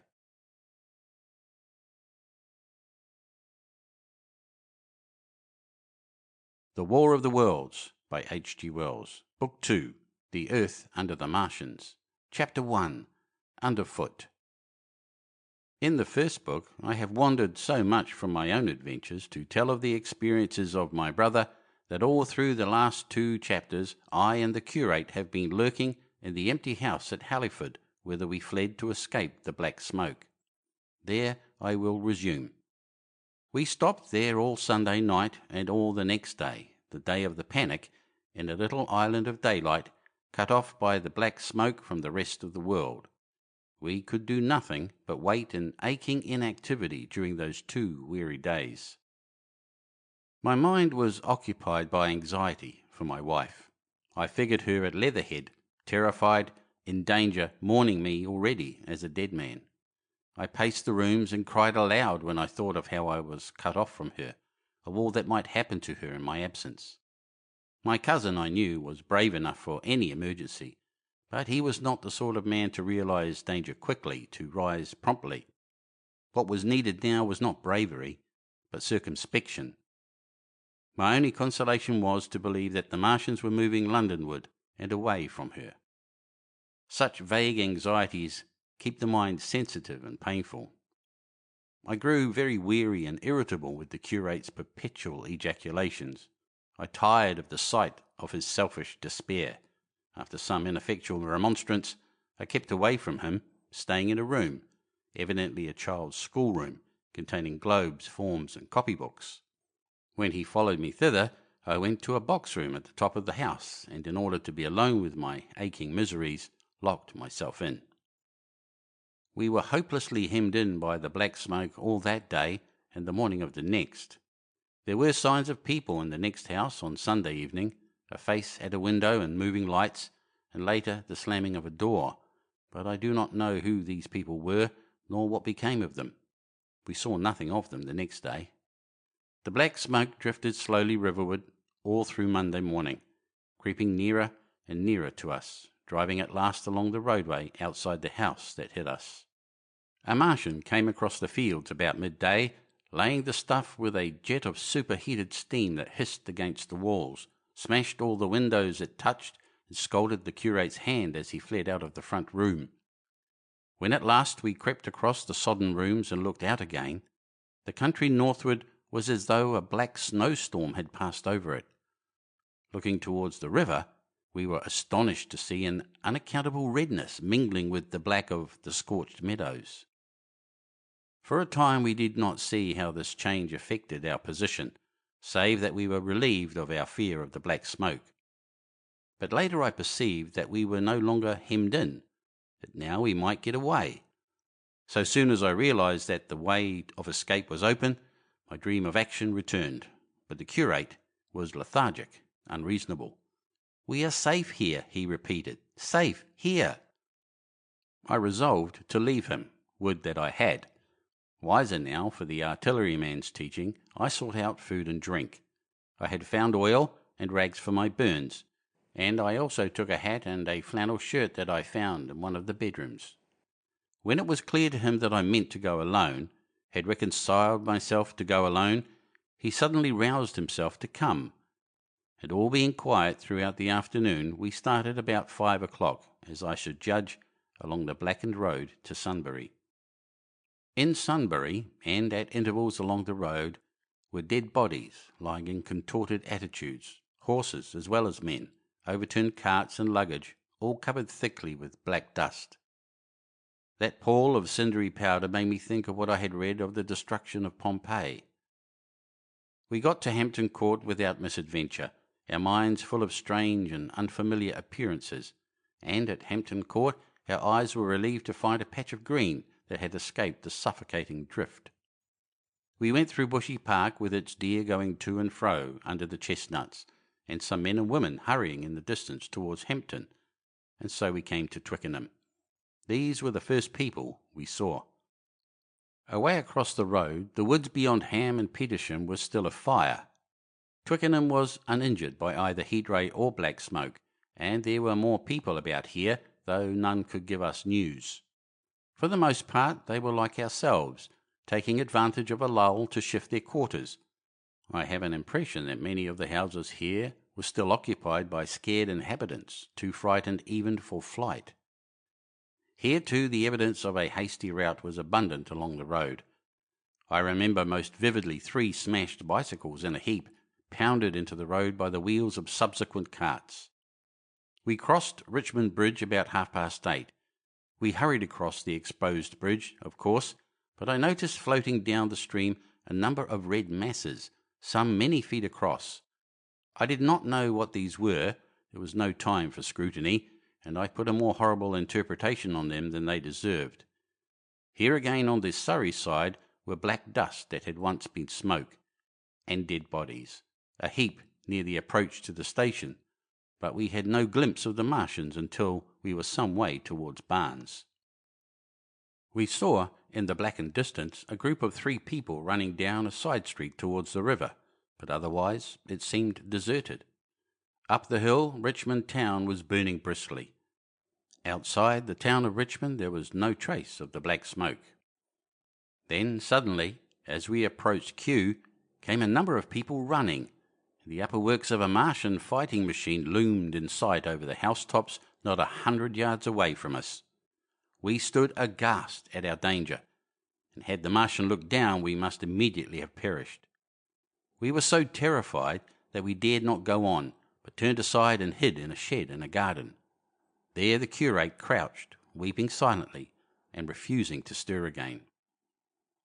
But my fixed idea of reaching Leatherhead would not let me rest, and in the twilight I ventured out again. I went through a shrubbery and along a passage beside a big house standing in its own grounds, and so emerged upon the road towards Kew. The curate I left in the shed, but he came hurrying after me. That second start was the most foolhardy thing I ever did, for it was manifest the Martians were about us. No sooner had the curate overtaken me than we saw either the fighting machine we had seen before, or another, far away across the meadows in the direction of Kew Lodge. 4 or 5 little black figures hurried before it across the green-grey of the field, and in a moment it was evident this Martian pursued them. In 3 strides he was among them, and they ran radiating from his feet in all directions. He used no heat ray to destroy them, but picked them up, one by one. Apparently he tossed them into the great metallic carrier which projected behind him, much as a workman's basket hangs over his shoulder. It was the first time I realized that the Martians might have another purpose than destruction with defeated humanity. We stood for a moment, petrified, then turned and fled through a gate behind us into a walled garden, fell into, rather than found, a fortunate ditch, and lay there, scarce daring to whisper to each other until the stars were out. I suppose it was nearly 7 o'clock before we gathered courage to start again, no longer venturing into the road, but sneaking along hedgerows and through plantations, and watching keenly through the darkness, he on the right and I on the left, for the Martians who seemed to be all about us. In one place we blundered upon a scorched and blackened area, now cooling and ashen, and a number of scattered dead bodies of men, burned horribly about the heads and trunks, but with their legs and boots mostly intact, and of dead horses, 50 feet perhaps behind a line of 4 ripped guns and smashed gun carriages. Sheen, it seemed, had escaped destruction, but the place was silent and deserted. Here we happened on no dead, though the night was too dark for us to see into the side roads of the place. And Sheen, my companion, suddenly complained of faintness and thirst, and we decided to try one of the houses. The first house we entered, after a little difficulty with the window, was a small semi-detached villa, and I found nothing eatable left in the place but some mouldy cheese. There was, however, water to drink, and I took a hatchet, which promised to be useful in our next housebreaking. We then crossed to a place where the road turns towards Mortlake. Here there stood a white house within a walled garden, and in the pantry of this domicile we found a store of food: 2 loaves of bread in a pan, an uncooked steak, and the half of a ham. I give this catalogue so precisely because, as it happened, we were destined to subsist upon this store for the next fortnight. Bottled beer stood under a shelf, and there were 2 bags of haricot beans and some limp lettuces. This pantry opened into a kind of wash-up kitchen, and in this was firewood. There was also a cupboard in which we found nearly a dozen of burgundy, tinned soups and salmon, and 2 tins of biscuits. We sat in the adjacent kitchen in the dark, for we dared not strike a light, and ate bread and ham and drank beer out of the same bottle. The curate, who was still timorous and restless, was now, oddly enough, for pushing on, and I was urging him to keep up his strength by eating, when the thing happened that was to imprison us. "It can't be midnight yet," I said, and then came a blinding glare of vivid green light. Everything in the kitchen leaped out, clearly visible in green and black, and vanished again. And then followed such a concussion as I have never heard before or since. So close on the heels of this as to seem instantaneous came a thud behind me, a clash of glass, a crash and rattle of falling masonry all about us, and the plaster of the ceiling came down upon us, smashing into a multitude of fragments upon our heads. I was knocked headlong across the floor against the oven handle and stunned. I was insensible for a long time, the curate told me, and when I came to, we were in darkness again, and he, with a face wet, as I found afterwards, with blood from a cut forehead, was dabbing water over me. For some time I could not recollect what had happened. Then things came to me slowly. A bruise on my temple asserted itself. "Are you better?" asked the curate in a whisper. At last I answered him. I sat up. "Don't move," he said. "The floor is covered with smashed crockery from the dresser. You can't possibly move without making a noise, and I fancy they are outside." We both sat quite silent, so that we could scarcely hear each other breathing. Everything seemed deadly still, but once something near us, some plaster or broken brickwork, slid down with a rumbling sound. Outside and very near was an intermittent metallic rattle. "That," said the curate, when presently it happened again. "Yes," I said, "but what is it?" "A Martian," said the curate. I listened again. "It was not like the heat ray," I said. For a time I was inclined to think one of the great fighting machines had stumbled against the house, as I had seen one stumble against the tower of Shepperton church. Our situation was so strange and incomprehensible that for 3 or 4 hours, until the dawn came, we scarcely moved.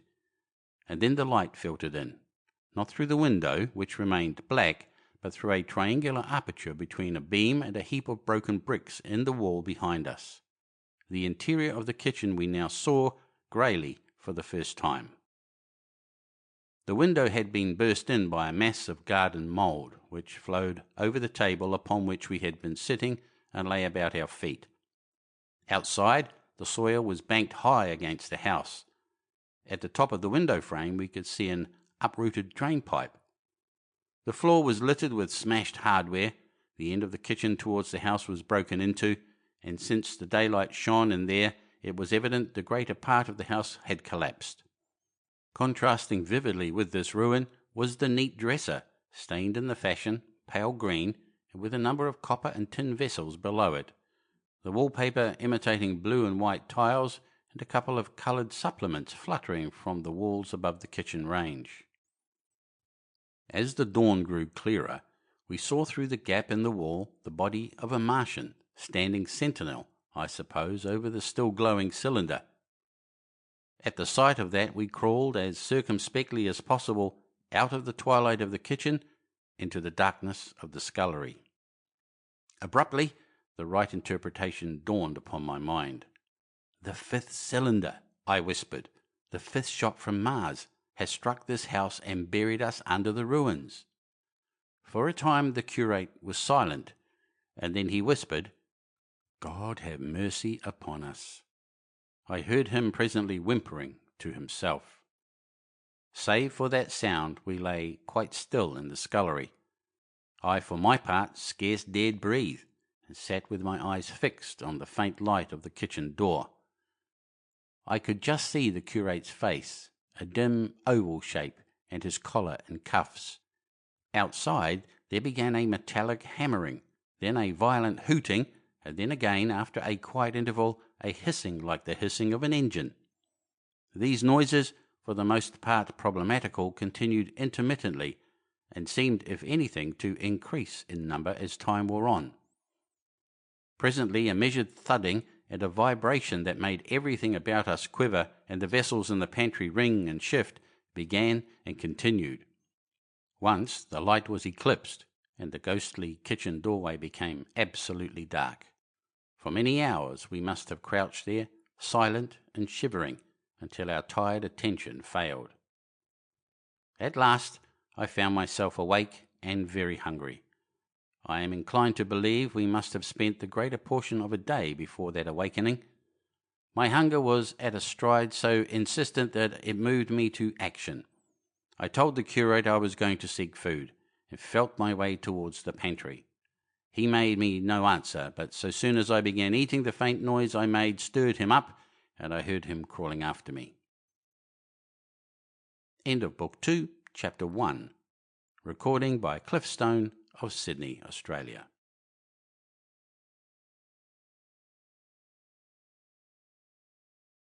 The War of the Worlds by H.G. Wells. Chapter 2. What we saw from the ruined house.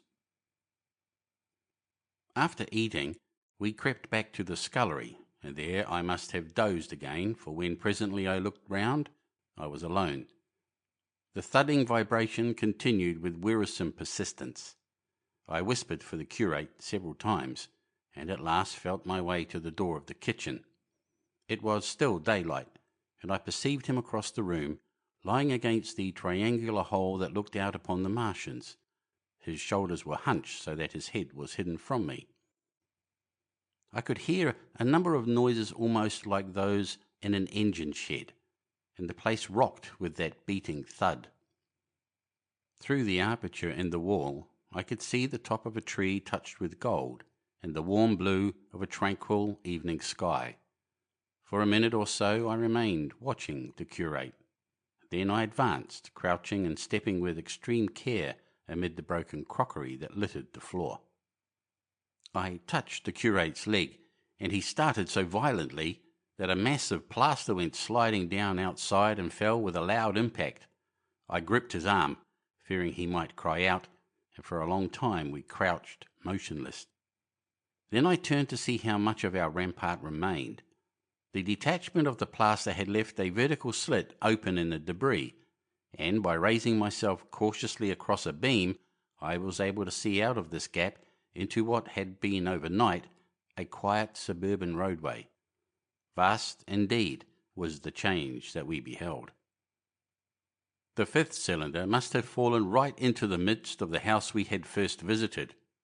The building had vanished, completely smashed, pulverized, and dispersed by the blow. The cylinder lay now far beneath the original foundations, deep in a hole already vastly larger than the pit I had looked into at Woking. The earth all around it had splashed under that tremendous impact. Splashed is the only word, and lay in heaped piles that hid the masses of the adjacent houses. It had behaved exactly like mud under the violent blow of a hammer. Our house had collapsed backward.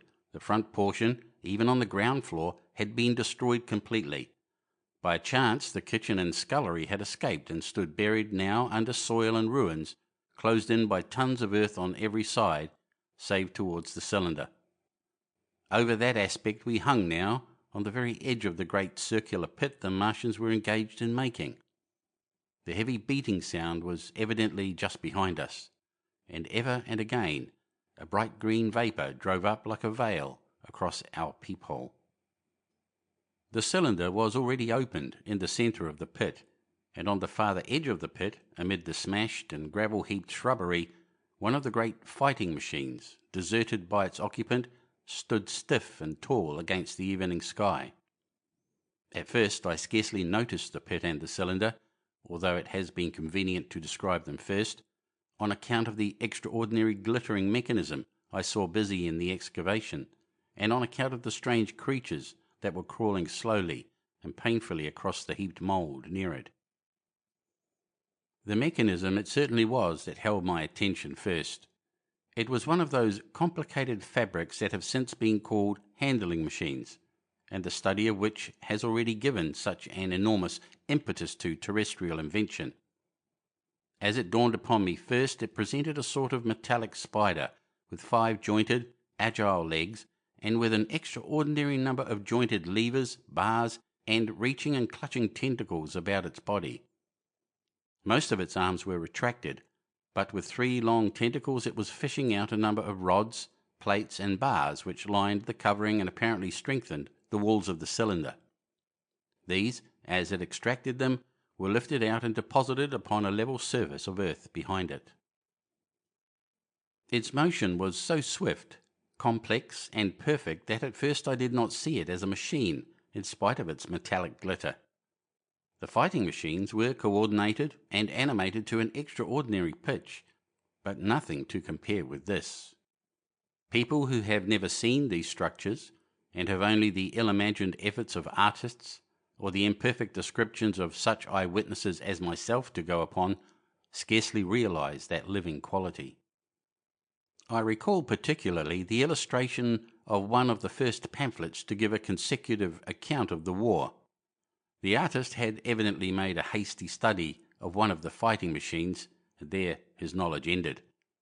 He presented them as tilted, stiff tripods without either flexibility or subtlety, and with an altogether misleading monotony of effect. The pamphlet containing these renderings had a considerable vogue, and I mention them here simply to warn the reader against the impression they may have created. They were no more like the Martians I saw in action than a Dutch doll is like a human being. To my mind, the pamphlet would have been much better without them. At first, I say, the handling machine did not impress me as a machine, but as a crab-like creature with a glittering integument, the controlling Martian whose delicate tentacles actuated its movements seeming to be simply the equivalent of the crab's cerebral portion.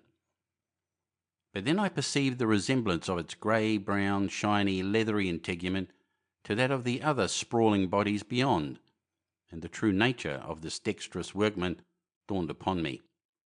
With that realization, my interest shifted to those other creatures, the real Martians.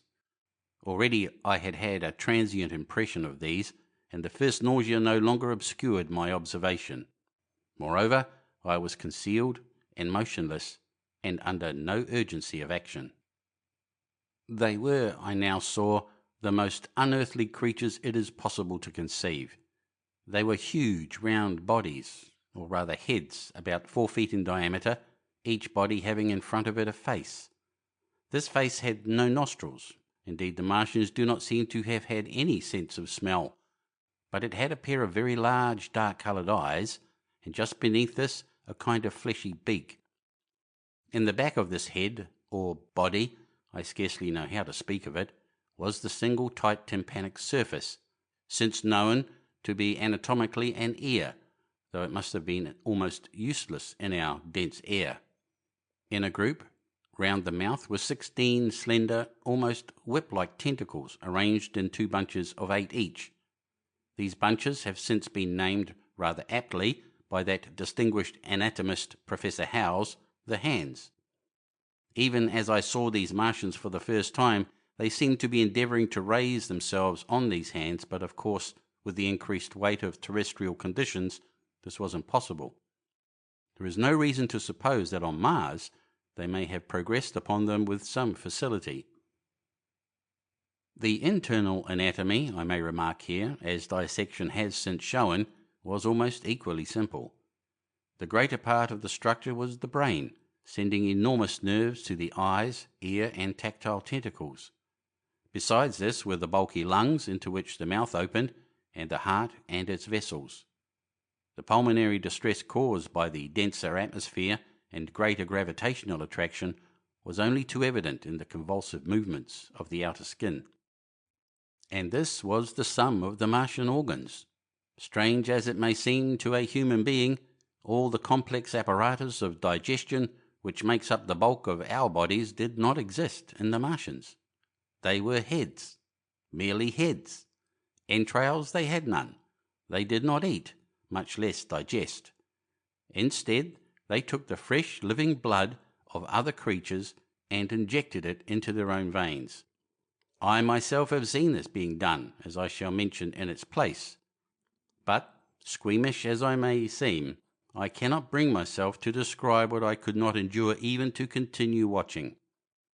Let it suffice to say, blood obtained from a still living animal, in most cases from a human being, was run directly by means of a little pipette into the recipient canal.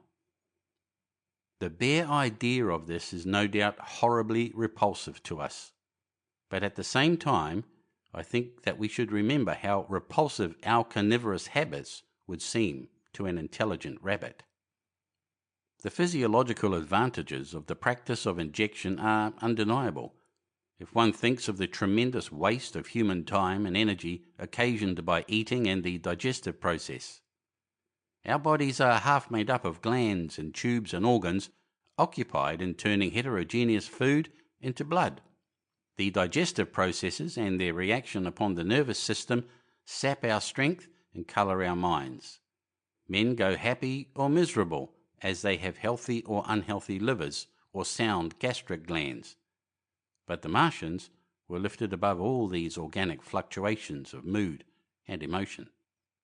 Their undeniable preference for men as their source of nourishment is partly explained by the nature of the remains of the victims they had brought with them as provisions from Mars.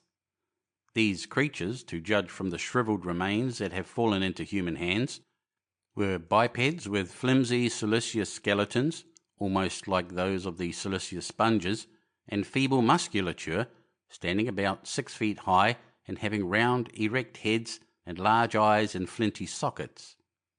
2 or 3 of these seem to have been brought in each cylinder, and all were killed before Earth was reached. It was just as well for them, for the mere attempt to stand upright upon our planet would have broken every bone in their bodies.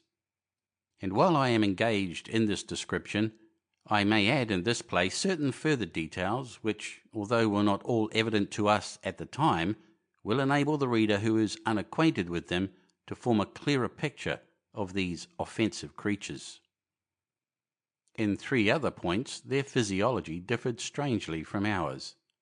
Their organisms did not sleep, any more than the heart of a man sleeps. Since they had no extensive muscular mechanism to recuperate, that periodical extension was unknown to them. They had little or no sense of fatigue, it would seem. On Earth they could never have moved without effort, yet even to the last they kept in action. In 24 hours they did 24 hours of work, even as on Earth is perhaps the case with the ants. In the next place, wonderful as it seems in a sexual world, the Martians were absolutely without sex, and therefore without any of the tumultuous emotions that arise from that difference among men. A young Martian, there can now be no dispute, was really born upon Earth during the war, and it was found attached to its parent, partially budded off, just as young lily bulbs bud off, or like the young animals in the freshwater polyp. In man, in all the higher terrestrial animals, such a method of increase has disappeared, but even on this earth it was certainly the primitive method. Among the lower animals, up even to those first cousins of the vertebrated animals, the tunicate, the 2 processes occur side by side, but finally the sexual method superseded its competitor altogether. On Mars, however, just the reverse has apparently been the case. It is worthy of remark that a certain speculative writer of quasi-scientific repute, writing long before the Martian invasion, did forecast for man a final structure not unlike the actual Martian condition. His prophecy, I remember, appeared in November or December 1893 in a long-defunct publication, the Pall Mall Budget, and I recall a caricature of it in a pre-Martian periodical called Punch. He pointed out, writing in a foolish, facetious tone, that the perfection of mechanical appliances must ultimately supersede limbs. The perfection of chemical devices, digestion, that such organs as hair, external nose, teeth, ears, and chin were no longer essential parts of the human being, and that the tendency of natural selection would lie in the direction of their steady diminution through the coming ages. The brain alone remained a cardinal necessity. Only one other part of the body had a strong case for survival, and that was the hand, teacher and agent of the brain. While the rest of the body dwindled, the hands would grow larger. There is many a true word written in jest, and here in the Martians we have beyond dispute the actual accomplishment of such a suppression of the animal side of the organism by the intelligence. To me it is quite credible that the Martians may be descended from beings not unlike ourselves, by a gradual development of brain and hands, the latter giving rise to the two bunches of delicate tentacles at last, at the expense of the rest of the body. Without the body, the brain would, of course, become a mere selfish intelligence, without any of the emotional substratum of the human being. The last salient point in which the systems of these creatures differed from ours was in what one might have thought a very trivial particular: microorganisms, which cause so much disease and pain on Earth, have either never appeared upon Mars or Martian sanitary science eliminated them ages ago. 100 diseases, all the fevers and contagions of human life, consumption, cancers, tumours, and such morbidities, never enter the scheme of their life. And speaking of the differences between the life on Mars and terrestrial life, I may allude here to the curious suggestions of the red weed. Apparently, the vegetable kingdom in Mars, instead of having green for a dominant colour, is of a vivid blood-red tint.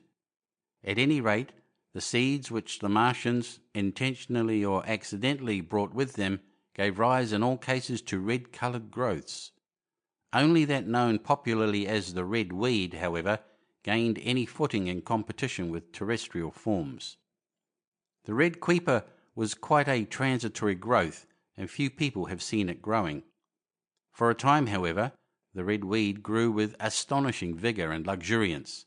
It spread up the sides of the pit by the 3rd or 4th day of our imprisonment, and its cactus-like branches formed a carmine fringe to the edges of our triangular window, and afterwards I found it broadcast throughout the country, and especially wherever there was a stream of water. The Martians had what appears to have been an auditory organ, a single round drum at the back of the head body, and eyes with a visual range not very different from ours, except that, according to Phillips, blue and violet were as black to them. It is commonly supposed that they communicated by sounds and tentacular gesticulations. This is asserted, for instance, in the able but hastily compiled pamphlet, written evidently by someone not an eyewitness of Martian actions, to which I have already alluded, and which, so far, has been the chief source of information concerning them. Now, no surviving human being saw so much of the Martians in action as I did. I take no credit to myself for an accident, but the fact is so, and I assert that I watched them closely time after time, and that I have seen 4, 5, and once 6 of them sluggishly performing the most elaborately complicated operations together without either sound or gesture. Their peculiar hooting invariably preceded feeding. It had no modulation, and was, I believe, in no sense a signal, but merely the expiration of air preparatory to the suctional operation. I have a certain claim to, at least, an elementary knowledge of psychology, and in this matter I am convinced, as firmly as I am convinced of anything, that the Martians interchange thoughts without any physical intermediation. And I have been convinced of this in spite of strong preconceptions. Before the Martian invasion, as an occasional reader here or there may remember, I had written with some little vehemence against the telepathic theory. The Martians wore no clothing. Their conceptions of ornament and decorum were necessarily different from ours. And not only were they evidently much less sensible of changes of temperature than we are, but changes of pressure do not seem to have affected their health at all seriously. Yet though they wore no clothing, it was in the other artificial additions to their bodily resources that their great superiority over man lay. We men, with our bicycles and road skates, our Lilienthal soaring machines, our guns and sticks and so forth, are just in the beginning of the evolution that the Martians have worked out. They have become practically mere brains, wearing different bodies according to their needs, just as men wear suits of clothes and take a bicycle in a hurry or an umbrella in the wet. And of their appliances, perhaps nothing is more wonderful to a man than the curious fact that what is the dominant feature of almost all human devices and mechanism is absent. The wheel is absent. Among all the things they brought to the earth, there is no trace or suggestion of their use of wheels. One would have at least expected it in locomotion. And in this connection it is curious to remark that even on this earth nature has never hit upon the wheel, or has preferred other expedients to its development. And not only did the Martians either not know of, which is incredible, or abstain from the wheel, but in their apparatus singularly little use is made of the fixed pivot or relatively fixed pivot, with circular motions thereabout confined to one plane. Almost all the joints of the machinery presented a complicated system of sliding parts moving over small but beautifully curved friction bearings. And while upon this matter of detail, it is remarkable that the long leverages of their machines are in most cases actuated by a sort of sham musculature of the discs in an elastic sheath. These discs become polarized and drawn closely and powerfully together when traversed by a current of electricity. In this way, the curious parallelism to animal motions, which was so striking and disturbing to the human beholder, was attained. Such quasi-muscles abounded in the crab-like handling machine, which on my first peeping out of the slit I watched unpacking the cylinder. It seemed infinitely more alive than the actual Martians, lying beyond it in the sunset light, panting, stirring ineffectual tentacles, and moving feebly after their vast journey across space. While I was still watching their sluggish motions in the sunlight and noting each strange detail of their form, the curate reminded me of his presence by pulling violently at my arm. I turned to a scowling face and silent, eloquent lips. He wanted the slit, which permitted only one of us to peep through, and so I had to forego watching them for a time while he enjoyed that privilege. When I looked again, the busy handling machine had already put together several of the pieces of apparatus it had taken out of the cylinder into a shape having an unmistakable likeness to its own. And down on the left, a busy little digging mechanism had come into view, emitting jets of green vapour and working its way round the pit, excavating and embanking in a methodical and discriminating manner. This it was which had caused the regular beating noise and the rhythmic shocks that had kept our ruinous refuge quivering. It piped and whistled as it worked. So far as I could see, the thing was without a directing Martian at all. End of Book 2, Chapter 2. Recording by Cliff Stone of Sydney, Australia.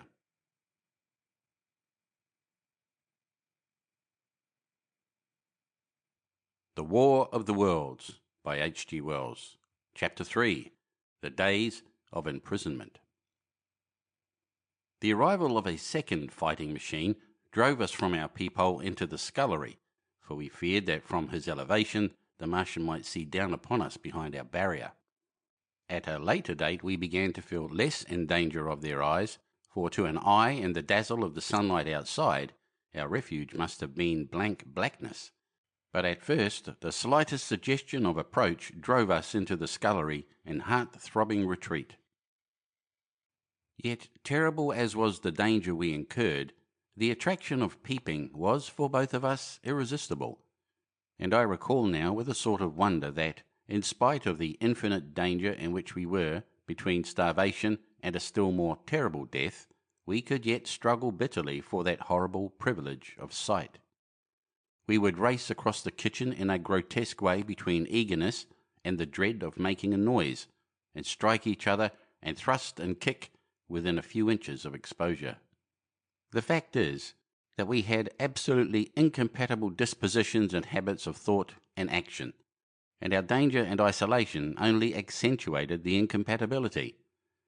At Halliford, I had already come to hate the curate's trick of helpless exclamation, his stupid rigidity of mind. His endless muttering monologue vitiated every effort I made to think out a line of action, and drove me at times, thus pent up and intensified, almost to the verge of craziness. He was as lacking in restraint as a silly woman. He would weep for hours together, and I verily believe that to the very end the spoiled child of life thought his weak tears in some way efficacious. And I would sit in the darkness, unable to keep my mind off him by reason of his importunities. He ate more than I did, and it was in vain. I pointed out that our only chance of life was to stop in the house until the Martians had done with their pit. That in that long patience a time might presently come when we should need food. He ate and drank impulsively in heavy meals at long intervals. He slept little. As the days wore on, his utter carelessness of any consideration so intensified our distress and danger that I had, much as I loathed doing it, to resort to threats and at last to blows. That brought him to reason for a time, but he was one of those weak creatures, void of pride, timorous, anemic, hateful souls, full of shifty cunning, who face neither God nor man, who face not even themselves. It is disagreeable for me to recall and write these things, but I set them down that my story may lack nothing. Those who have escaped the dark and terrible aspects of life will find my brutality, my flash of rage in our final tragedy, easy enough to blame, for they know what is wrong as well as any, but not what is possible to tortured men. But those who have been under the shadow, who have gone down at last to elemental things, will have a wider charity.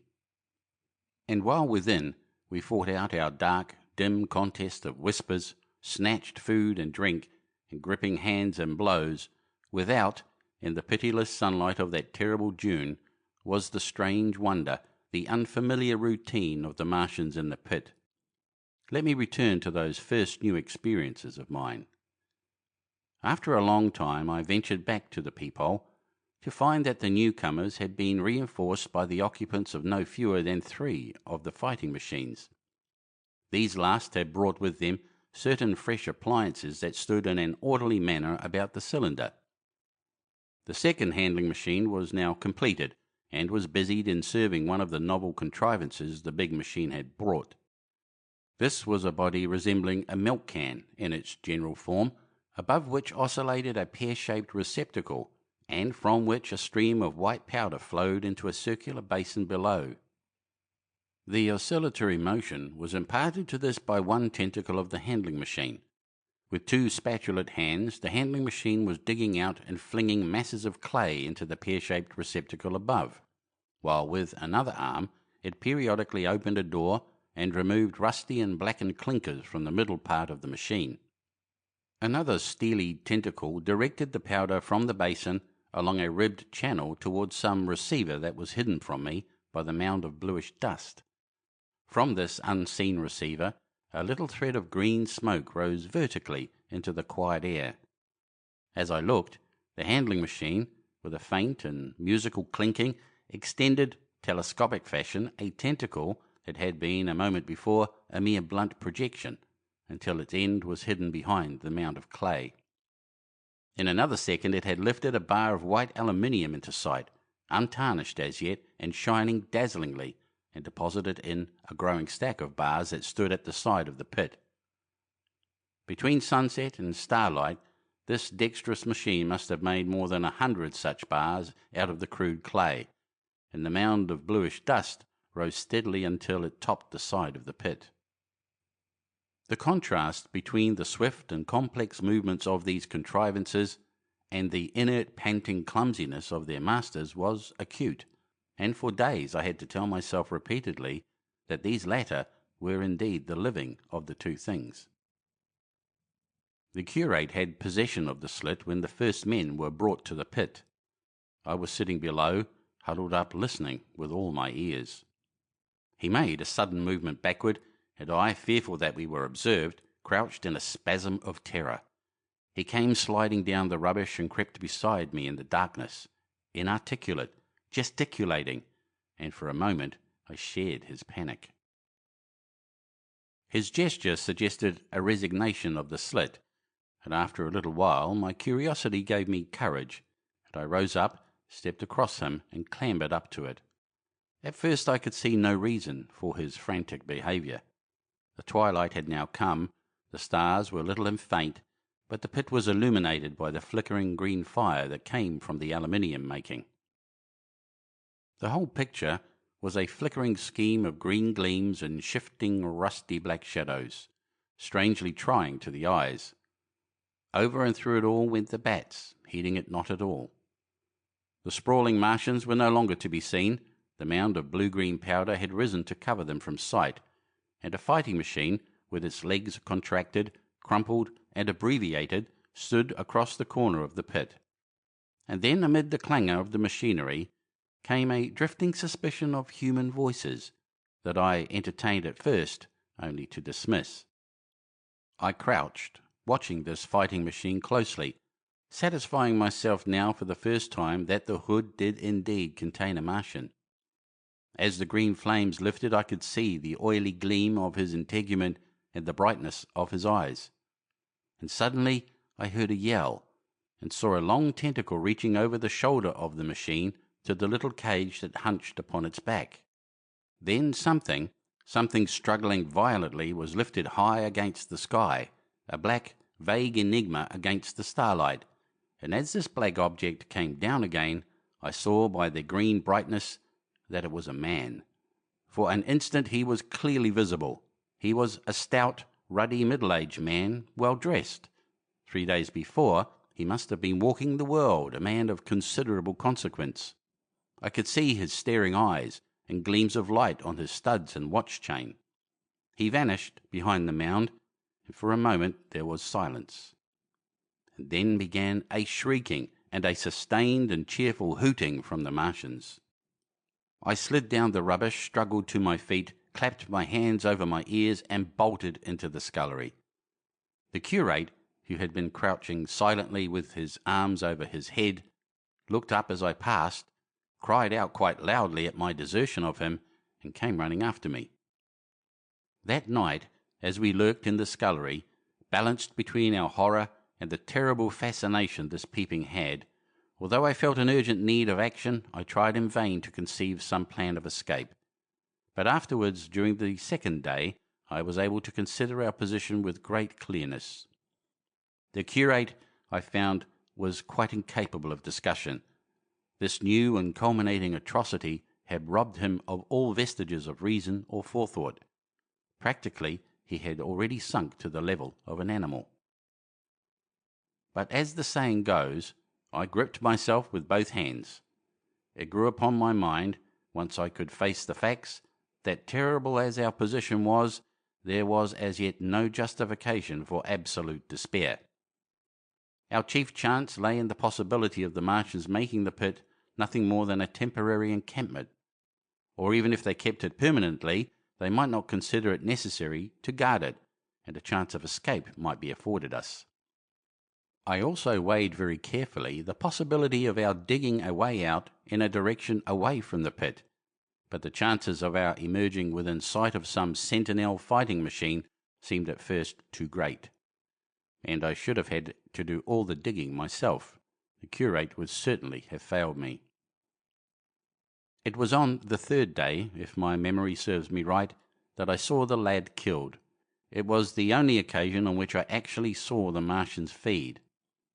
After that experience, I avoided the hole in the wall for the better part of the day. I went into the scullery, removed the door, and spent some hours digging with my hatchet as silently as possible. But when I had made a hole about a couple of feet deep, the loose earth collapsed noisily, and I did not dare continue.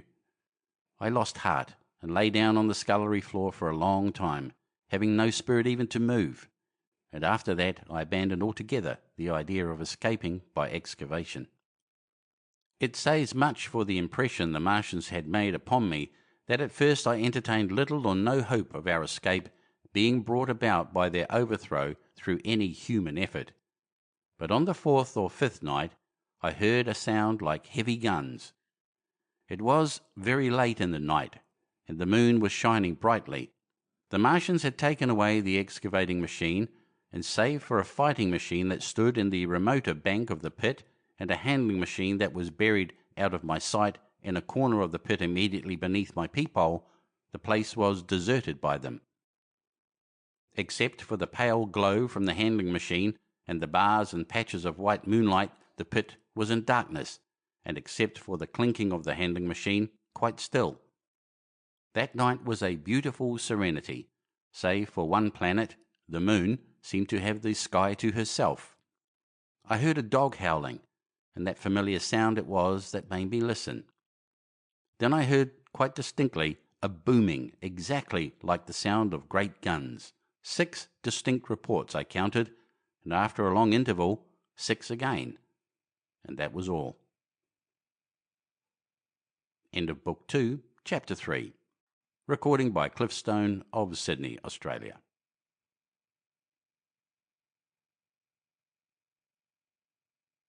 The War of the Worlds by H.G. Wells. Chapter 4. The Death of the Curate. It was on the 6th day of our imprisonment that I peeped for the last time, and presently found myself alone. Instead of keeping close to me and trying to oust me from the slit, the curate had gone back into the scullery. I was struck by a sudden thought. I went back quickly and quietly into the scullery. In the darkness I heard the curate drinking. I snatched in the darkness, and my fingers caught a bottle of Burgundy. For a few minutes there was a tussle. The bottle struck the floor and broke, and I desisted and rose. We stood panting and threatening each other. In the end I planted myself between him and the food, and told him of my determination to begin a discipline. I divided the food in the pantry into rations to last us 10 days. I would not let him eat any more that day. In the afternoon he made a feeble effort to get at the food.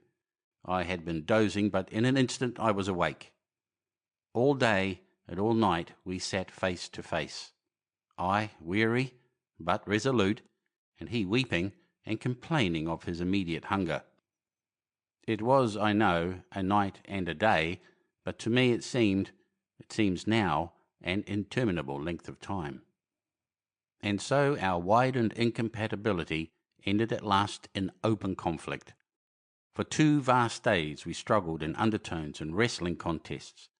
There were times when I beat and kicked him madly, times when I cajoled and persuaded him, and once I tried to bribe him with the last bottle of Burgundy, for there was a rainwater pump from which I could get water. But neither force nor kindness availed. He was indeed beyond reason. He would neither desist from his attacks on the food, nor from his noisy babbling to himself. The rudimentary precautions to keep our imprisonment endurable he would not observe. Slowly I began to realize the complete overthrow of his intelligence, to perceive that my sole companion in this close and sickly darkness was a man insane.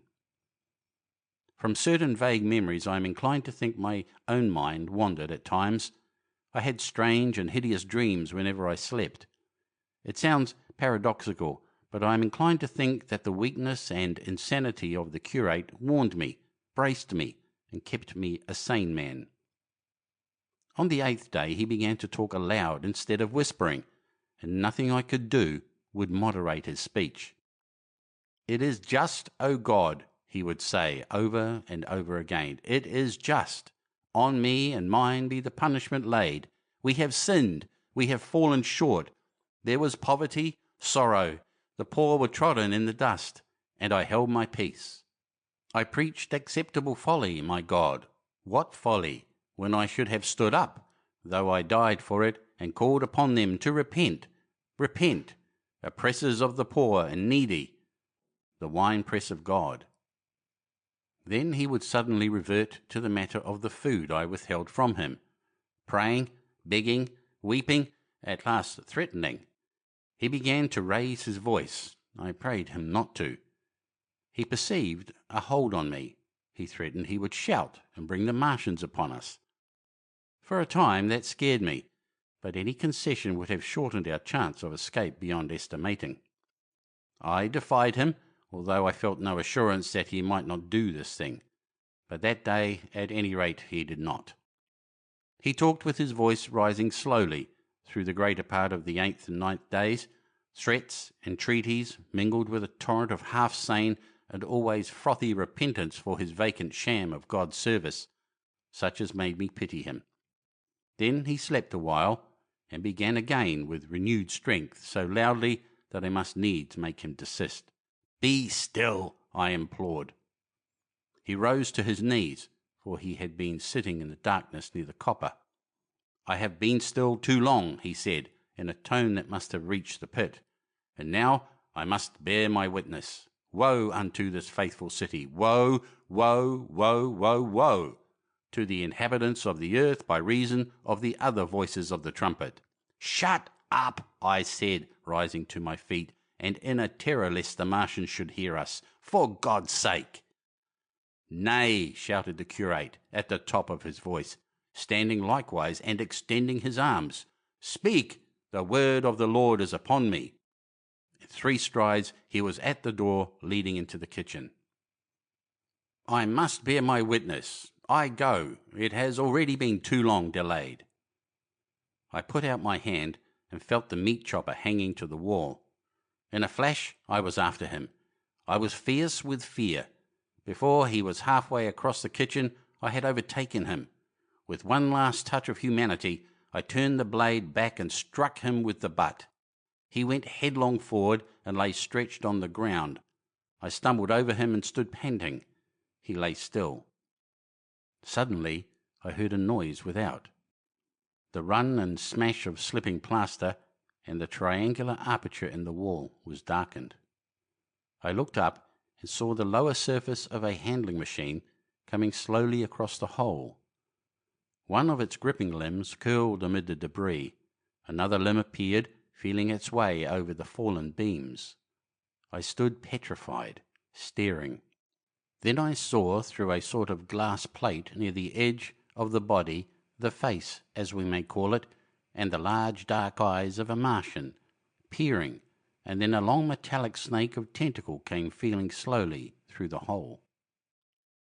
I turned by an effort, stumbling over the curate, and stopped at the scullery door.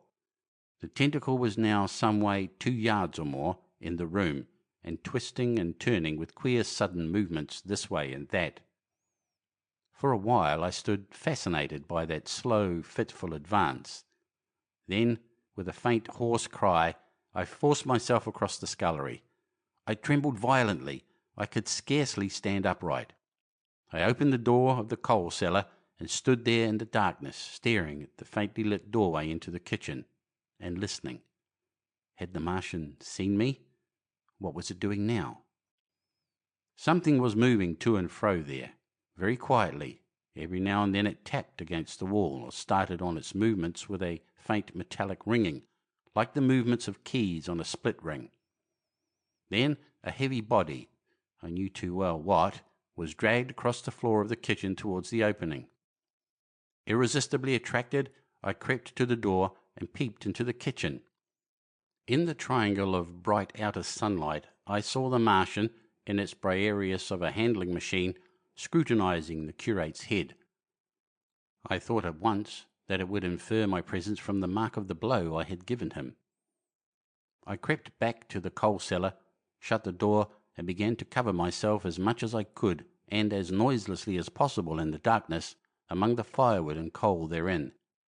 Every now and then I paused, rigid, to hear if the Martian had thrust its tentacles through the opening again. Then the faint metallic jingle returned. I traced it slowly, feeling over the kitchen. Presently I heard it nearer, in the scullery, as I judged. I thought that its length might be insufficient to reach me. I prayed copiously. It passed, scraping faintly across the cellar door. An age of almost intolerable suspense intervened. Then I heard it fumbling at the latch. It had found the door. The Martians understood doors. It worried at the catch for a minute, perhaps, and then the door opened. In the darkness I could just see the thing, like an elephant's trunk more than anything else, waving towards me and touching and examining the walls, coals, wood and ceiling. It was like a black worm swaying its blind head to and fro. Once, even, it touched the heel of my boot. I was on the verge of screaming. I bit my hand. For a time the tentacle was silent. I could have fancied it had been withdrawn. Presently, with an abrupt click, it gripped something. I thought it had me, and seemed to go out of the cellar again. For a minute I was not sure. Apparently it had taken a lump of coal to examine. I seized the opportunity of slightly shifting my position, which had become cramped, and then listened. I whispered passionate prayers for safety. Then I heard the slow, deliberate sound creeping towards me again. Slowly, slowly it drew near, scratching against the walls and tapping the furniture. While I was still doubtful, it rapped smartly against the cellar door and closed it. I heard it go into the pantry, and the biscuit tins rattled and a bottle smashed, and then came a heavy bump against the cellar door. Then silence that passed into an infinity of suspense. Had it gone? At last I decided that it had. It came into the scullery no more, but I lay all the 10th day in the close darkness, buried among coals and firewood, not daring even to crawl out for the drink for which I craved. It was the 11th day before I ventured so far from my security. End of Book 2, Chapter 4. Recording by Cliff Stone of Sydney, Australia.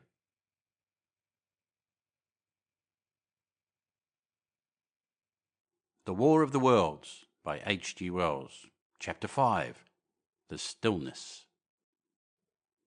My first act before I went into the pantry was to fasten the door between the kitchen and the scullery. But the pantry was empty.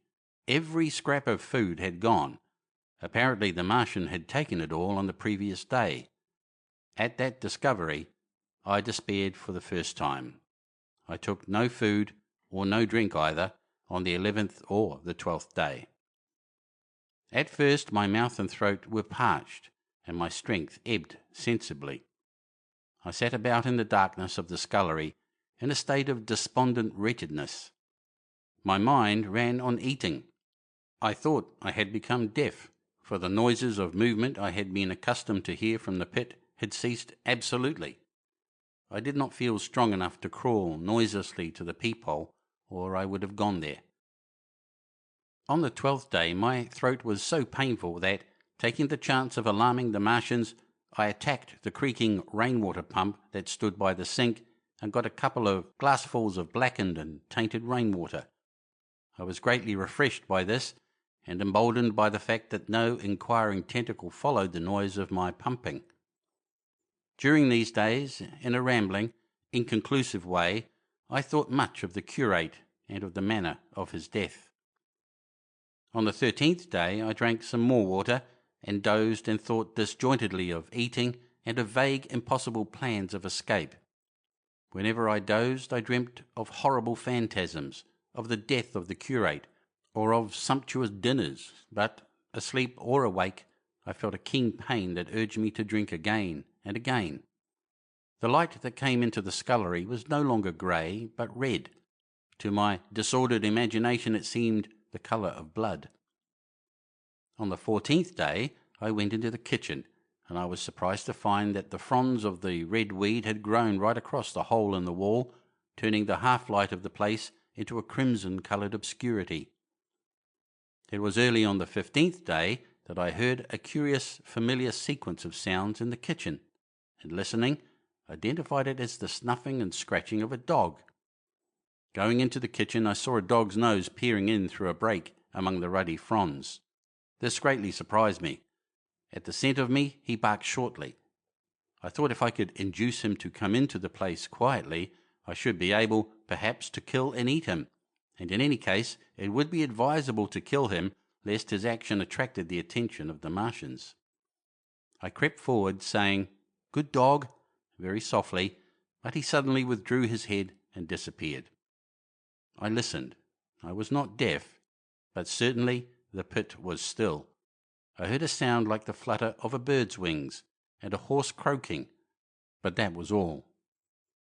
For a long while I lay close to the peephole, but not daring to move aside the red plants that obscured it.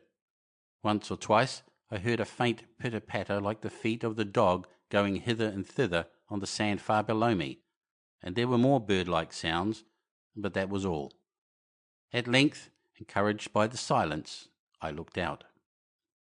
Except in the corner where a multitude of crows hopped and fought over the skeletons of the dead the Martians had consumed, there was not a living thing in the pit. I stared about me, scarcely believing my eyes. All the machinery had gone, save for the big mound of greyish-blue powder in one corner, certain bars of aluminium in another, the black birds and the skeletons of the killed.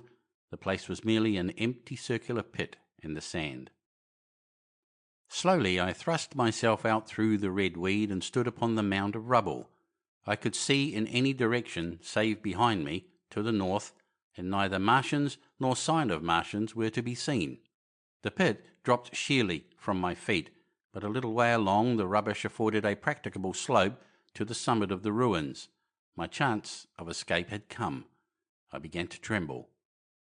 I hesitated for some time, and then, in a gust of desperate resolution, and with a heart that throbbed violently, I scrambled to the top of the mound in which I had been buried so long.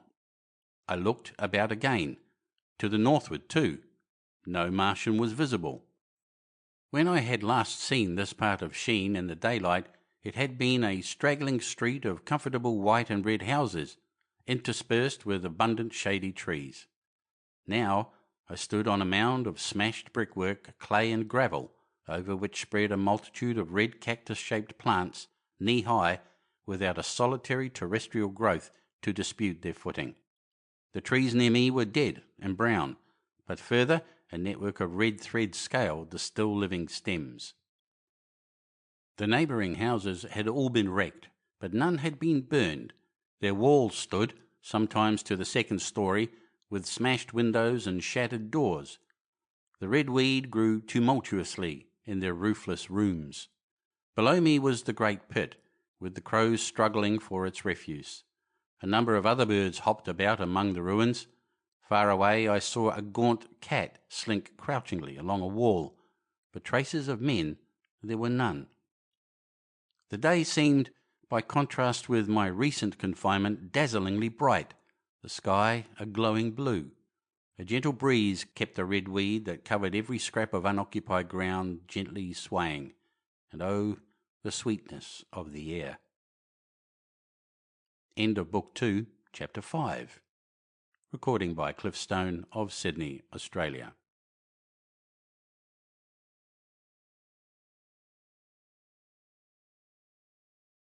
The War of the Worlds by H.G. Wells.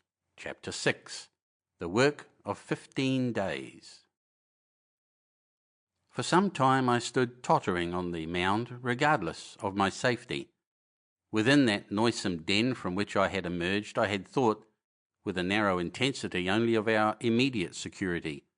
I had not realized what had been happening to the world, had not anticipated this startling vision of unfamiliar things. I had expected to see Sheen in ruins. I found about me the landscape, weird and lurid, of another planet. For that moment I touched an emotion beyond the common range of men, yet one that the poor brutes we dominate know only too well. I felt as a rabbit might feel returning to his burrow and suddenly confronted by the work of a dozen busy navvies digging the foundations of a house. I felt the first inkling of a thing that presently grew quite clear in my mind, that oppressed me for many days, a sense of dethronement, a persuasion that I was no longer a master, but an animal among the animals under the Martian heel.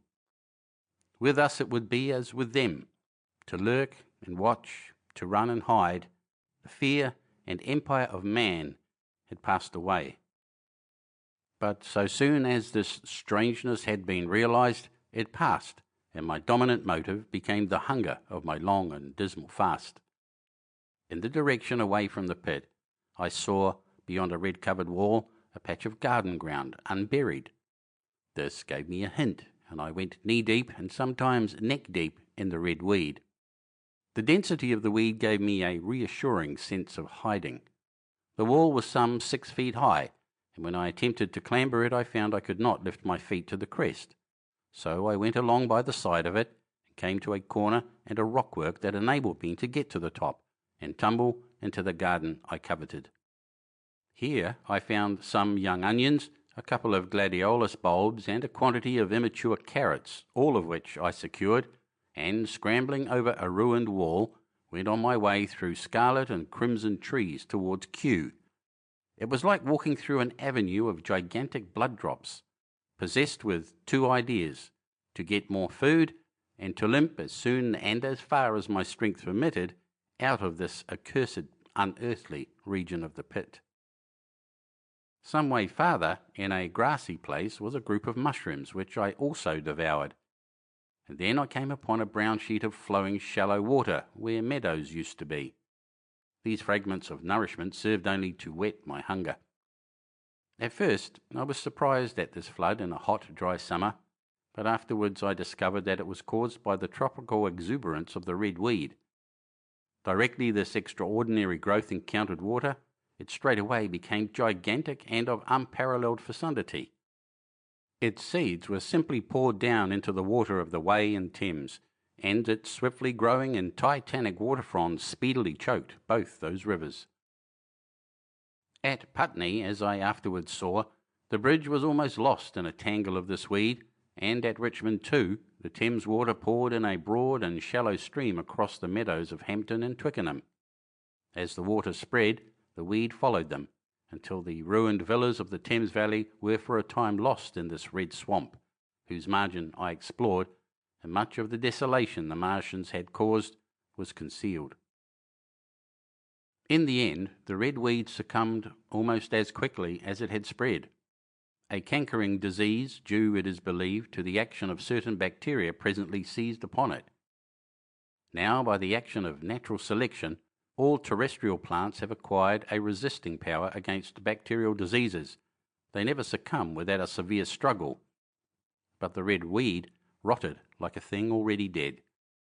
The fronds became bleached and then shriveled and brittle. They broke off at the least touch, and the waters that had stimulated their early growth carried their last vestiges out to sea. My first act on coming to this water was, of course, to slake my thirst. I drank a great deal of it, and, moved by an impulse, gnawed some fronds of red weed, but they were watery and had a sickly metallic taste. I found the water was sufficiently shallow for me to wade securely, although the red weed impeded my feet a little, but the flood evidently got deeper towards the river, and I turned back to Mortlake. I managed to make out the road by means of occasional ruins of its villas and fences and lamps, and so presently I got out of this spate and made my way to the hill going up towards Roehampton, and came out on Putney Common. Here the scenery changed from the strange and unfamiliar to the wreckage of the familiar. Patches of ground exhibited the devastation of a cyclone, and in a few score yards I would come upon perfectly undisturbed spaces, houses with their blinds trimly drawn and doors closed, as if they had been left for a day by the owners, or as if their inhabitants slept within. The red weed was less abundant. The tall trees along the lane were free from the red creeper. I hunted for food among the trees, finding nothing, and I also raided a couple of silent houses, but they had already been broken into and ransacked. I rested for the remainder of the daylight in a shrubbery, being in my enfeebled condition too fatigued to push on. All this time I saw no human beings and no signs of the Martians. I encountered a couple of hungry-looking dogs, but both hurried circuitously away from the advances I made them. Near Roehampton I had seen 2 human skeletons, not bodies, but skeletons, picked clean, and in the wood by me I found the crushed and scattered bones of several cats and rabbits, and the skull of a sheep. But though I gnawed parts of these in my mouth, there was nothing to be got from them. After sunset, I struggled on along the road towards Putney, where I think the heat ray must have been used for some reason, and in the garden beyond Roehampton I got a quantity of immature potatoes sufficient to stay my hunger. From this garden one looked down upon Putney and the river. The aspect of the place in the dusk was singularly desolate. Blackened trees, blackened desolate ruins, and down the hill the sheets of the flooded river, red-tinged with the weed. And over all, silence. It filled me with indescribable terror to think how swiftly that desolating change had come. For a time I believed that mankind had been swept out of existence, and that I stood there alone, the last man left alive. Hard by the top of Putney Hill I came upon another skeleton, with the arms dislocated and removed several yards from the rest of the body. As I proceeded I became more and more convinced that the extermination of mankind was, save for such stragglers as myself, already accomplished in this part of the world. The Martians, I thought, had gone on and left the country desolated, seeking food elsewhere. Perhaps even now they were destroying Berlin or Paris, or it might be they had gone northward. End of Book 2, Chapter 6. Recording by Cliffstone of Sydney, Australia.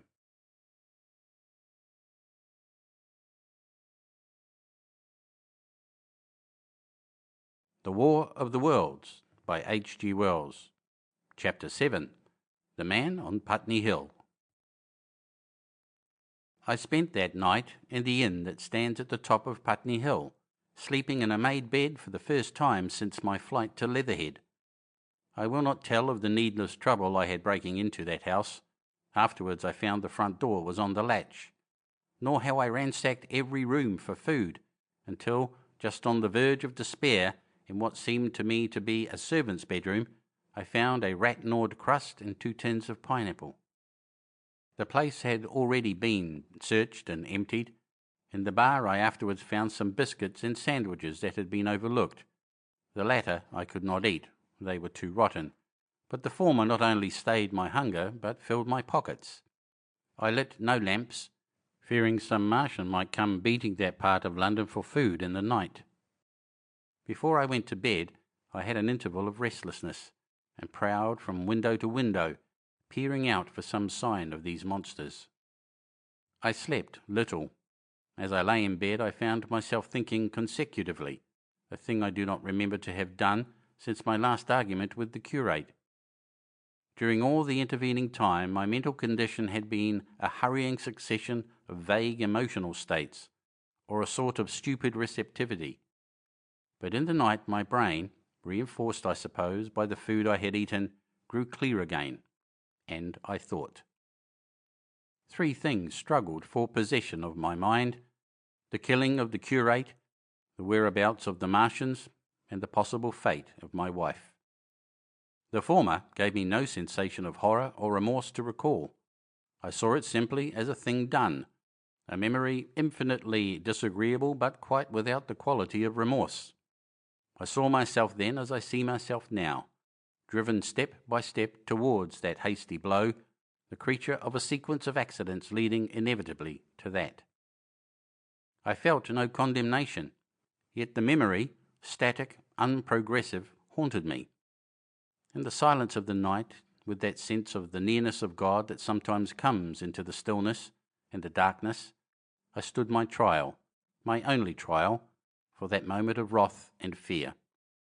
I retraced every step of our conversation from the moment when I had found him crouching beside me, heedless of my thirst and pointing to the fire and smoke that streamed up from the ruins of Weybridge. We had been incapable of cooperation. Grim chance had taken no heed of that. Had I foreseen, I should have left him at Halliford, but I did not foresee, and crime is to foresee and do. And I set this down as I have set all this story down, as it was. There were no witnesses. All these things I might have concealed, but I set it down, and the reader must form his judgment as he will. And when by an effort I had set aside that picture of a prostrate body, I faced the problem of the Martians and the fate of my wife. For the former I had no data. I could imagine 100 things, and so, unhappily, I could for the latter. And suddenly that night became terrible. I found myself sitting up in bed, staring at the dark. I found myself praying that the heat ray might have suddenly and painlessly struck her out of being. Since the night of my return from Leatherhead, I had not prayed. I had uttered prayers, fetish prayers, had prayed as heathens mutter charms when I was in extremity, but now I prayed indeed, pleading steadfastly and sanely, face to face with the darkness of God. Strange night. Strangest in this, that so soon as dawn had come, I, who had talked with God, crept out of the house like a rat leaving its hiding place, a creature scarcely larger, an inferior animal, a thing that for any passing whim of our masters might be hunted and killed. Perhaps they also prayed confidently to God. Surely, if we have learned nothing else, this war has taught us pity for those witless souls that suffer our dominion. The morning was bright and fine, and the eastern sky glowed pink and was fretted with little golden clouds. In the road that runs from the top of Putney Hill to Wimbledon was a number of poor vestiges of the panicked torrent that must have poured Londonward on the Sunday night after the fighting began. There was a little two-wheeled cart inscribed with the name of Thomas Lobb, greengrocer, New Malden, with a smashed wheel and an abandoned tin trunk. There was a straw hat trampled into the now hardened mud, and at the top of West Hill a lot of blood-stained glass about the overturned water trough. My movements were languid, my plans of the vaguest. I had an idea of going to Leatherhead, though I knew that there I had the poorest chance of finding my wife. Certainly, unless death had overtaken them suddenly, my cousins and she would have fled thence, but it seemed to me I might find or learn there whither the Surrey people had fled. I knew I wanted to find my wife, that my heart ached for her and the world of men, but I had no clear idea how the finding might be done. I was also sharply aware now of my intense loneliness. From the corner I went under cover of a thicket of trees and bushes to the edge of Wimbledon Common, stretching far and wide. That dark expanse was lit in patches by yellow gorse and broom. There was no red weed to be seen, and as I prowled, hesitating, on the verge of the open, the sun rose, flooding it all with light and vitality. I came upon a busy swarm of little frogs in a swampy place among the trees. I stopped to look at them, drawing a lesson from their stout resolve to live. And presently, turning suddenly, with an odd feeling of being watched, I beheld something crouching amid a clump of bushes. I stood regarding this. I made a step towards it, and it rose up and became a man armed with a cutlass. I approached him slowly. He stood silent and motionless regarding me. As I drew nearer, I perceived he was dressed in clothes as dusty and filthy as my own. He looked indeed as though he had been dragged through a culvert. Nearer, I distinguished the green slime of ditches mixing with the pale drab of dried clay and shiny, coaly patches. His black hair fell over his eyes, and his face was dark and dirty and sunken, so that at first I did not recognize him. There was a red cut across the lower part of his face. "Stop!" he cried when I was within 10 yards of him, and I stopped. His voice was hoarse. "Where do you come from?" he said. I thought, surveying him. I come from Mortlake, I said. I was buried near the pit the Martians made about their cylinder. I have worked my way out and escaped. There is no food about here, he said. This is my country. All this hill down to the river and back to Clapham and up to the edge of the common. There is only food for one. Which way are you going? I answered slowly. I don't know, I said. I have been buried in the ruins of a house 13 or 14 days. I don't know what has happened. He looked at me doubtfully, then started and looked with a changed expression. I've no wish to stop about here, said I. I think I shall go to Leatherhead, for my wife was there. He shot out a pointing finger. It is you, said he, the man from Woking, and you were killed at Weybridge? I recognised him at the same moment. You are the artilleryman who came into my garden. Good luck, he said. We are lucky ones. Fancy you. He put out a hand and I took it. I crawled up a drain, he said, but they didn't kill everyone, and after they went away I got off towards Walton across the fields. But it's not 16 days altogether, and your hair is grey. He looked over his shoulder suddenly. Only a rook, he said. One gets to know that birds have shadows these days. This is a bit open. Let us crawl under those bushes and talk. Have you seen any Martians? I said, since I crawled out. They've gone away across London, he said. I guess they've got a bigger camp there. Of a night, all over there, Hampstead way, the sky is alive with their lights. It's like a great city, and in the glare you can just see them moving. By daylight you can't. But nearer, I haven't seen them, he counted on his fingers, 5 days. Then I saw a couple across Hammersmith way carrying something big. And the night before last, he stopped and spoke impressively, it was just a matter of lights. But it was something up in the air. I believe they built a flying machine and are learning to fly. I stopped, on hands and knees, for we had come to the bushes. Fly? Yes, he said, fly. I went on into a little bower and sat down. It is all over with humanity, I said. If they can do that, they will simply go round the world. He nodded. They will. But it will relieve things over here a bit. And besides, he looked at me, aren't you satisfied it is up with humanity? I am. We're down. We're beat. I stared. Strange as it may seem, I had not arrived at this fact, a fact perfectly obvious so soon as he spoke. I had still held a vague hope. Rather, I had kept a lifelong habit of mind. He repeated his words. We're beat. They carried absolute conviction. It's all over, he said. They've lost one, just one, and they've made their footing good and crippled the greatest power in the world. They've walked over us. The death of that one at Weybridge was an accident, and these are only pioneers. They kept on coming, these green stars. I've seen none these 5 or 6 days, but I've no doubt they're falling somewhere every night. Nothing's to be done. We're under. We're beat. I made him no answer. I sat staring before me, trying in vain to devise some countervailing thought. This isn't a war, said the artilleryman. It never was a war, any more than there's war between man and ants. Suddenly, I recalled the night in the observatory. After the 10th shot, they fired no more, at least until the first cylinder came. How do you know? Said the artilleryman. I explained. He thought. Something wrong with the gun, he said. Well, what if there is? They'll get it right again, and even if there's a delay, how can it alter the end? It's just men and ants. There's the ants, build their cities, live their lives, have wars, revolutions, until the men want them out of the way, and then they go out of the way.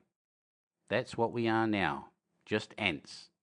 Only, yes, I said, we're eatable ants.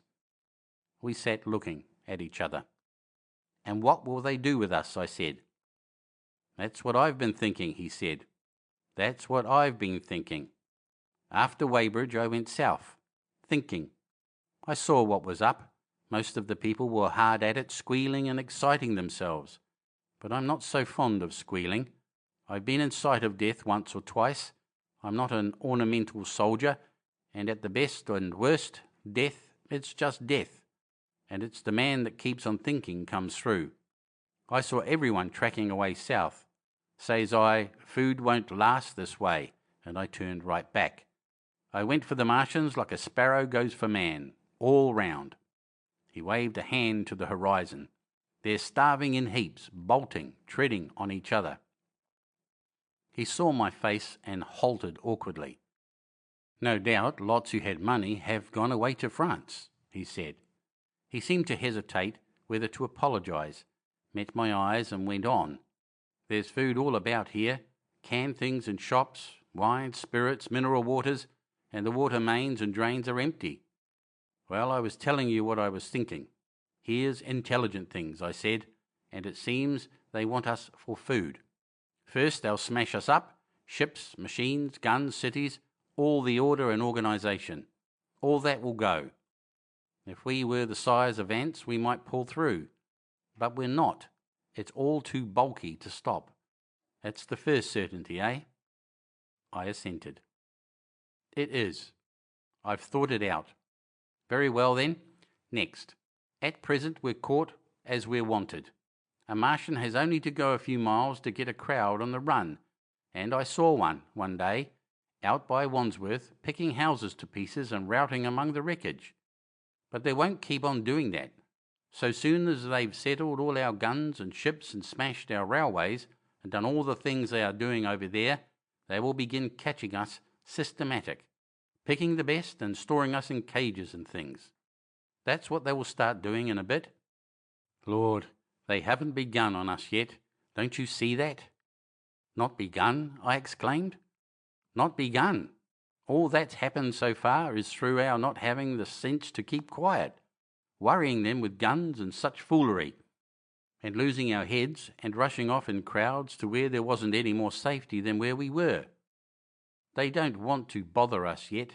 They're making their things, making all the things they couldn't bring with them, getting things ready for the rest of their people. Very likely that's why the cylinders have stopped for a bit, for fear of hitting those who are here. And instead of our rushing about blind on the howl or getting dynamite on the chance of busting them up, we've got to fix ourselves up according to the new state of affairs. That's how I figure it out. It isn't quite according to what a man wants for his species, but it's about what the facts point to, and that's the principle I acted upon. Cities, nations, civilization, progress, it's all over. That game's up. We're beat. But if that is so, what is there to live for? The artilleryman looked at me for a moment. There won't be any more blessed concerts for 1,000,000 years or so. There won't be any Royal Academy of Arts, and no nice little feeds at restaurants. If it's amusement you're after, I reckon the game is up. If you've got any drawing-room manners or a dislike to eating peas with a knife or dropping H's, you'd better chuck 'em away. They ain't no further use. You mean? I mean that men like me are going on living, for the sake of the breed. I tell you, I'm grim set on living, and if I'm not mistaken, you'll show what inside you've got too before long. We aren't going to be exterminated, and I don't mean to be caught either, and tamed and fattened and bred like a thundering ox. Ah! Fancy those brown creepers. You don't mean to say... I do. I'm going on, under their feet. I've got it planned. I've thought it out. We men are beat. We don't know enough. We've got to learn before we've got a chance. And we've got to live and keep independent while we learn. See? That's what has to be done. I stared, astonished, and stirred profoundly by the man's resolution. Great God, I cried. But you are a man indeed. And suddenly I gripped his hand. Eh? He said, with his eyes shining. I've thought it out, eh? Go on, I said. Well, those who mean to escape their catching must get ready. I'm getting ready. Mind you, it isn't all of us that are made for wild beasts, and that's what it's got to be. That's why I watched you. I had my doubts. You're slender. I didn't know that it was you, you see, or just how you'd been buried. All these, the sort of people that lived in these houses, and all those damn little clerks that used to live down that way, they'd be no good. They haven't any spirit in them, no proud dreams and no proud lusts, and a man who hasn't one or the other, Lord, what is he but funk and precautions? They just used to skedaddle off to work. I've seen hundreds of 'em, bit of breakfast in hand, running wild and shining to catch their little season ticket train, for fear they get dismissed if they didn't. Working at businesses they were afraid to take the trouble to understand. Skedaddling back for fear they wouldn't be in time for dinner. Keeping indoors after dinner for fear of the back streets, and sleeping with their wives they married, not because they wanted them, but because they had a bit of money that would make for safety in their one little miserable skedaddle through the world. Lives insured and a bit invested for fear of accidents, and on Sundays, fear of the hereafter, as if hell was built for rabbits. Well, the Martians will just be a godsend to these. Nice roomy cages, fattening food, careful breeding, no worry. After a week or so chasing about the fields and lands on empty stomachs, they'll come and be caught cheerfully. They'll be quite glad after a bit. They'll wonder what people did before there were Martians to take care of them. And the bar loafers and mashers and singers, I can imagine them. I can imagine them, he said, with a sort of sombre gratification. There'll be any amount of sentiment and religion loose among them. There's hundreds of things I saw with my eyes that I've only begun to see clearly these last few days. There's lots will take things as they are, fat and stupid, and lots will be worried by a sort of feeling that it's all wrong and that they ought to be doing something. Now, whenever things are so that a lot of people feel that they ought to be doing something, the weak and those who go weak with a lot of complicated thinking always make for a sort of do-nothing religion, very pious and superior, and submit to persecution and the will of the Lord. Very likely you've seen the same thing. It's energy in a gale of funk and turned clean inside out. These cages will be full of psalms and hymns and piety, and those of a less simple sort will work in a bit of, eroticism. He paused. Very likely these Martians will make pets of some of them, train them to do tricks. Who knows? Get sentimental over the pet boy who grew up and had to be killed. And some, maybe, they will train to hunt us. No, I cried, that's impossible.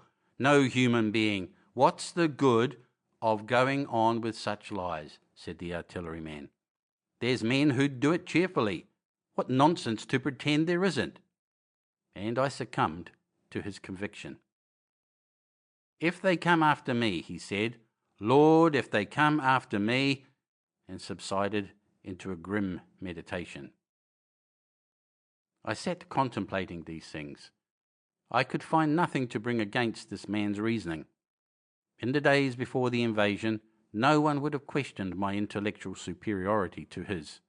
I, a professed and recognized writer on philosophical themes, and he a common soldier, and yet he had already formulated a situation that I had scarcely realized. What are you doing? I said presently. What plans have you made? He hesitated. Well, it's like this, he said. What have we to do? We have to invent a sort of life where men can live and breed and be sufficiently secure to bring the children up. Yes, wait a bit, and I'll make it clearer what I think ought to be done. The tame ones will go like all tame beasts. In a few generations they'll be big, beautiful, rich-blooded, stupid, rubbish. The risk is that we who keep wild will go savage, degenerate into a sort of big savage rat. You see, how I mean to live is underground. I've been thinking about the drains. Of course, those who don't know drains think horrible things.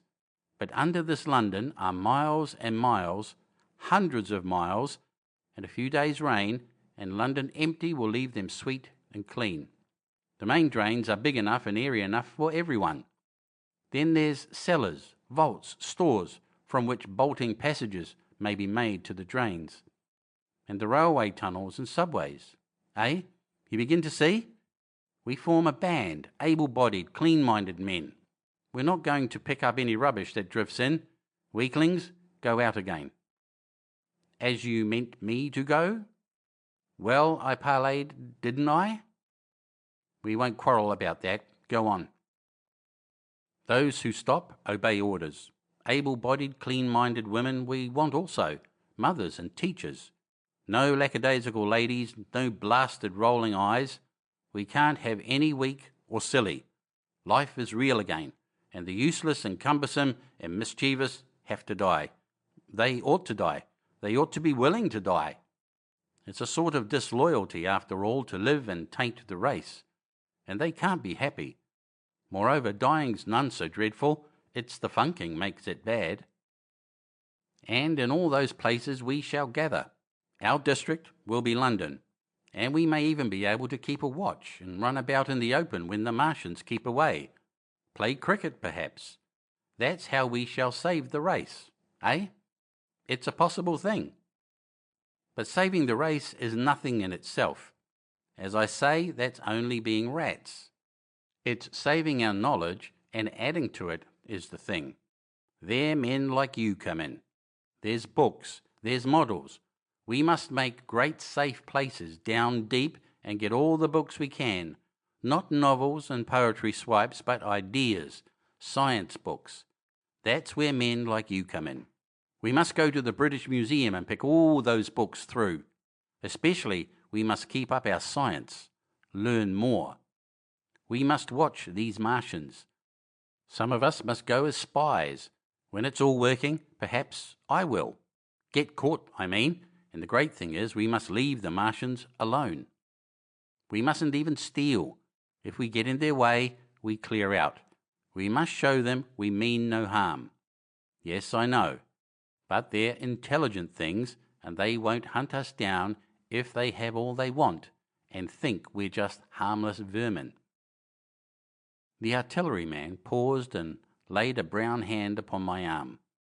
After all, it may not be so much we may have to learn before. Just imagine this, 4 or 5 of their fighting machines suddenly starting off, heat rays right and left, and not a Martian in 'em. Not a Martian in 'em, but men who have learned the way how.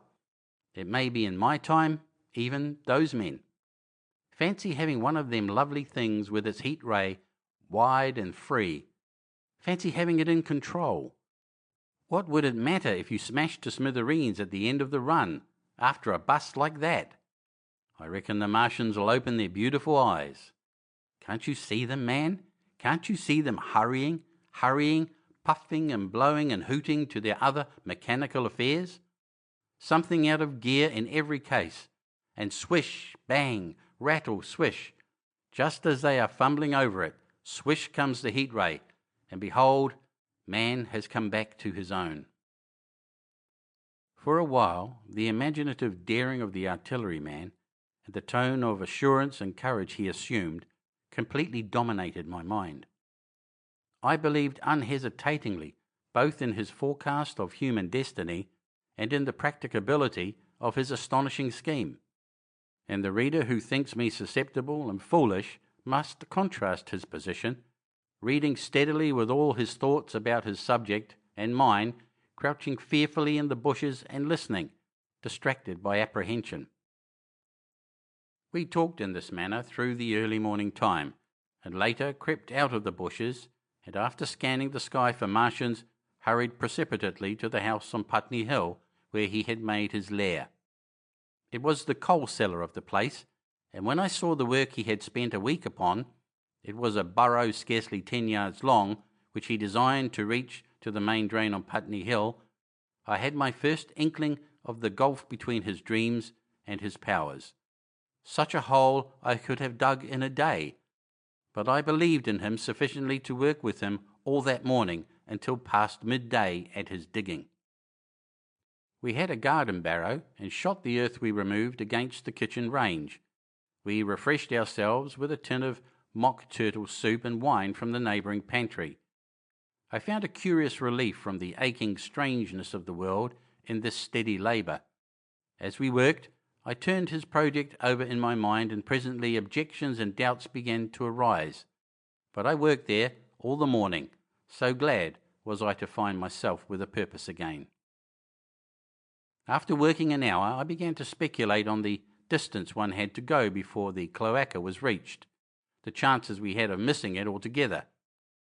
My immediate trouble was why we should dig this long tunnel when it was possible to get into the drain at once down one of the manholes and work back to the house. It seemed to me, too, that the house was inconveniently chosen and required a needless length of tunnel. And just as I was beginning to face these things, the artilleryman stopped digging and looked at me. "We're working well," he said. He put down his spade. "Let us knock off a bit," he said. "I think it's time we reconnoitred from the roof of the house." I was for going on, and after a little hesitation he resumed his spade, and then suddenly I was struck by a thought. I stopped, and so did he, at once. "Why were you walking about the common," I said, "instead of being here?" "Taking the air," he said. "I was coming back. It's safer by night." "But the work?" "Oh, one can't always work," he said, and in a flash I saw the man plain. He hesitated, holding his spade. "We ought to reconnoitre now," he said, "because if any come near they may hear the spades and drop upon us unawares." I was no longer disposed to object.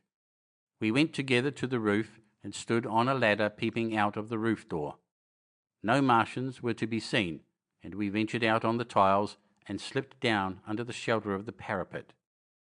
From this position a shrubbery hid the greater portion of Putney, but we could see the river below, a bubbly mass of red weed, and the low parts of Lambeth flooded and red. The red creeper swarmed up the trees about the old palace, and their branches stretched gaunt and dead and set with shrivelled leaves from amid its clusters. It was strange how entirely dependent both these things were upon flowing water for their propagation. About us neither had gained a footing. Laburnums, pink maize, snowballs, and trees of arbor vitae rose out of laurels and hydrangeas green and brilliant into the sunlight. Beyond Kensington dense smoke was rising, and a blue haze hid the northward hills. The artilleryman began to tell me of the sort of people who still remained in London. "One night last week," he said, "some fools got the electric light in order, and there was all Regent Street and the circus ablaze, crowded with painted and ragged drunkards, men and women, dancing and shouting till dawn. A man who was there told me. And as the day came, they became aware of a fighting machine standing nearby the Langham and looking down at them. Heaven knows how long he had been there. It must have given some of them a nasty turn. He came down the road towards them and picked up nearly 100, too drunk or frightened to run away. Grotesque gleam of a time no history will ever fully describe." From that, in answer to my questions, he came round to his grandiose plans again. He grew enthusiastic. He talked so eloquently of the possibility of capturing a fighting machine that I more than half believed in him again.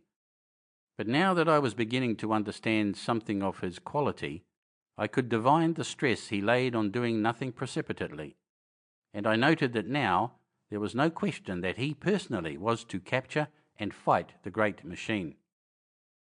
After a time we went down to the cellar. Neither of us seemed disposed to resume digging, and when he suggested a meal I was nothing loath. He became suddenly very generous, and when we had eaten he went away and returned with some excellent cigars. We lit these, and his optimism glowed. He was inclined to regard my coming as a great occasion. "There's some champagne in the cellar," he said. "We can dig better on this Thames-side Burgundy," said I. "No," said he, "I am host today. Champagne! Great God, we've a heavy enough task before us. Let us take a rest and gather strength while we may. Look at these blistered hands." And pursuant to this idea of a holiday, he insisted upon playing cards after we had eaten. He taught me euchre, and after dividing London between us, I taking the northern side and he the southern, we played for parish points. Grotesque and foolish as this will seem to the sober reader, it is absolutely true. And what is more remarkable, I found the card game and several others we played extremely interesting. Strange mind of man that, with our species upon the edge of extermination or appalling degradation, with no clear prospect before us but the chance of a horrible death, we could sit following the chance of this painted pasteboard and playing the joker with vivid delight. Afterwards he taught me poker, and I beat him at 3 tough chess games. When dark came, we decided to take the risk and lit a lamp. After an interminable string of games, we supped, and the artilleryman finished the champagne. We went on smoking the cigars. He was no longer the energetic regenerator of his species I had encountered in the morning. He was still optimistic, but it was a less kinetic, a more thoughtful optimism. I remember he wound up with my health proposed in a speech of small variety and considerable intermittence. I took a cigar and went upstairs to look at the lights of which he had spoken that blazed so greenly along the Highgate hills. At first I stared unintelligently across the London valley. The northern hills were shrouded in darkness. The fires near Kensington glowed redly, and now and then an orange-red tongue of flame flashed up and vanished in the deep blue night. All the rest of London was black. Then nearer I perceived a strange light, a pale violet-purple fluorescent glow, quivering under the night breeze. For a space I could not understand it, and then I knew that it must be the red weed from which this faint irradiation proceeded. With that realization, my dormant sense of wonder, my sense of the proportion of things, awoke again. I glanced from that to Mars, red and clear, glowing high in the west, and then gazed long and earnestly at the darkness of Hampstead and Highgate. I remained a very long time upon the roof, wondering at the grotesque changes of the day.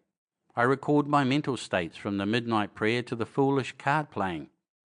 I had a violent revulsion of feeling. I remember I flung away the cigar with a certain wasteful symbolism. My folly came to me with glaring exaggeration. I seemed a traitor to my wife and to my kind. I was filled with remorse. I resolved to leave this strange, undisciplined dreamer of great things to his drink and gluttony, and to go on into London. There, it seemed to me, I had the best chance of learning what the Martians and my fellow men were doing. I was still upon the roof when the late moon rose. End of Book 2, Chapter 7. Recording by Cliff Stone of Sydney, Australia.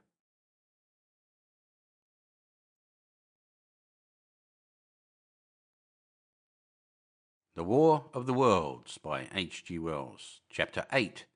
Dead London. After I had parted from the artilleryman, I went down the hill and by the High Street across the bridge to Fulham. The red weed was tumultuous at that time and nearly choked the bridge roadway, but its fronds were already whitened in patches by the spreading disease that presently removed it so swiftly. At the corner of the lane that runs to Putney Bridge Station, I found a man lying. He was as black as a sweep with the black dust, alive, but helplessly and speechlessly drunk. I could get nothing from him but curses and furious lunges at my head. I think I should have stayed by him but for the brutal expression of his face. There was black dust along the roadway from the bridge onwards, and it grew thicker in Fulham. The streets were horribly quiet.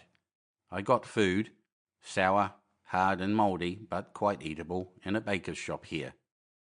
Some way towards Walham Green, the streets became clear of powder, and I passed a white terrace of houses on fire.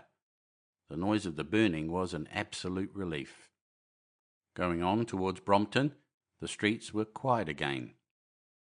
Here I came once more upon the black powder in the streets and upon dead bodies. I saw altogether about a dozen in the length of the Fulham Road.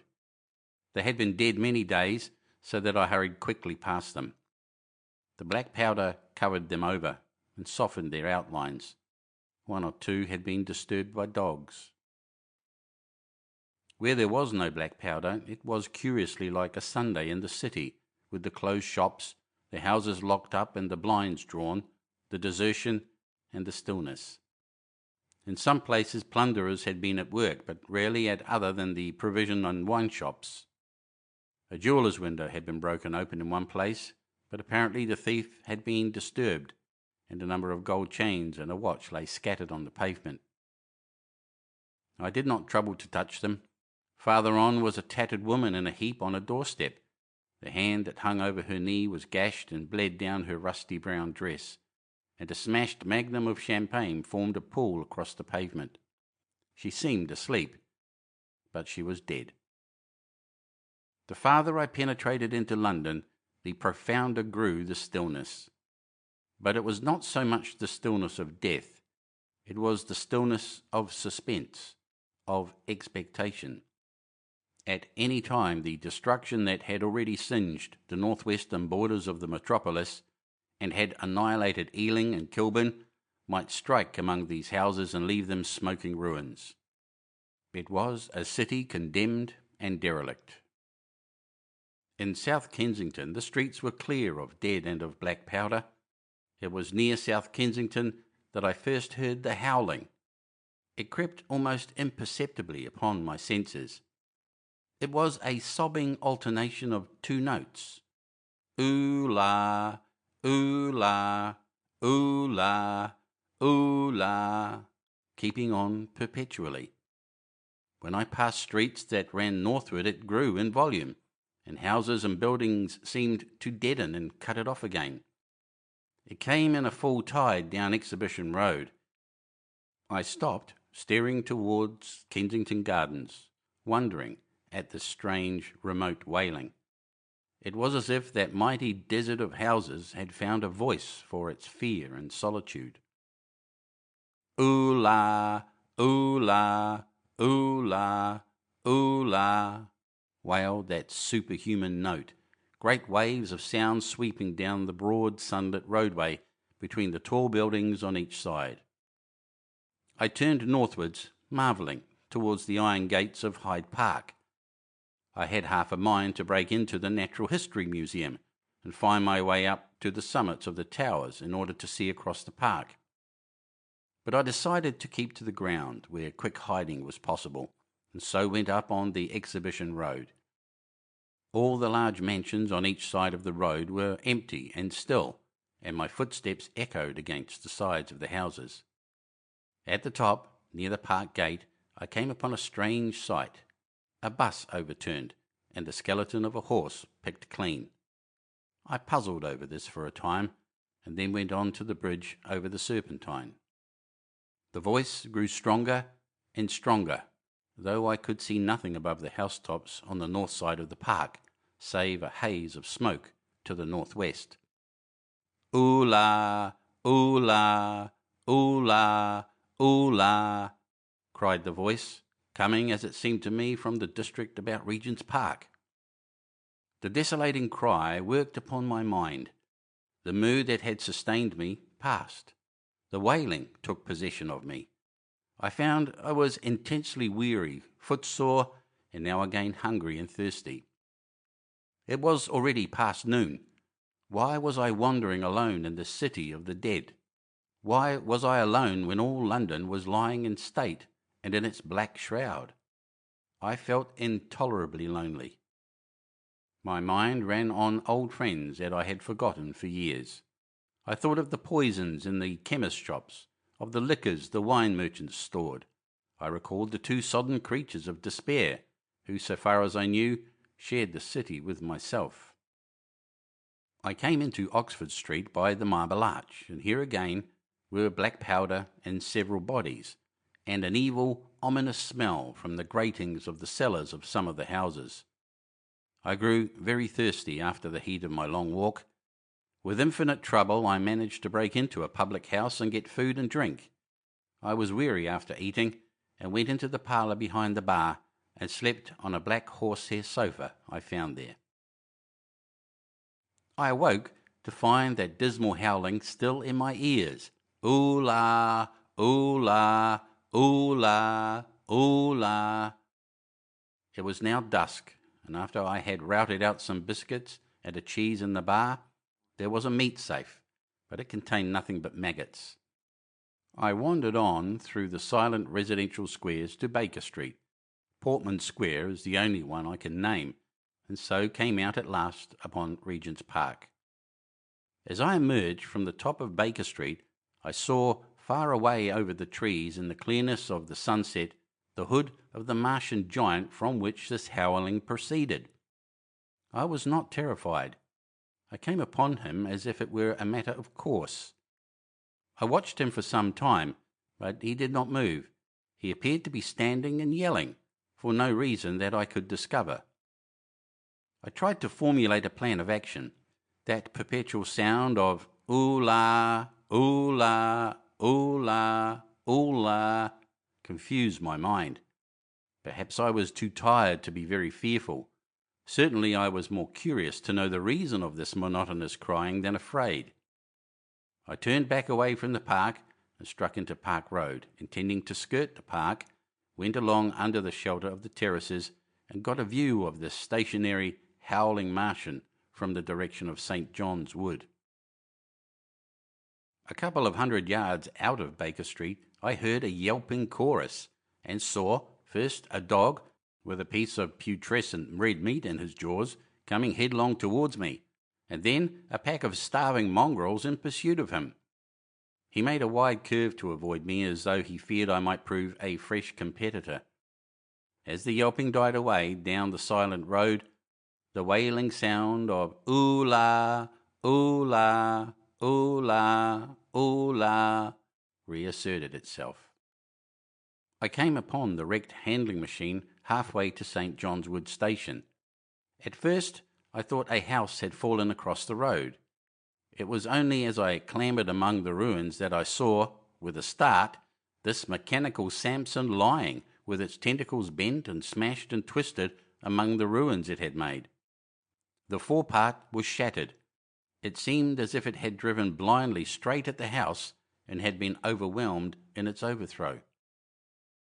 It seemed to me then that this might have happened by a handling machine escaping from the guidance of its Martian. I could not clamber among the ruins to see it, and the twilight was now so far advanced that the blood with which its seat was smeared and the gnawed gristle of the Martian that the dogs had left were invisible to me. Wondering still more at all that I had seen, I pushed onwards towards Primrose Hill. Far away, through a gap in the trees, I saw a second Martian, as motionless as the first, standing in the park towards the zoological gardens, and silent. A little beyond the ruins, about the smashed handling machine, I came upon the red weed again, and found the Regent's Canal, a spongy mass of dark red vegetation. As I crossed the bridge, the sound of ooh-la, ooh-la, ooh-la, ooh-la ceased. It was, as it were, cut off. The silence came like a thunderclap. The dusky houses about me stood faint and tall and dim. The trees towards the park were growing black. All about me the red weed clambered among the ruins, writhing to get above me in the dimness. Night, the mother of fear and mystery, was coming upon me. But while that voice sounded the solitude, the desolation, had been endurable, by virtue of it London had still seemed alive, and the sense of life about me had upheld me. Then suddenly a change, the passing of something, I knew not what, and then a stillness that could be felt. Nothing but this gaunt quiet. London about me gazed at me spectrally. The windows in the white houses were like the eye sockets of skulls. About me my imagination found 1,000 noiseless enemies moving. Terror seized me, a horror of my temerity. In front of me the road became pitchy black as though it were tarred, and I saw a contorted shape lying across the pathway. I could not bring myself to go on. I turned down St. John's Wood Road and ran headlong from this unendurable stillness towards Kilburn. I hid from the night and the silence until long after midnight, in a cabman's shelter in Harrow Road. But before the dawn my courage returned, and while the stars were still in the sky, I turned once more towards Regent's Park. I missed my way among the streets, and presently saw down a long avenue, in the half-light of the early dawn, the curve of Primrose Hill. On the summit, towering up to the fading stars, was a third Martian, erect and motionless like the others.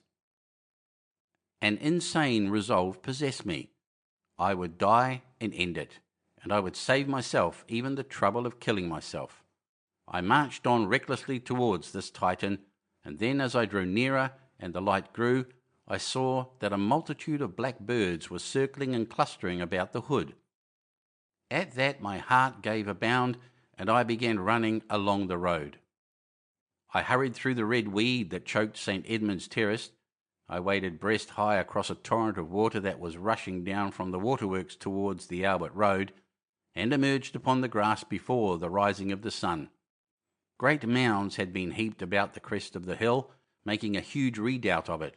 It was the final and largest place the Martians had made, and from behind these heaps there rose a thin smoke against the sky. Against the skyline an eager dog ran and disappeared. The thought that had flashed into my mind grew real, grew credible. I felt no fear, only a wild, trembling exultation as I ran up the hill towards the motionless monster. Out of the hood hung lank shreds of brown, at which the hungry birds pecked and tore. In another moment I had scrambled up the earthen rampart and stood upon its crest, and the interior of the redoubt was below me. A mighty space it was, with gigantic machines here and there within it, huge mounds of material and strange shelter places. And scattered about it, some in their overturned war machines, some in the now rigid handling machines, and a dozen of them stark and silent and laid in a row, were the Martians. Dead, slain by the putrefactive and disease bacteria against which their systems were unprepared. Slain as the red weed was being slain. Slain after all man's devices had failed by the humblest things that God, in his wisdom, had put upon this earth. For so it had come about, as indeed I and many men might have foreseen, had not terror and disaster blinded our minds. These germs of disease have taken toll of humanity since the beginning of things, taken toll of our pre-human ancestors since life began here. But by virtue of this natural selection of our kind, we have developed resisting power. To no germs do we succumb without a struggle, and to many, those that cause putrefaction in dead matter, for instance, our living frames are altogether immune. But there are no bacteria in Mars, and directly these invaders arrived, directly they drank and fed, our microscopic allies began to work their overthrow. Already when I watched them, they were irrevocably doomed, dying and rotting even as they went to and fro. It was inevitable. By the toll of 1 billion deaths, man has bought his birthright of the earth, and it is his against all comers. It would still be his, were the Martians 10 times as mighty as they are, for neither do men live nor die in vain. Here and there were scattered nearly 50 altogether in that great gulf they had made, overtaken by a death that must have seemed to them as incomprehensible as any death could be. To me also at that time this death was incomprehensible. All I knew was that these things that had been alive and so terrible to men were dead. For a moment I believed that the destruction of Sennacherib had been repeated, that God had repented, that the angel of death had slain them in the night.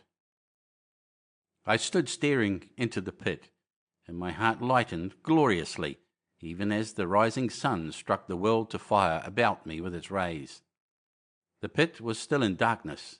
The mighty engines, so great and wonderful in their power and complexity, so unearthly in their torturous forms, rose weird and vague and strange out of the shadows towards the light. A multitude of dogs, I could hear, fought over the bodies that lay darkly in the depth of the pit far below me. Across the pit, on its farther lip, flat and vast and strange, lay the great flying machine, with which they had been experimenting upon our denser atmosphere when decay and death arrested them. Death had come not a day too soon. At the sound of a cawing overhead, I looked up at the huge fighting machine that would fight no more forever, at the tattered red shreds of flesh that dripped down upon the overturned seats on the summit of Primrose Hill. I turned and looked down the slope of the hill to where, enhaloed now in birds, stood those other two Martians that I had seen overnight, just as death had overtaken them. The one had died even as it had been crying to its companions. Perhaps it was the last to die, and its voice had gone on perpetually until the force of its machinery was exhausted. They glittered now, harmless tripod towers of shining metal in the brightness of the rising sun.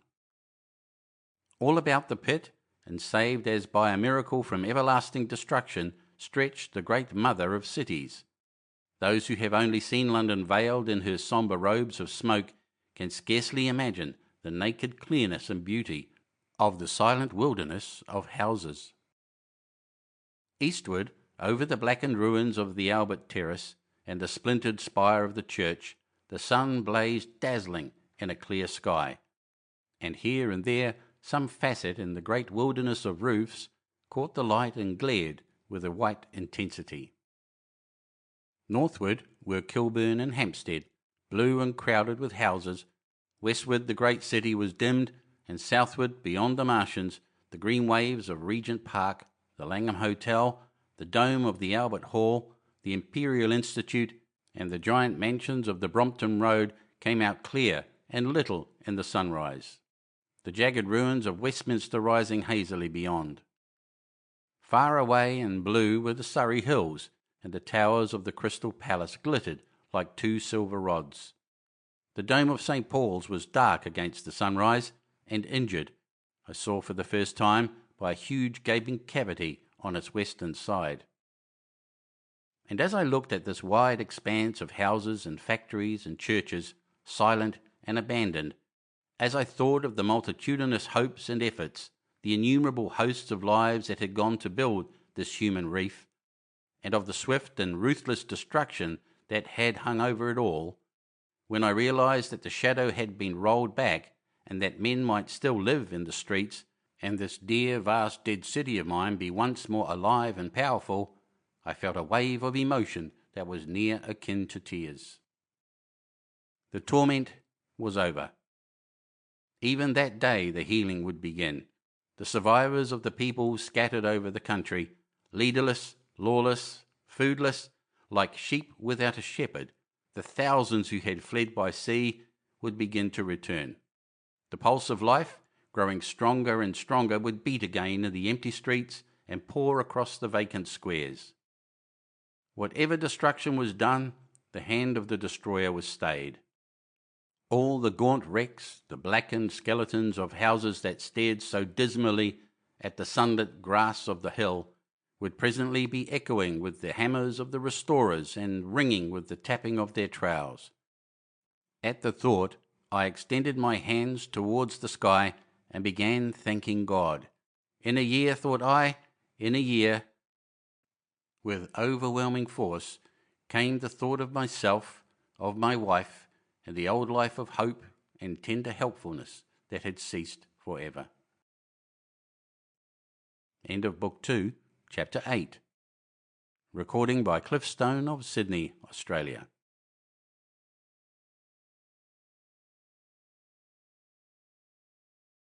The War of the Worlds by H.G. Wells. Chapter 9. Wreckage. And now comes the strangest thing in my story. Yet perhaps it is not altogether strange. I remember clearly and coldly and vividly all that I did that day until the time that I stood weeping and praising God upon the summit of Primrose Hill, and then I forget. Of the next 3 days I know nothing. I have learned since that so far from my being the first discoverer of the Martian overthrow, several such wanderers as myself had already discovered this on the previous night. One man, the first, had gone to St. Martin's-le-Grand, and while I sheltered in the cabman's hut, had contrived to telegraph to Paris.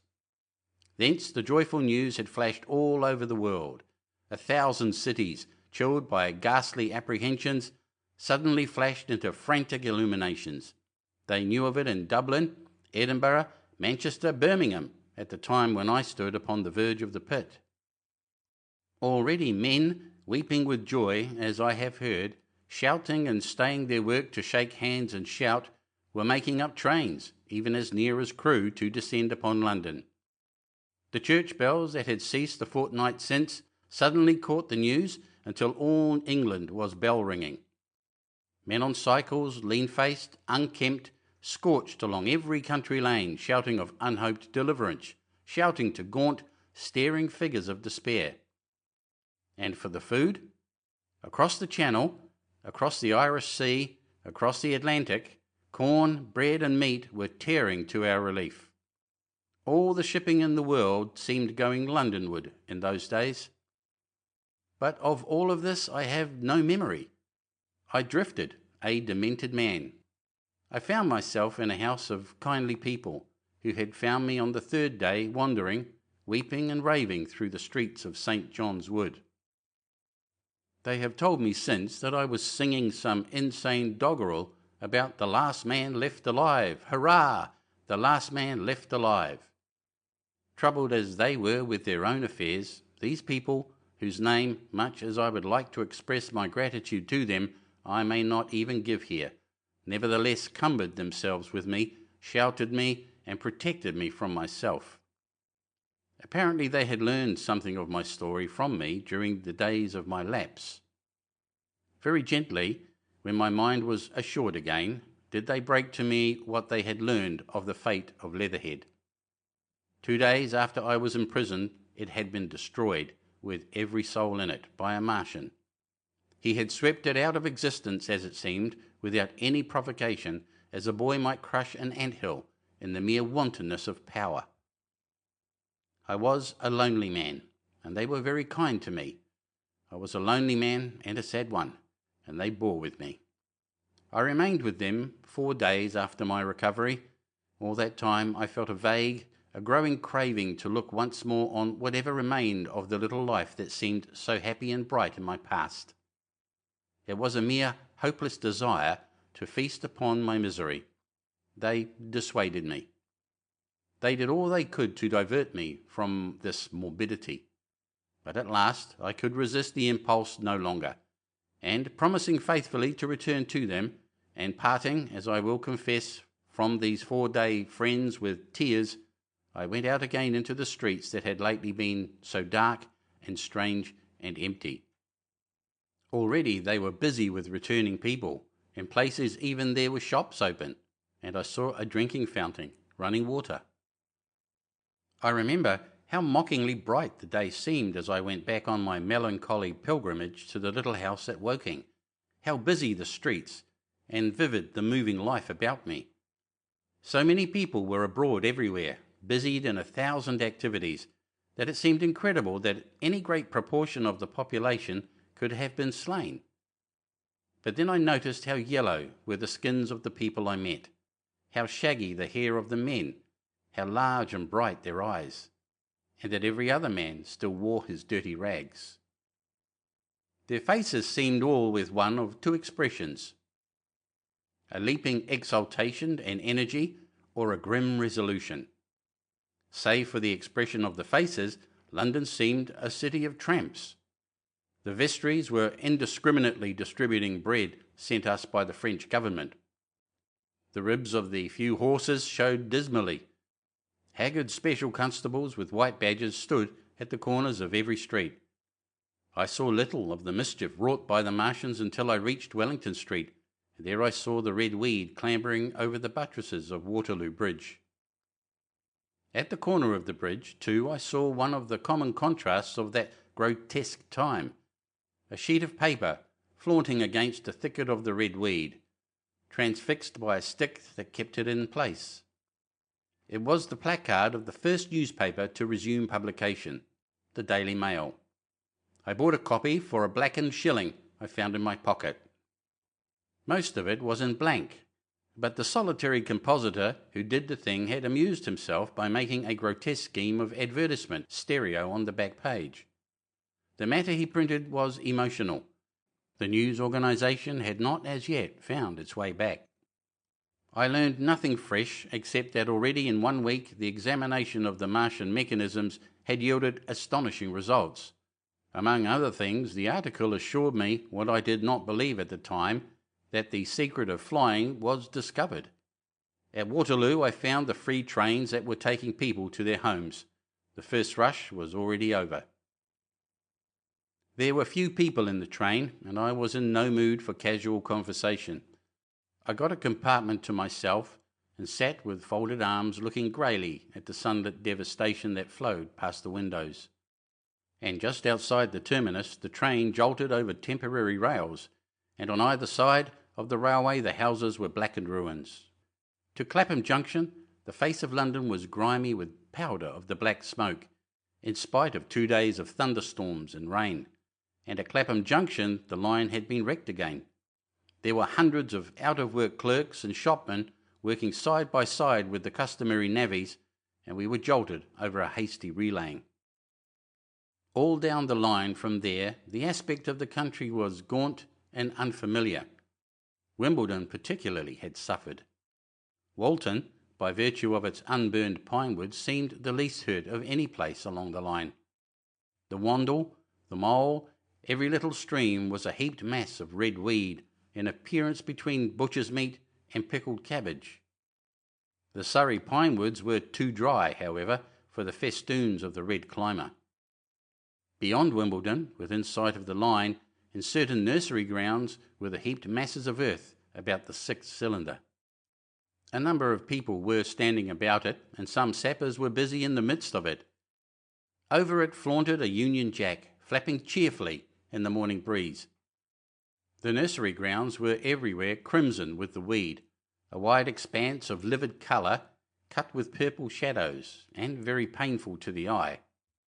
One's gaze went with infinite relief from the scorched greys and sullen reds of the foreground to the blue-green softness of the eastward hills.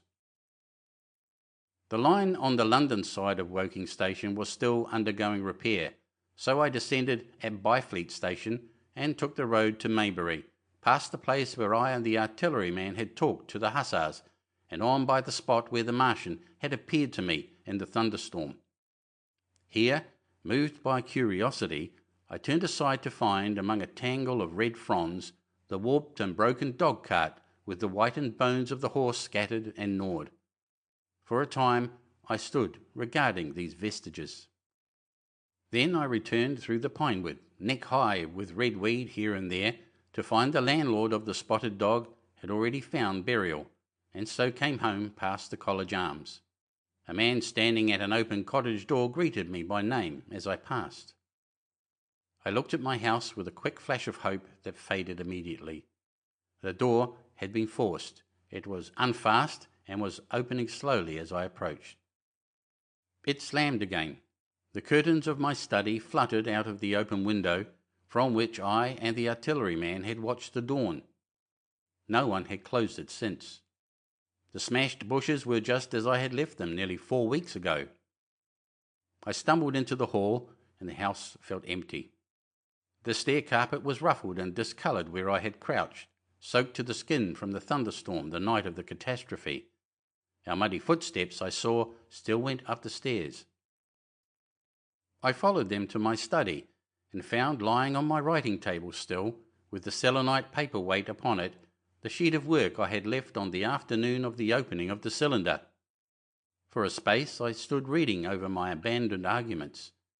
It was a paper on the probable development of moral ideas with the development of the civilizing process, and the last sentence was the opening of my prophecy. In about 200 years, I had written, we may expect... The sentence ended abruptly. I remembered my inability to fix my mind that morning, scarcely a month gone by, and how I had broken off to get my daily chronicle from the newsboy. I remembered how I went down to the garden gate as he came along, and how I had listened to his odd story of men from Mars. I came down and went into the dining room. There were the mutton and the bread, both far gone now in decay, and a beer bottle overturned just as I and the artilleryman had left them. My home was desolate. I perceived the folly of the faint hope I had cherished so long. And then a strange thing occurred. "It is no use," said a voice. "The house is deserted. No one has been here these 10 days. Do not stay here to torment yourself. No one escaped but you." I was startled. Had I spoken my thought aloud? I turned, and the French window was open behind me. I made a step to it and stood looking out. And there, amazed and afraid, even as I stood amazed and afraid, were my cousin and my wife. My wife, white and tearless. She gave a faint cry. "I came," she said. "I knew. She put her hand to her throat, swayed. I made a step forward and caught her in my arms. End of Book 2, Chapter 9. Recording by Cliff Stone of Sydney, Australia.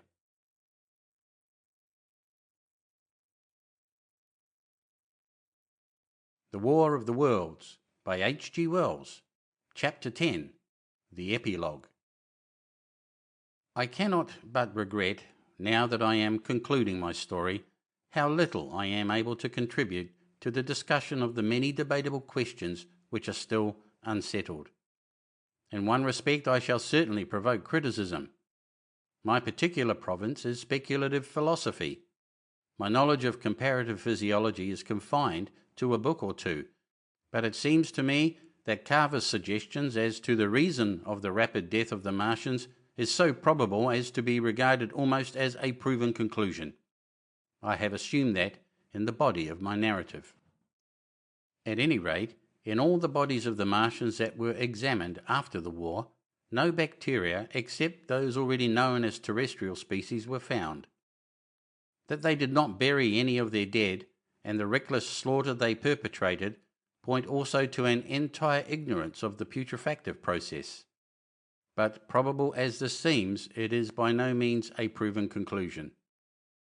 Neither is the composition of the black smoke known, which the Martian used with such deadly effect, and the generator of the heat ray remains a puzzle.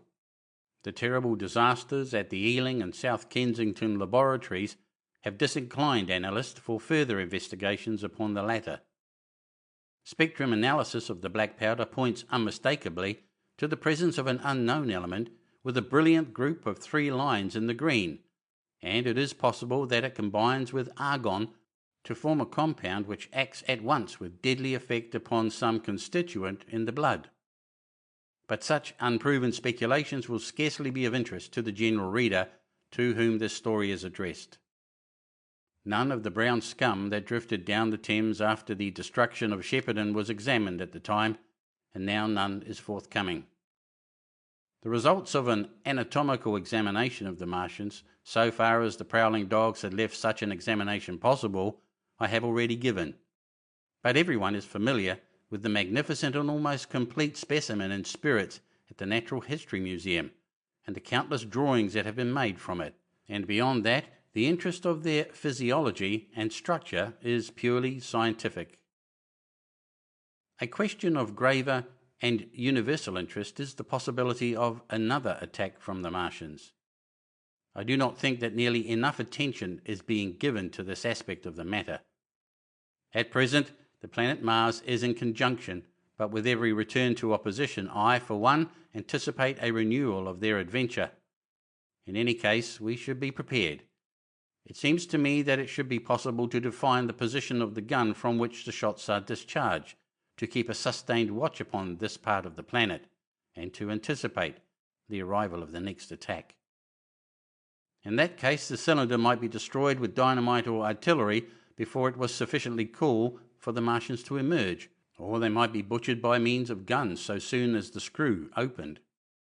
It seems to me that they have lost a vast advantage in the failure of their first surprise. Possibly they see it in the same light. Lessing has advanced excellent reasons for supposing that the Martians have actually succeeded in effecting a landing on the planet Venus. 7 months ago now, Venus and Mars were in alignment with the Sun. That is to say, Mars was in opposition from the point of view of an observer on Venus.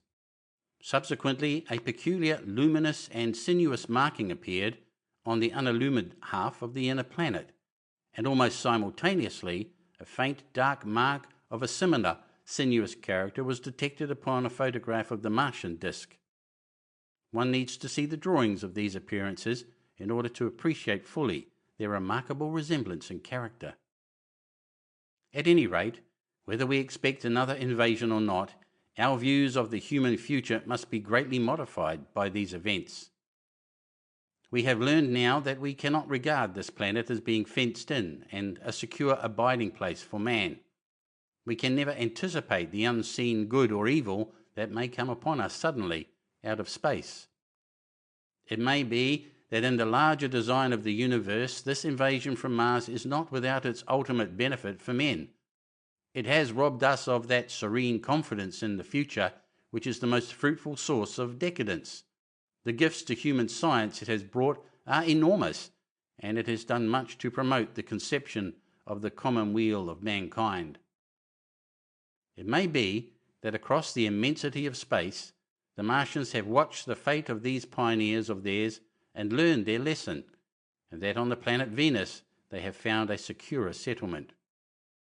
Be that as it may, for many years yet there will certainly be no relaxation of the eager scrutiny of the Martian disk, and those fiery darts of the sky, the shooting stars, will bring with them as they fall an unavoidable apprehension to all the sons of men.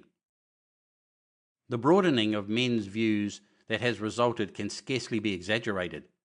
Before the cylinder fell, there was a general persuasion that through all the deep of space no life existed beyond the petty surface of our minute sphere. Now we see further. If the Martians can reach Venus, there is no reason to suppose that the thing is impossible for men, and when the slow cooling of the sun makes this earth uninhabitable, as at last it must do, it may be that the thread of life that has begun here will have streamed out and caught our sister planet within its toils. Dim and wonderful is the vision I have conjured up in my mind of life spreading slowly from this little seedbed of the solar system throughout the inanimate vastness of sidereal space. But that is a remote dream. It may be, on the other hand, that the destruction of the Martians is only a reprieve. To them, and not to us, perhaps, is the future ordained. I must confess the stress and danger of the time have left an abiding sense of doubt and insecurity in my mind. I sit in my study writing by lamplight, and suddenly I see again the healing valley below set with writhing flames, and feel the house behind and about me empty and desolate. I go out into the Byfleet Road, and vehicles pass me, a butcher boy in a cart, a cab full of visitors, a workman on a bicycle, children going to school, and suddenly they become vague and unreal, and I hurry again with the artilleryman through the hot, brooding silence. Of a night I see the black powder darkening the silent streets and the contorted bodies shrouded in that layer. They rise upon me, tattered and dog-bitten. They gibber and grow fiercer, paler, uglier, mad distortions of humanity at last, and I wake, cold and wretched, in the darkness of the night.